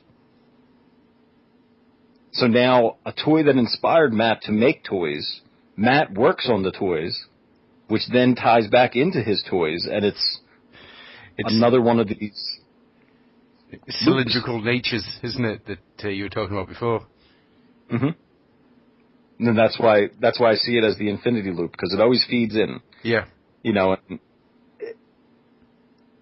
that's where I know what I want. I don't have the ability to draw it. I don't have the ability to conceptualize it, but I have the money. Mm-hmm. And my partners have the money. And we go to the people who know how to do things. When you see this, do you guys enjoy the Mortal comic that we had so far? Yes, I did. Yep. When you see this RoboForce comic, I mean, the Mortals comic, another Toyfinity loop. The Mortals comic was drawn by James Groman, who had designed or had a hand in designing part of Like That Monster. Yeah. Barnyard Commandos. Madballs. He's designed most of the Madballs from the Head Popper series in the vintage line to a lot of the rebooted ones that Art Asylum had done a couple of years ago. So this is something a friend recently who's discovered Madballs locally here in Gashapon machines. Yeah, they're all his designs. Cool. So this is somebody whose work I've grown up idolizing and met him at a convention, and now we work together to bring the vision of Mortals to people. And it's a fantastic relationship. I can't believe that I'm working with the guy who created Madballs. And he's drawn my insane stories about, Mortals and what they do with each other, and it's mind-boggling to be in this position. As a person who at one point was just a fan, who collected toys, and now my visions become the reality for RoboForce, for positive or negative, because I'm sure people will like it, some people won't like it. Mm-hmm. And, but it's done with heart, and we're trying to give people a great experience. When you see this artwork that's done for RoboForce, which hopefully the first 2 pages will launch this week, and then a page or 2 a week for the next 10 to 12 weeks, and then leading into the next drop of the figures. I will admit, I'm sitting here at the moment, and my mind has just been absolutely blown away by the things that you've been, been talking about. It seems like a lot of dominoes just seem to be in exactly the right place at the right time for you. And I I can't wish you enough luck. I really can, because it sounds from everything you've said that you really but you really are going to have a hit on your hands, especially after the 3-minute sellout. Not that I'm bitter. Not that I'm bitter. No. I could not have been more surprised, honestly, that was what happened. I had hopes, but you always have to have a tentativeness about you, be humble about it. And yeah. all I can do is go out there and promise people that we're going to give them a great product at a good price. Mm-hmm. And, hopefully that works for people. One of the things about this next RoboForce release that I haven't talked about anywhere yet, because this is news just that came into me, the prices will go up for the next round. Right. Okay. Not tremendously. This isn't a Mattel He-Man jump in price. But one of the things that people talked about on this release, if you could call them complaints, was that it was only minimally painted. Mm-hmm. Now, this goes back to that development time issue that I talked about. We get to a certain point, and I've got to send money to China to finish the project, right? And the reason that the figures at New York Comic-Con were not painted was because the paint masks for them were not finished. Right. So I have the option, either have no product at New York, mm-hmm. or get a limited amount out of my run that's supposed to show up a couple weeks from then. Yeah. And just have no paint apps. So I said, it's better to have the product for New York. People need to get this into their hands. We've been working on it for a year, and, let's see how it is. And the reaction to it at the con was great. The paint apps that we did, were very minimal, even inside of that, because we didn't want to push that first release into a higher price bracket. Makes sense. Yeah. So the first release has, I think, 10 or 11 paint apps on it, right? The second releases that are coming, and this is, the first time this news has been said anywhere, will have an additional, it's a multiplier of 10. So it's either 30 more, 40 more, or 50 more. Wow. Jeez. Okay. The only one I want to just talk about right right now, increase, this is the one that bothered me the most when, I saw the figure in hand based on what I wanted to see. The bottom pieces of the treads will be fully painted. Oh, yeah. It's amazing how that gets me excited. I need to get a life. No, continue to be interested in this and have a life otherwise. I'm sure there's many fine restaurants you can visit or cultural things, You need to have balance. Very much so. Very much so. But it's something that, being in charge of a company yourself, right? Mm-hmm. With my partners, obviously, Mike and Charlie, we can do literally whatever we want as long as we have the money.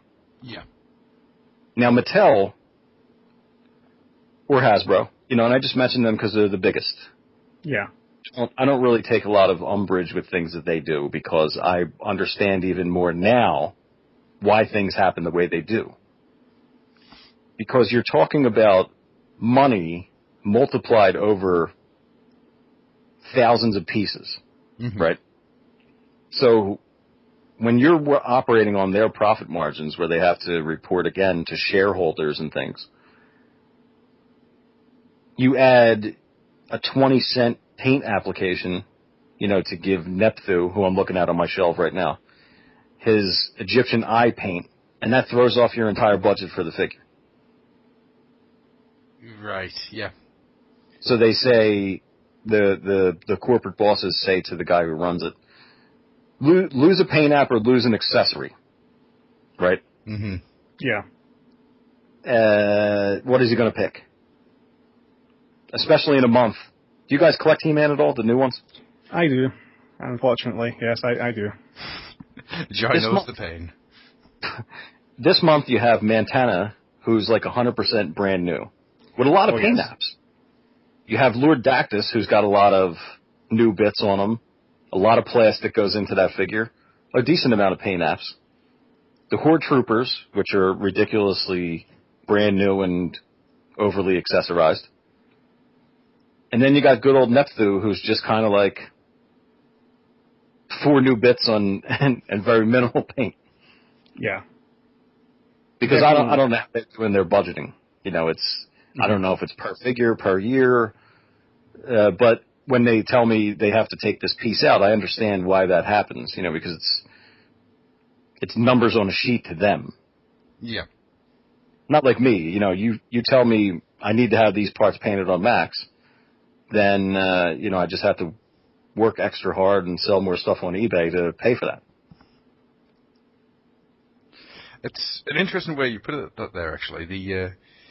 Because when you think of toys coming out, you don't think it's coming out of one person's pocket. But in this case, it is literally coming out of yours.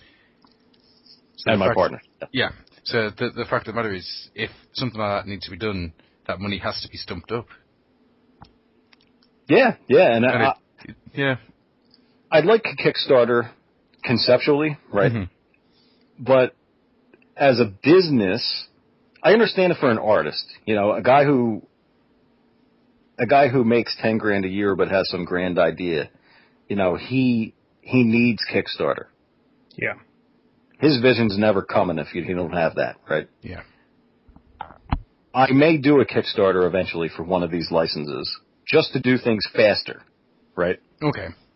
Over a long enough time frame, I have a full program which will get everybody who loves RoboForce, Manglers, Mortals, what they want. But it's going to take years because I don't have $1 billion in my back pocket. Yeah. It's got to be done in increments. It has to be done in increments. And it makes more sense from that otherwise, because I don't want to be Mattel. I don't want to be taking $1,000 out of your pocket every other month. Thanks.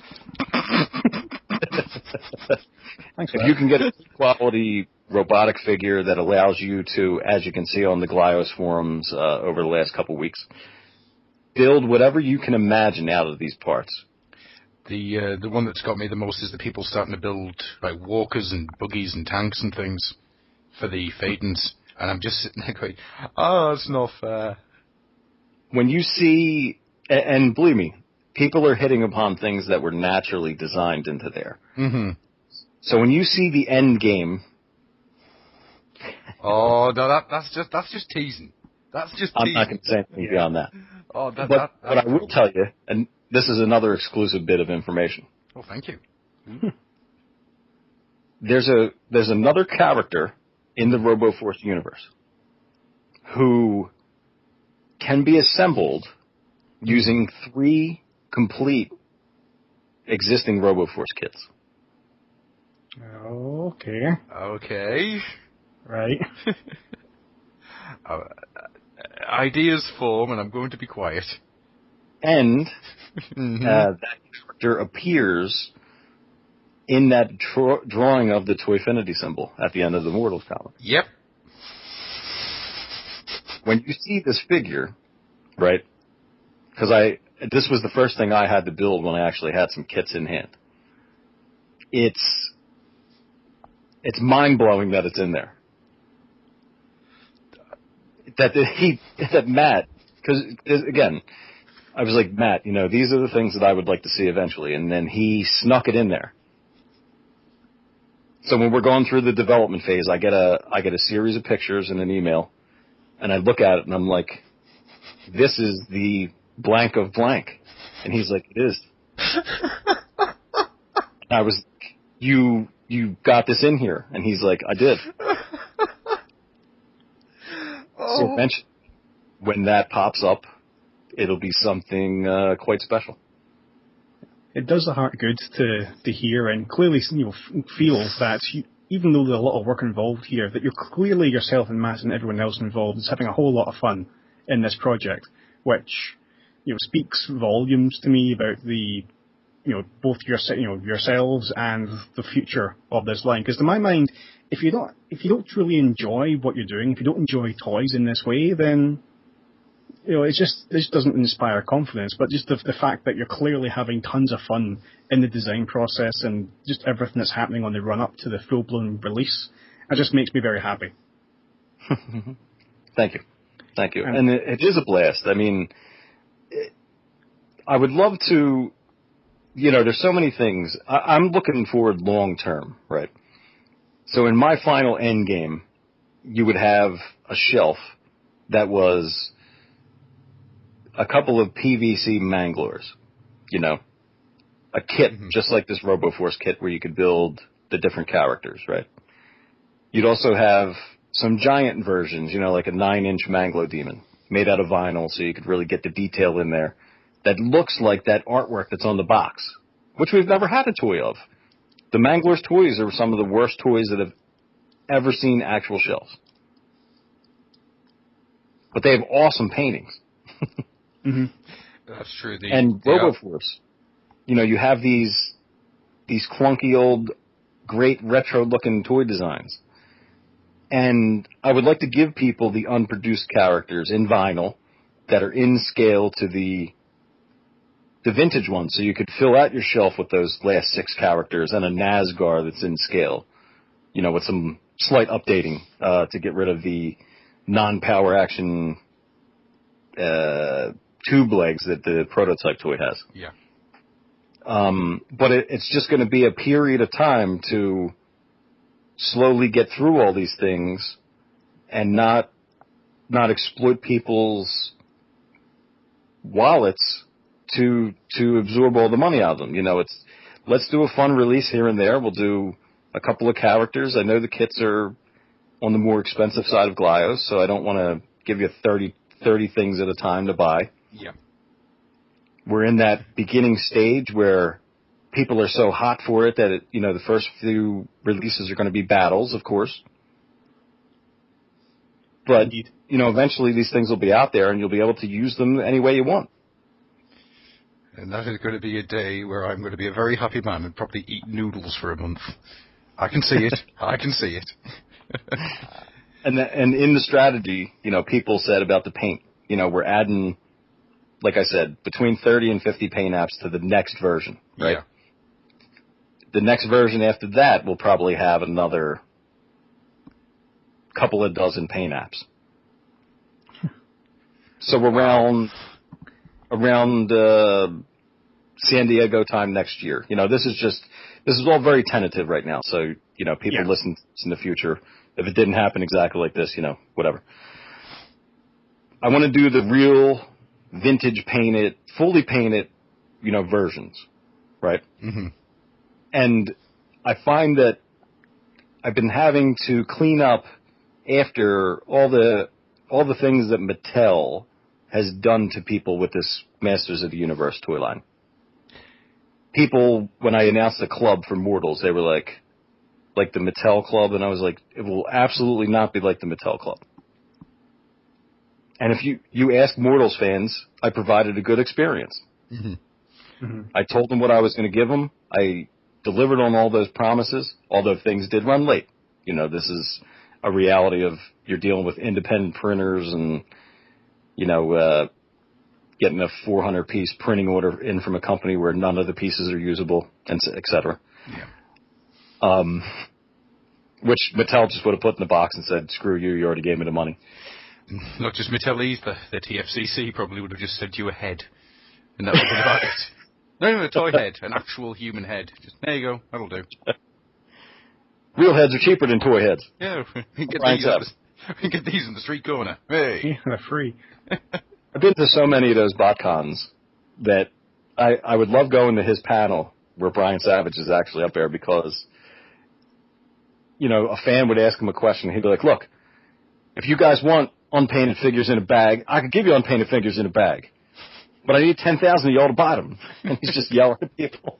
It is my firm belief, because I've never actually been to a BotCon. It's just far too expensive for us, and, well, for me in the UK to get out there and then pay for BotCon, and then, it's just one of those things that just hasn't happened as yet.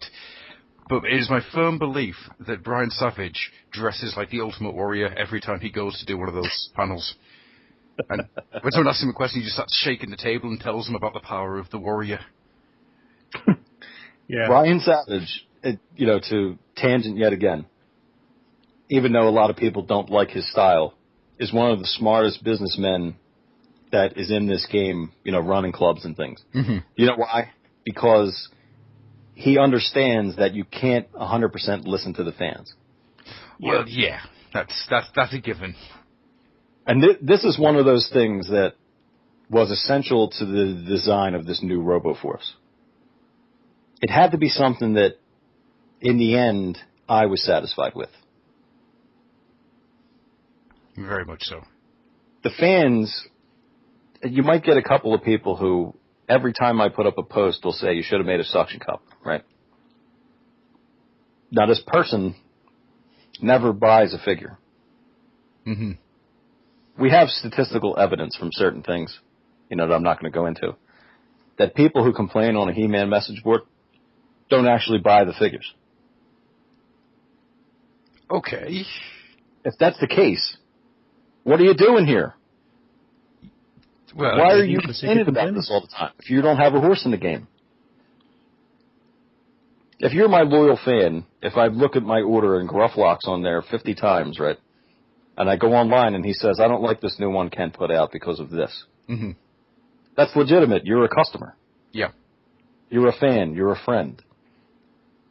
When I look at this name who's complaining over and over again, and I never see an order from that person, what are you talking about this for? Because it's the internet, and the main point of the internet is for people to go and complain about things they don't actually know about. Infinity loop into something I already talked about. Everyone has an agenda. On a G.I. Joe message board I was on one time for years, Mm-hmm. a guy would come on there, and he would always try to sell everybody cell phones.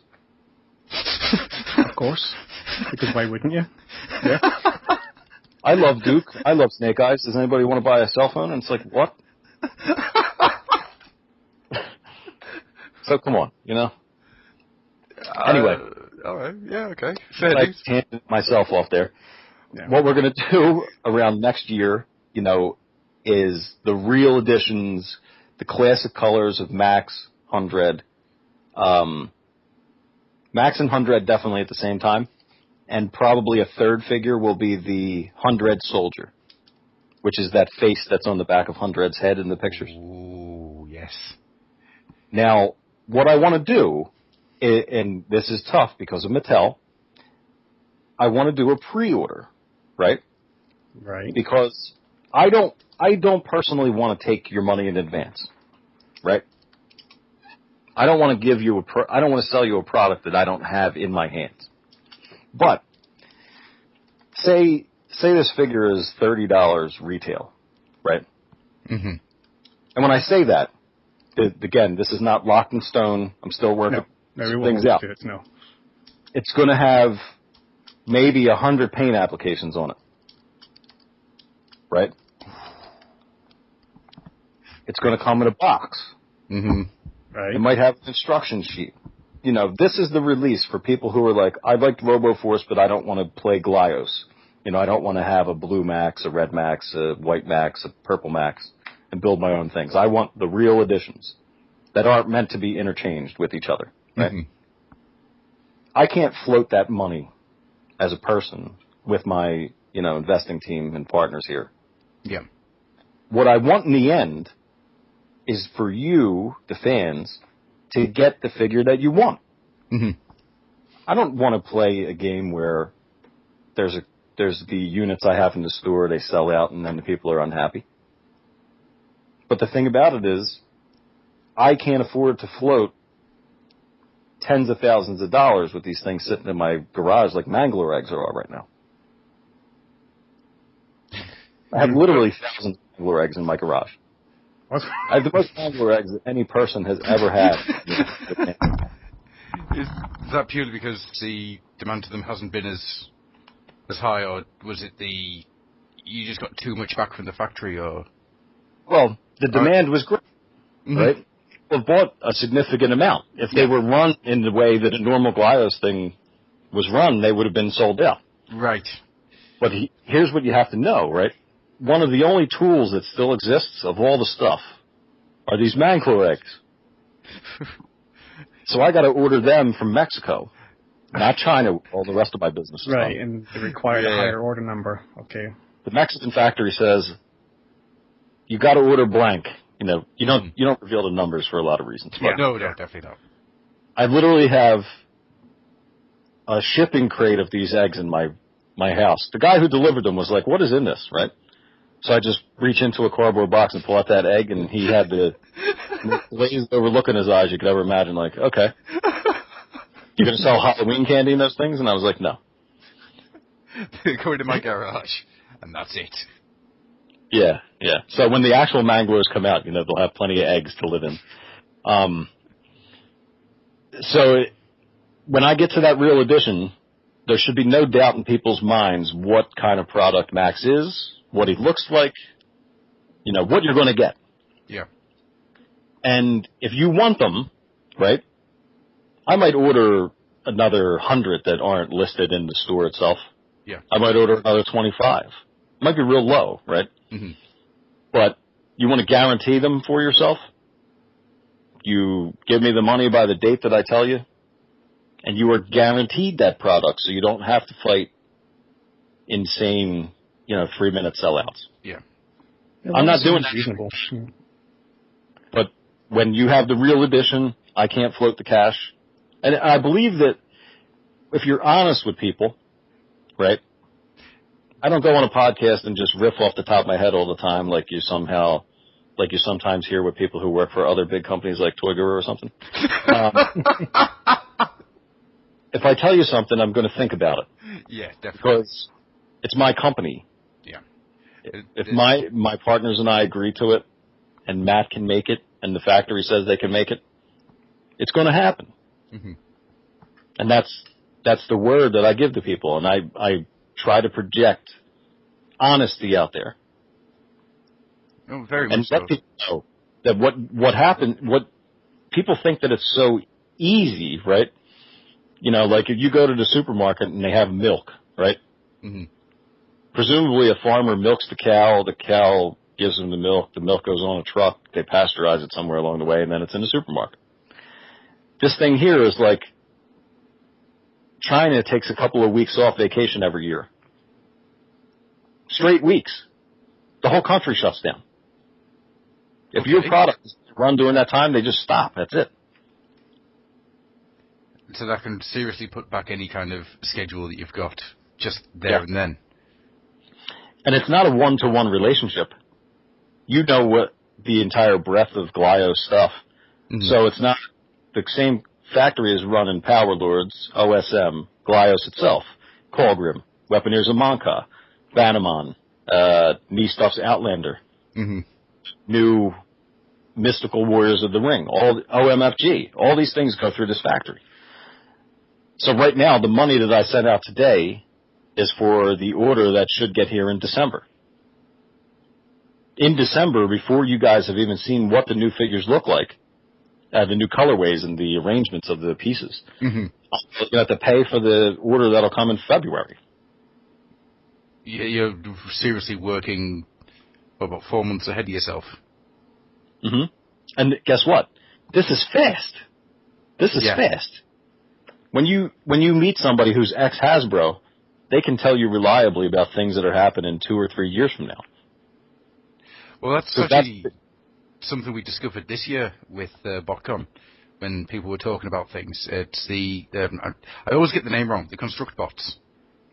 It became very, very obvious that the guys who've been working on Construct Bots have been keeping quiet in it for years. A year, 2 years. So when they got through to be able to talk about it, their enthusiasm was boundless, but nobody knew what they were talking about. Yeah. And it's funny that the way things work, because you'll see now that they're coming to the fruition of all this groundwork they had to lay with IDW how many months or years ago. Yeah, because that must have been an equal length of time, back, if you have to, conceptually all this stuff has got to kind of conceptualize to happen at the same time. So how long has IDW been sitting on these ideas and these characters that they've been told, well, by the way, in a year's time, you've got to put this character in, he's got to look like this because we're going to be doing a toy type thing. Exactly. And that's a big part of the synergy. When you look at a line that went completely off the rails, right? If you want a good example, look at the first assortments of Beast Machines, where Hasbro clearly developed Optimus Primal, Cheetor, and whoever else was in that first assortment without knowing what the cartoon was going to look like. Yeah. And then by the time they got to Black Arachnia, clearly they were on the same page, sort of. And I always personally wish that they had done Rat Trap based on a Hasbro design, because that is one of the worst designs ever as a Transformer to me. Oh, the rat with a seat. The humanoid rat version of him that's... With the wheels. It's just, no. And I no. It's not good. And I love Beast Machines. I love Beast Machines to bits, but I'll agree with you there. That's not good. I've just realised that we have actually been going for a lot longer than we originally scheduled to have you for, so I apologise for that. So, if you want, we'll start closing this down now. If you want to. It doesn't matter to me. To be honest with you, the stuff you've been talking about tonight, I could sit and listen to you for the next 3 hours. It's absolutely fascinating to me how a lot of this is being shown to me, how it all works. And it's absolutely incredible. What we'll do is, Jar, do you have any other questions? I don't have really any other questions, but there was something I wanted to put forward, my 2 cents, if you like, about RoboForce and how things are going. Because obviously, John here is a big fan of the original line. There's clearly in his mind, you have this idea that you want to eventually get around to doing the facsimiles, I suppose, of the original toys to satisfy that demographic. People who had the toys, or at least were aware of the toys back in the day, and want modern incarnations. Something I wanted to kind of put forward, I'm sure you're already aware of this anyway, but something that strikes me as being like the strength of this new RoboForce line is almost, bizarrely enough, the fact that it is so obscure, because I only heard about RoboForce, the original toy line, in the past couple of years. I didn't know anything of it previously. But the thing that really captured my imagination is, like you mentioned previously, they're very retro designs. They're very, what I would call, robotic designs. They're proper robots, because to me a proper robot is made of hard geometric shapes. It's a guy in blocks, in square blocks and angles. And that's something that Glyos doesn't have yet. A lot of Glyos designs are very much organic, they're aliens, but they're not technological aliens, they're more like soft curves and bumps and stuff like that. And that doesn't really do it for me. But blocky robots, like proper vintage 70s, 60s, 80s style roboty robots, as I'll call them, that does. So almost, to me, the strength of RoboForce isn't necessarily the fact that you've been able to pull off this genius kind of Houdini act of being able to create multiple figures from the same parts, which kind of homage the originals. The genius of it is that you're kind of cornering the market in terms of Glyos, the kind of mechanical parts, if you like. Because a lot of mechanical parts which are out at the moment are still more slanted towards the kind of the curved, the organic, that kind of thing. So I think it's been very clever how you've decided to go with RoboForce now, at a point where you're in a position to bring out parts which there is no equivalent of. So I think you're going to potentially capture, at least with people like me as well, because I'm not a huge Glyos person, but I like my robots. I like vintage robots like that. So you're not only going to have the opportunity to capture, your original RoboForce fans, people who are into Glyos already and want mechanical parts, they want their roboty parts, and then just people like me, kind of and then just people like me, kind of hangers on, who are just seeing this kind of really cool and very, obviously don't have them yet, but they seem to me like they're going to be a really, really fun line to mess with. So, I don't know how vocal these people were complaining about the fact that, oh, they should have had this, they should have had that. But just purely from my personal, interpretation of what I'm seeing, I'm really, really jazzed about the potential. I just wanted to put that forward. Thank you. I appreciate that opinion. What I've learned over the years, and one of the great lessons of my life, was centered around Beast Wars, right? I was an avid Transformers collector. I had been to the second BotCon, like I said, and I was filling in my G1 collection, and then I think I was like 70 figures away from a complete U.S. G1 collection at that point. And the irrational young mind of a collector who, I get a Tomarts and they're like, cars and trucks are over and we're going to have all animals. And you have a picture the size of a postage stamp of this new Beast Wars line. And here's Optimus Prime and he's a bat and Megatron's an alligator. And I was like, this is the stupidest idea I've ever heard. And I had a typical internet reaction to it, and I was like, I'm selling all my old Transformers because these are dumb, and they've ruined the franchise. And I don't think we had Rape My Childhood back then, but it was all those types of things. So I sell my G1 off, and probably bought more Wolverine figures. Real smart investment there, 1995 me. And Beast Wars comes out. I bought Razor Beast and Rat Trap at the local Kmart store, and I was like, these are great. And then it taught me a lesson that you don't look at these things in advance because it gives you expectations. Mm-hmm. And what we did with RoboForce was I could have shown a picture of it, the finished prototype, May, June of this year, right? But I didn't want people to get the wrong expectations of it. So essentially, the first time they saw a picture was 2 days before it was being released at New York. They had no time to build up anything in their minds about what RoboForce was going to be. Because everybody looked at that vintage picture and they're like, this is what he's going to bring back? Except for the 5 or 6 guys who loved the suction cups and they were like, doing cartwheels.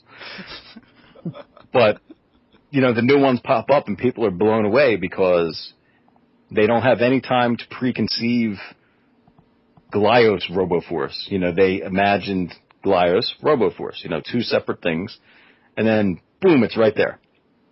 So the guys that were disappointed about the suction cup, I'm sorry to those guys. I would have, and we will do a replica of the suction cup because I've read over all the media, and they have a guy named Coptour who can fly, right? Mm-hmm. Presumably flying is his gimmick, the same way that with his tiny blades that don't reach out over his shoulders. Even as a child, the law doesn't work. Presumably the same way that Sideswipe, being the only Autobot who could fly in that first, 1984 assortment, made him special. And then he forgot. Because of a Wind Charger with his horrific Autobot killing magnet power. So, I've looked over all the media, and in the comics, they fly. They all fly. So I'm like, okay, that makes Coptour really redundant. But, I saw myself starting the storyline earlier in their evolution, mm-hmm. where they don't have the ability to fly yet. So the suction cup, to me, is a jet engine. Mm-hmm. Yeah, makes sense. Eventually, they develop that, and there's a couple of horrific comics where, Hundred's like, activate your jet engine, and the soldier's like, affirmative, and he activates it, and he just, like, blows up. You don't know how much that just made me smile. It's like that RoboCop 2 montage where RoboCop 2, he rips his head off and throws it into the wall. Like, okay. I was thinking of the Iron Man 2 one where the exosuit just breaks the guy's spine. Yeah. So you know, we get to that point where eventually that engine, you know, and and as I said before, I see my shelf, the things that I want.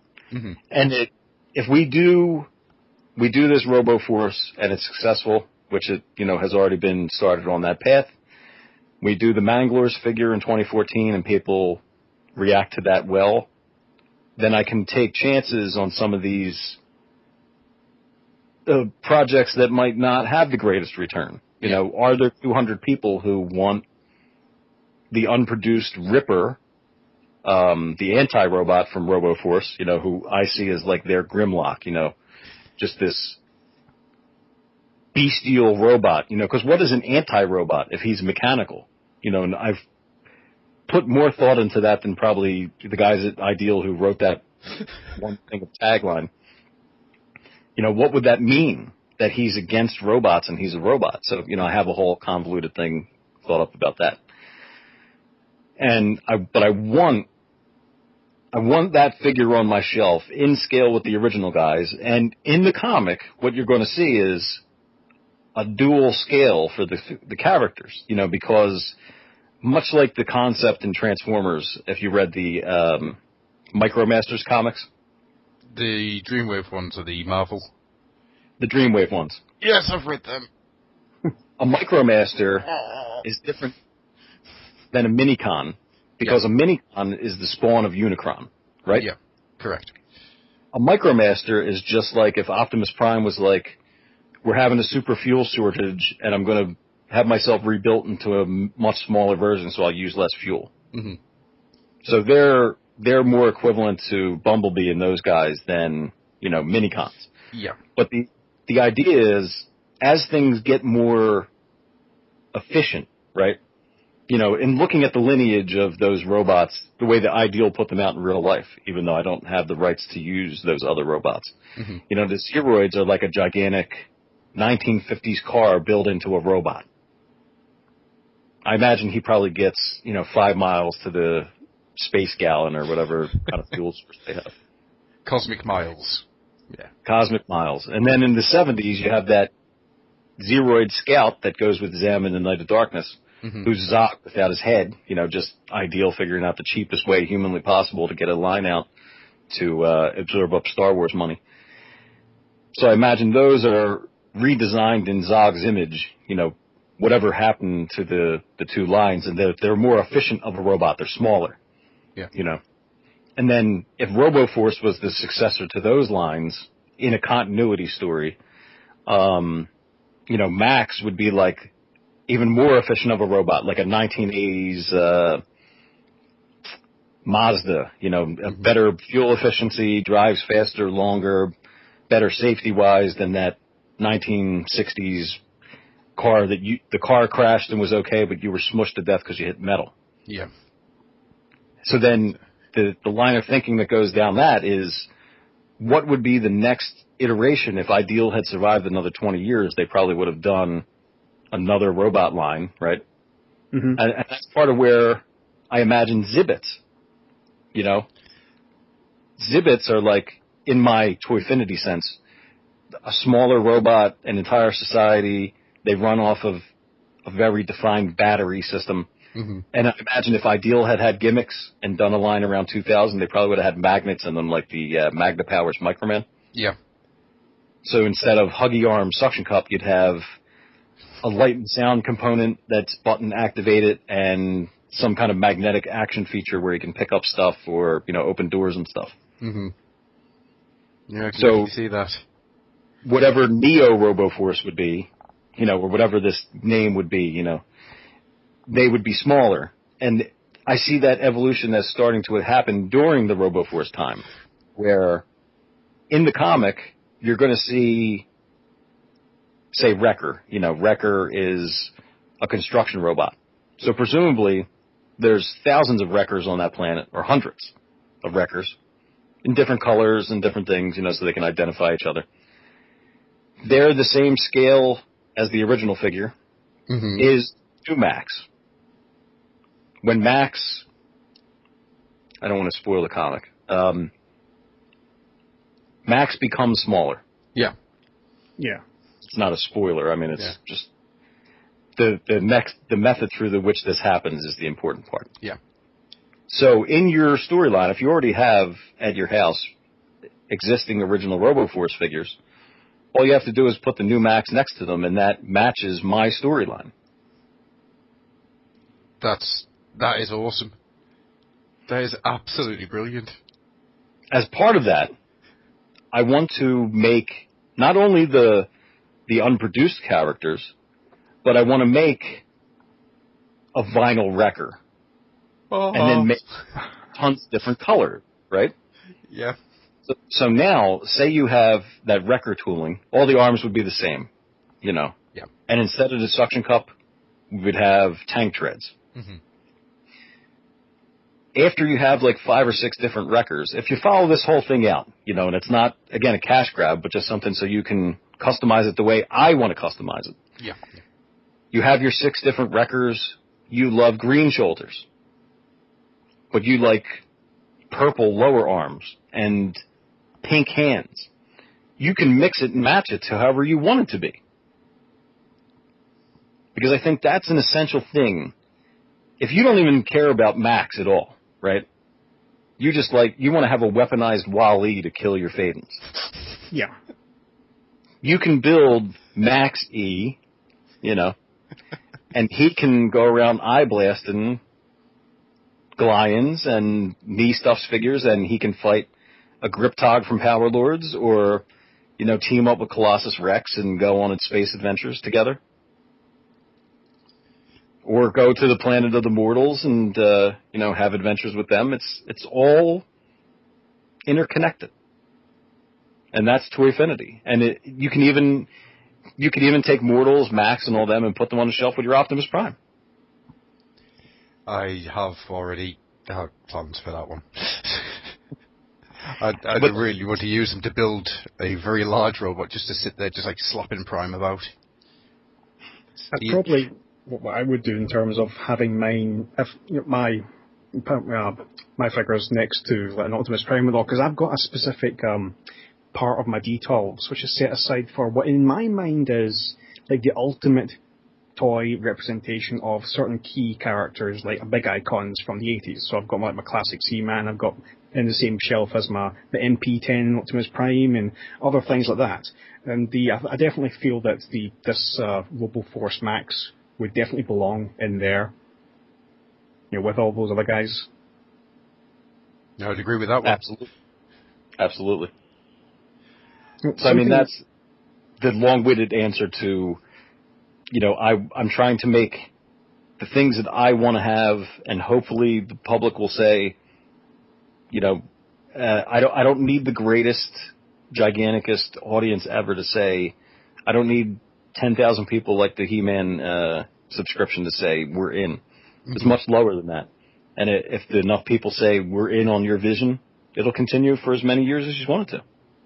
Well, on that, something I was wanting to ask you there, because when you're talking about how through the fiction, if you like, this new RoboForce line, if you're inclined to go down this route, could be an evolution of the original one. Something I'm interested in, just purely from a toys perspective, is that let's say it's a couple of years down the line, we're having this conversation again, and you've been able to achieve what you currently is your mission statement of, you know, get all these kind of classic RoboForce figures out in some way. You know, so that you can, if you've spent the money and got all the parts, you can now make all those characters that you had back in the day, plus the unproduced ones, right? Mm-hmm. If the interest was high enough, would you be interested in continuing the RoboForce line beyond that, in terms of creating new designs, like new accessories, like, you know, blasters, or just new robots in general? You know, taking it the next step.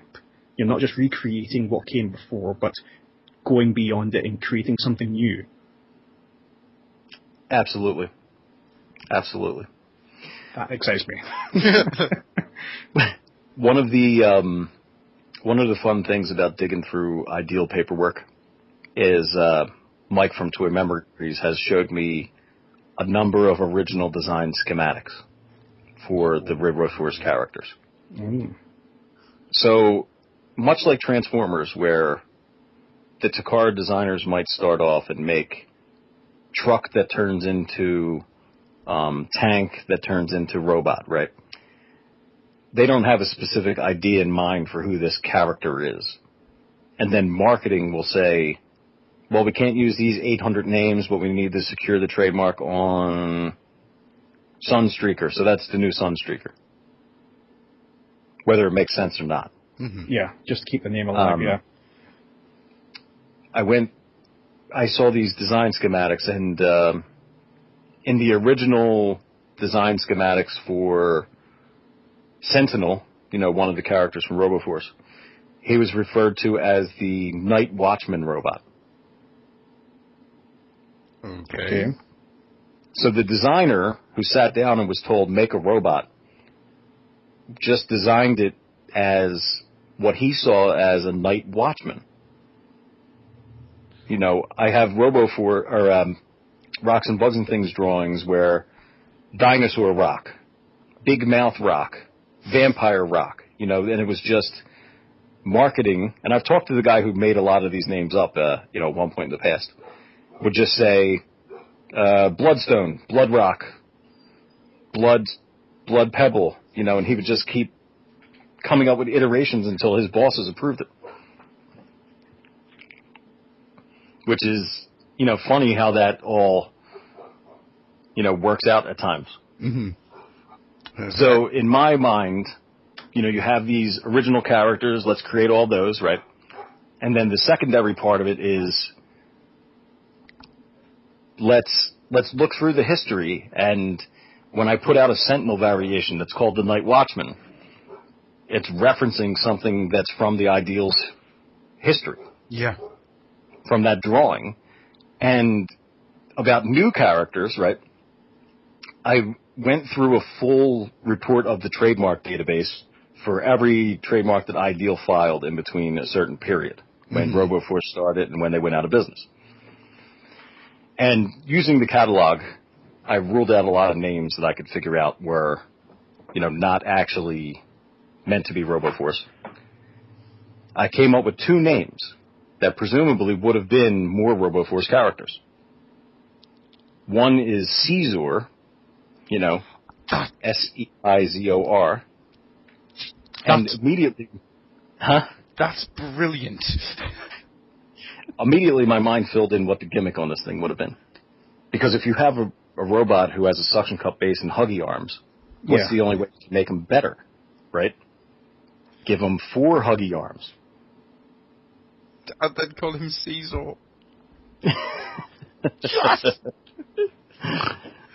So, I'm going to show pictures soon that you can build Caesar out of 2 full Max kits.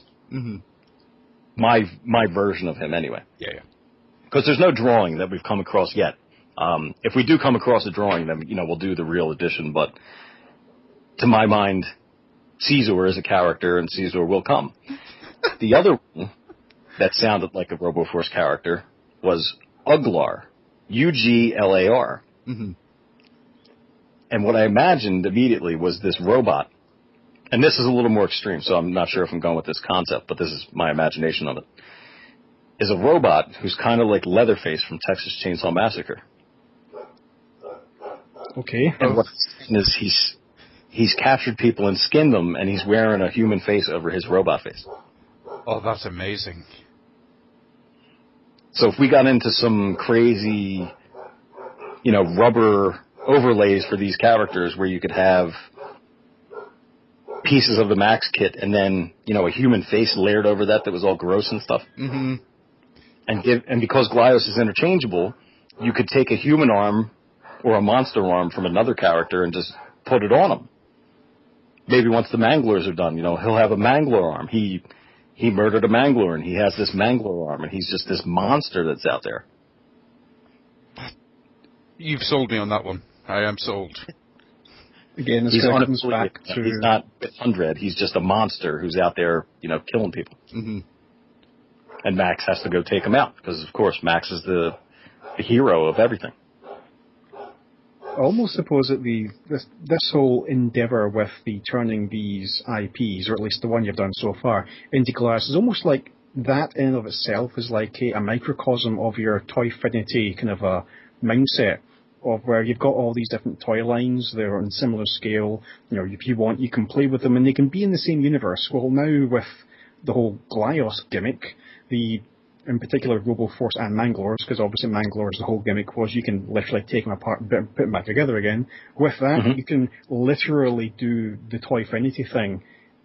With the toys themselves, in the sense that you can take them all apart, you can literally mash whole different IPs together into a single kind of abomination of a toy with parts from all sorts of things. Yeah. And that's the beauty of it. The true beauty, and, I'll use this as to wrap up what I'm talking about. If you don't like the storyline of Glyos or RoboForce or whatever it is, and you have any kind of sculpting ability, you want to see you as a figure, or any character that you design, you can pop the head off of a Glyon, sculpt your human head, put it on there, boom, you're in.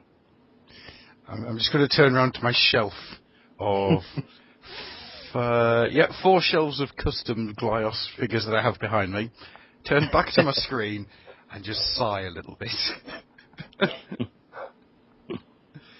But that is the beauty of Glyos and what the concept of it can do. It's, at the end of the day, you can get the toy and you can enjoy the toy as a little pocket toy, or you can just let your imagination run wild in various forms. And it's one of the reasons I'm really looking forward to getting my hands on some of the RoboForce. Just, to have one as the character and then one as, what can I do with this?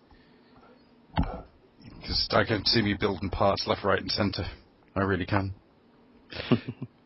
Which is kind of worrying. We're going to start closing this down now, because we've actually had you for just over 2 hours, I think, now, at this point. And I do realise you probably have things to do that aren't talk to smelly British people over the pond. But it has been an absolute pleasure to listen to you talk today. It's... honestly, I could quite happily have this as a series of shows and just have you going and just talking for a couple of hours at a time, because it has been a real education in a lot of the ways that things work, both from an artistic and a business standpoint. I'd be happy to come back. I think that has to be a thing, to be honest with you, because I've got another 4 or 5 questions, but as I say, I'm well aware that we've been going for about 2 hours.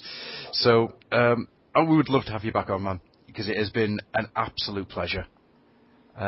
Before we wrap this up then, it's going to sound like a strange question considering what we've been talking about for the last 2 hours, but is there anything you'd like to pimp out?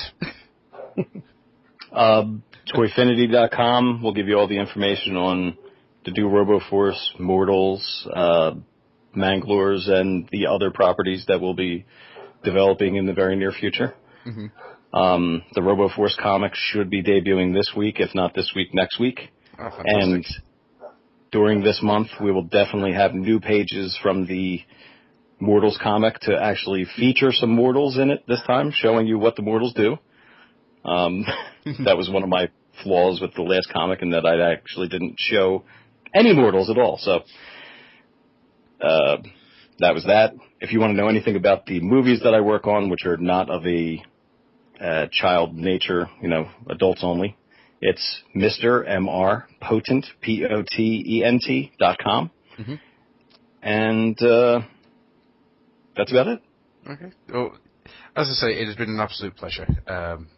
And I'm still trying to digest things you've said an hour ago. It's it's one of those things I have a tendency to take a long time, just because I'm looking at things from all different angles and trying my best not to go to eBay and just type in the word toy tooling. It's not good. So, Jai, would you like to pimp out where people can find you yourself? Well, myself, you can mostly find on Twitter at JIIDEE, and every now and again you can catch me on the Back to the 80s podcast, where whenever I come across information relating to RoboForce and all sorts of things like that, I do my best to pimp out there as well. But yeah, that's basically it. If you want to really contact me, do it on Twitter, where all the cool kids are. And occasionally you can be found on Back to the 90s, which was a much better show. A much superior podcast, yeah. Indeed. And of course, I am Acroflock at Twitter, and you should all know where to find me. if you're listening to this and you've all listened to all the shows, go to www.oldoilhouse.co.uk or thenerdsphere.blogspot.com for the forums. And we will see you next time. Thank you once again to Mr. John Kent. Thank you. Thank you once again to Mr. Jardee. Hey, my pleasure. We're having fun. And thank you once again to you out there listening. Nanito. Goodbye. Bye.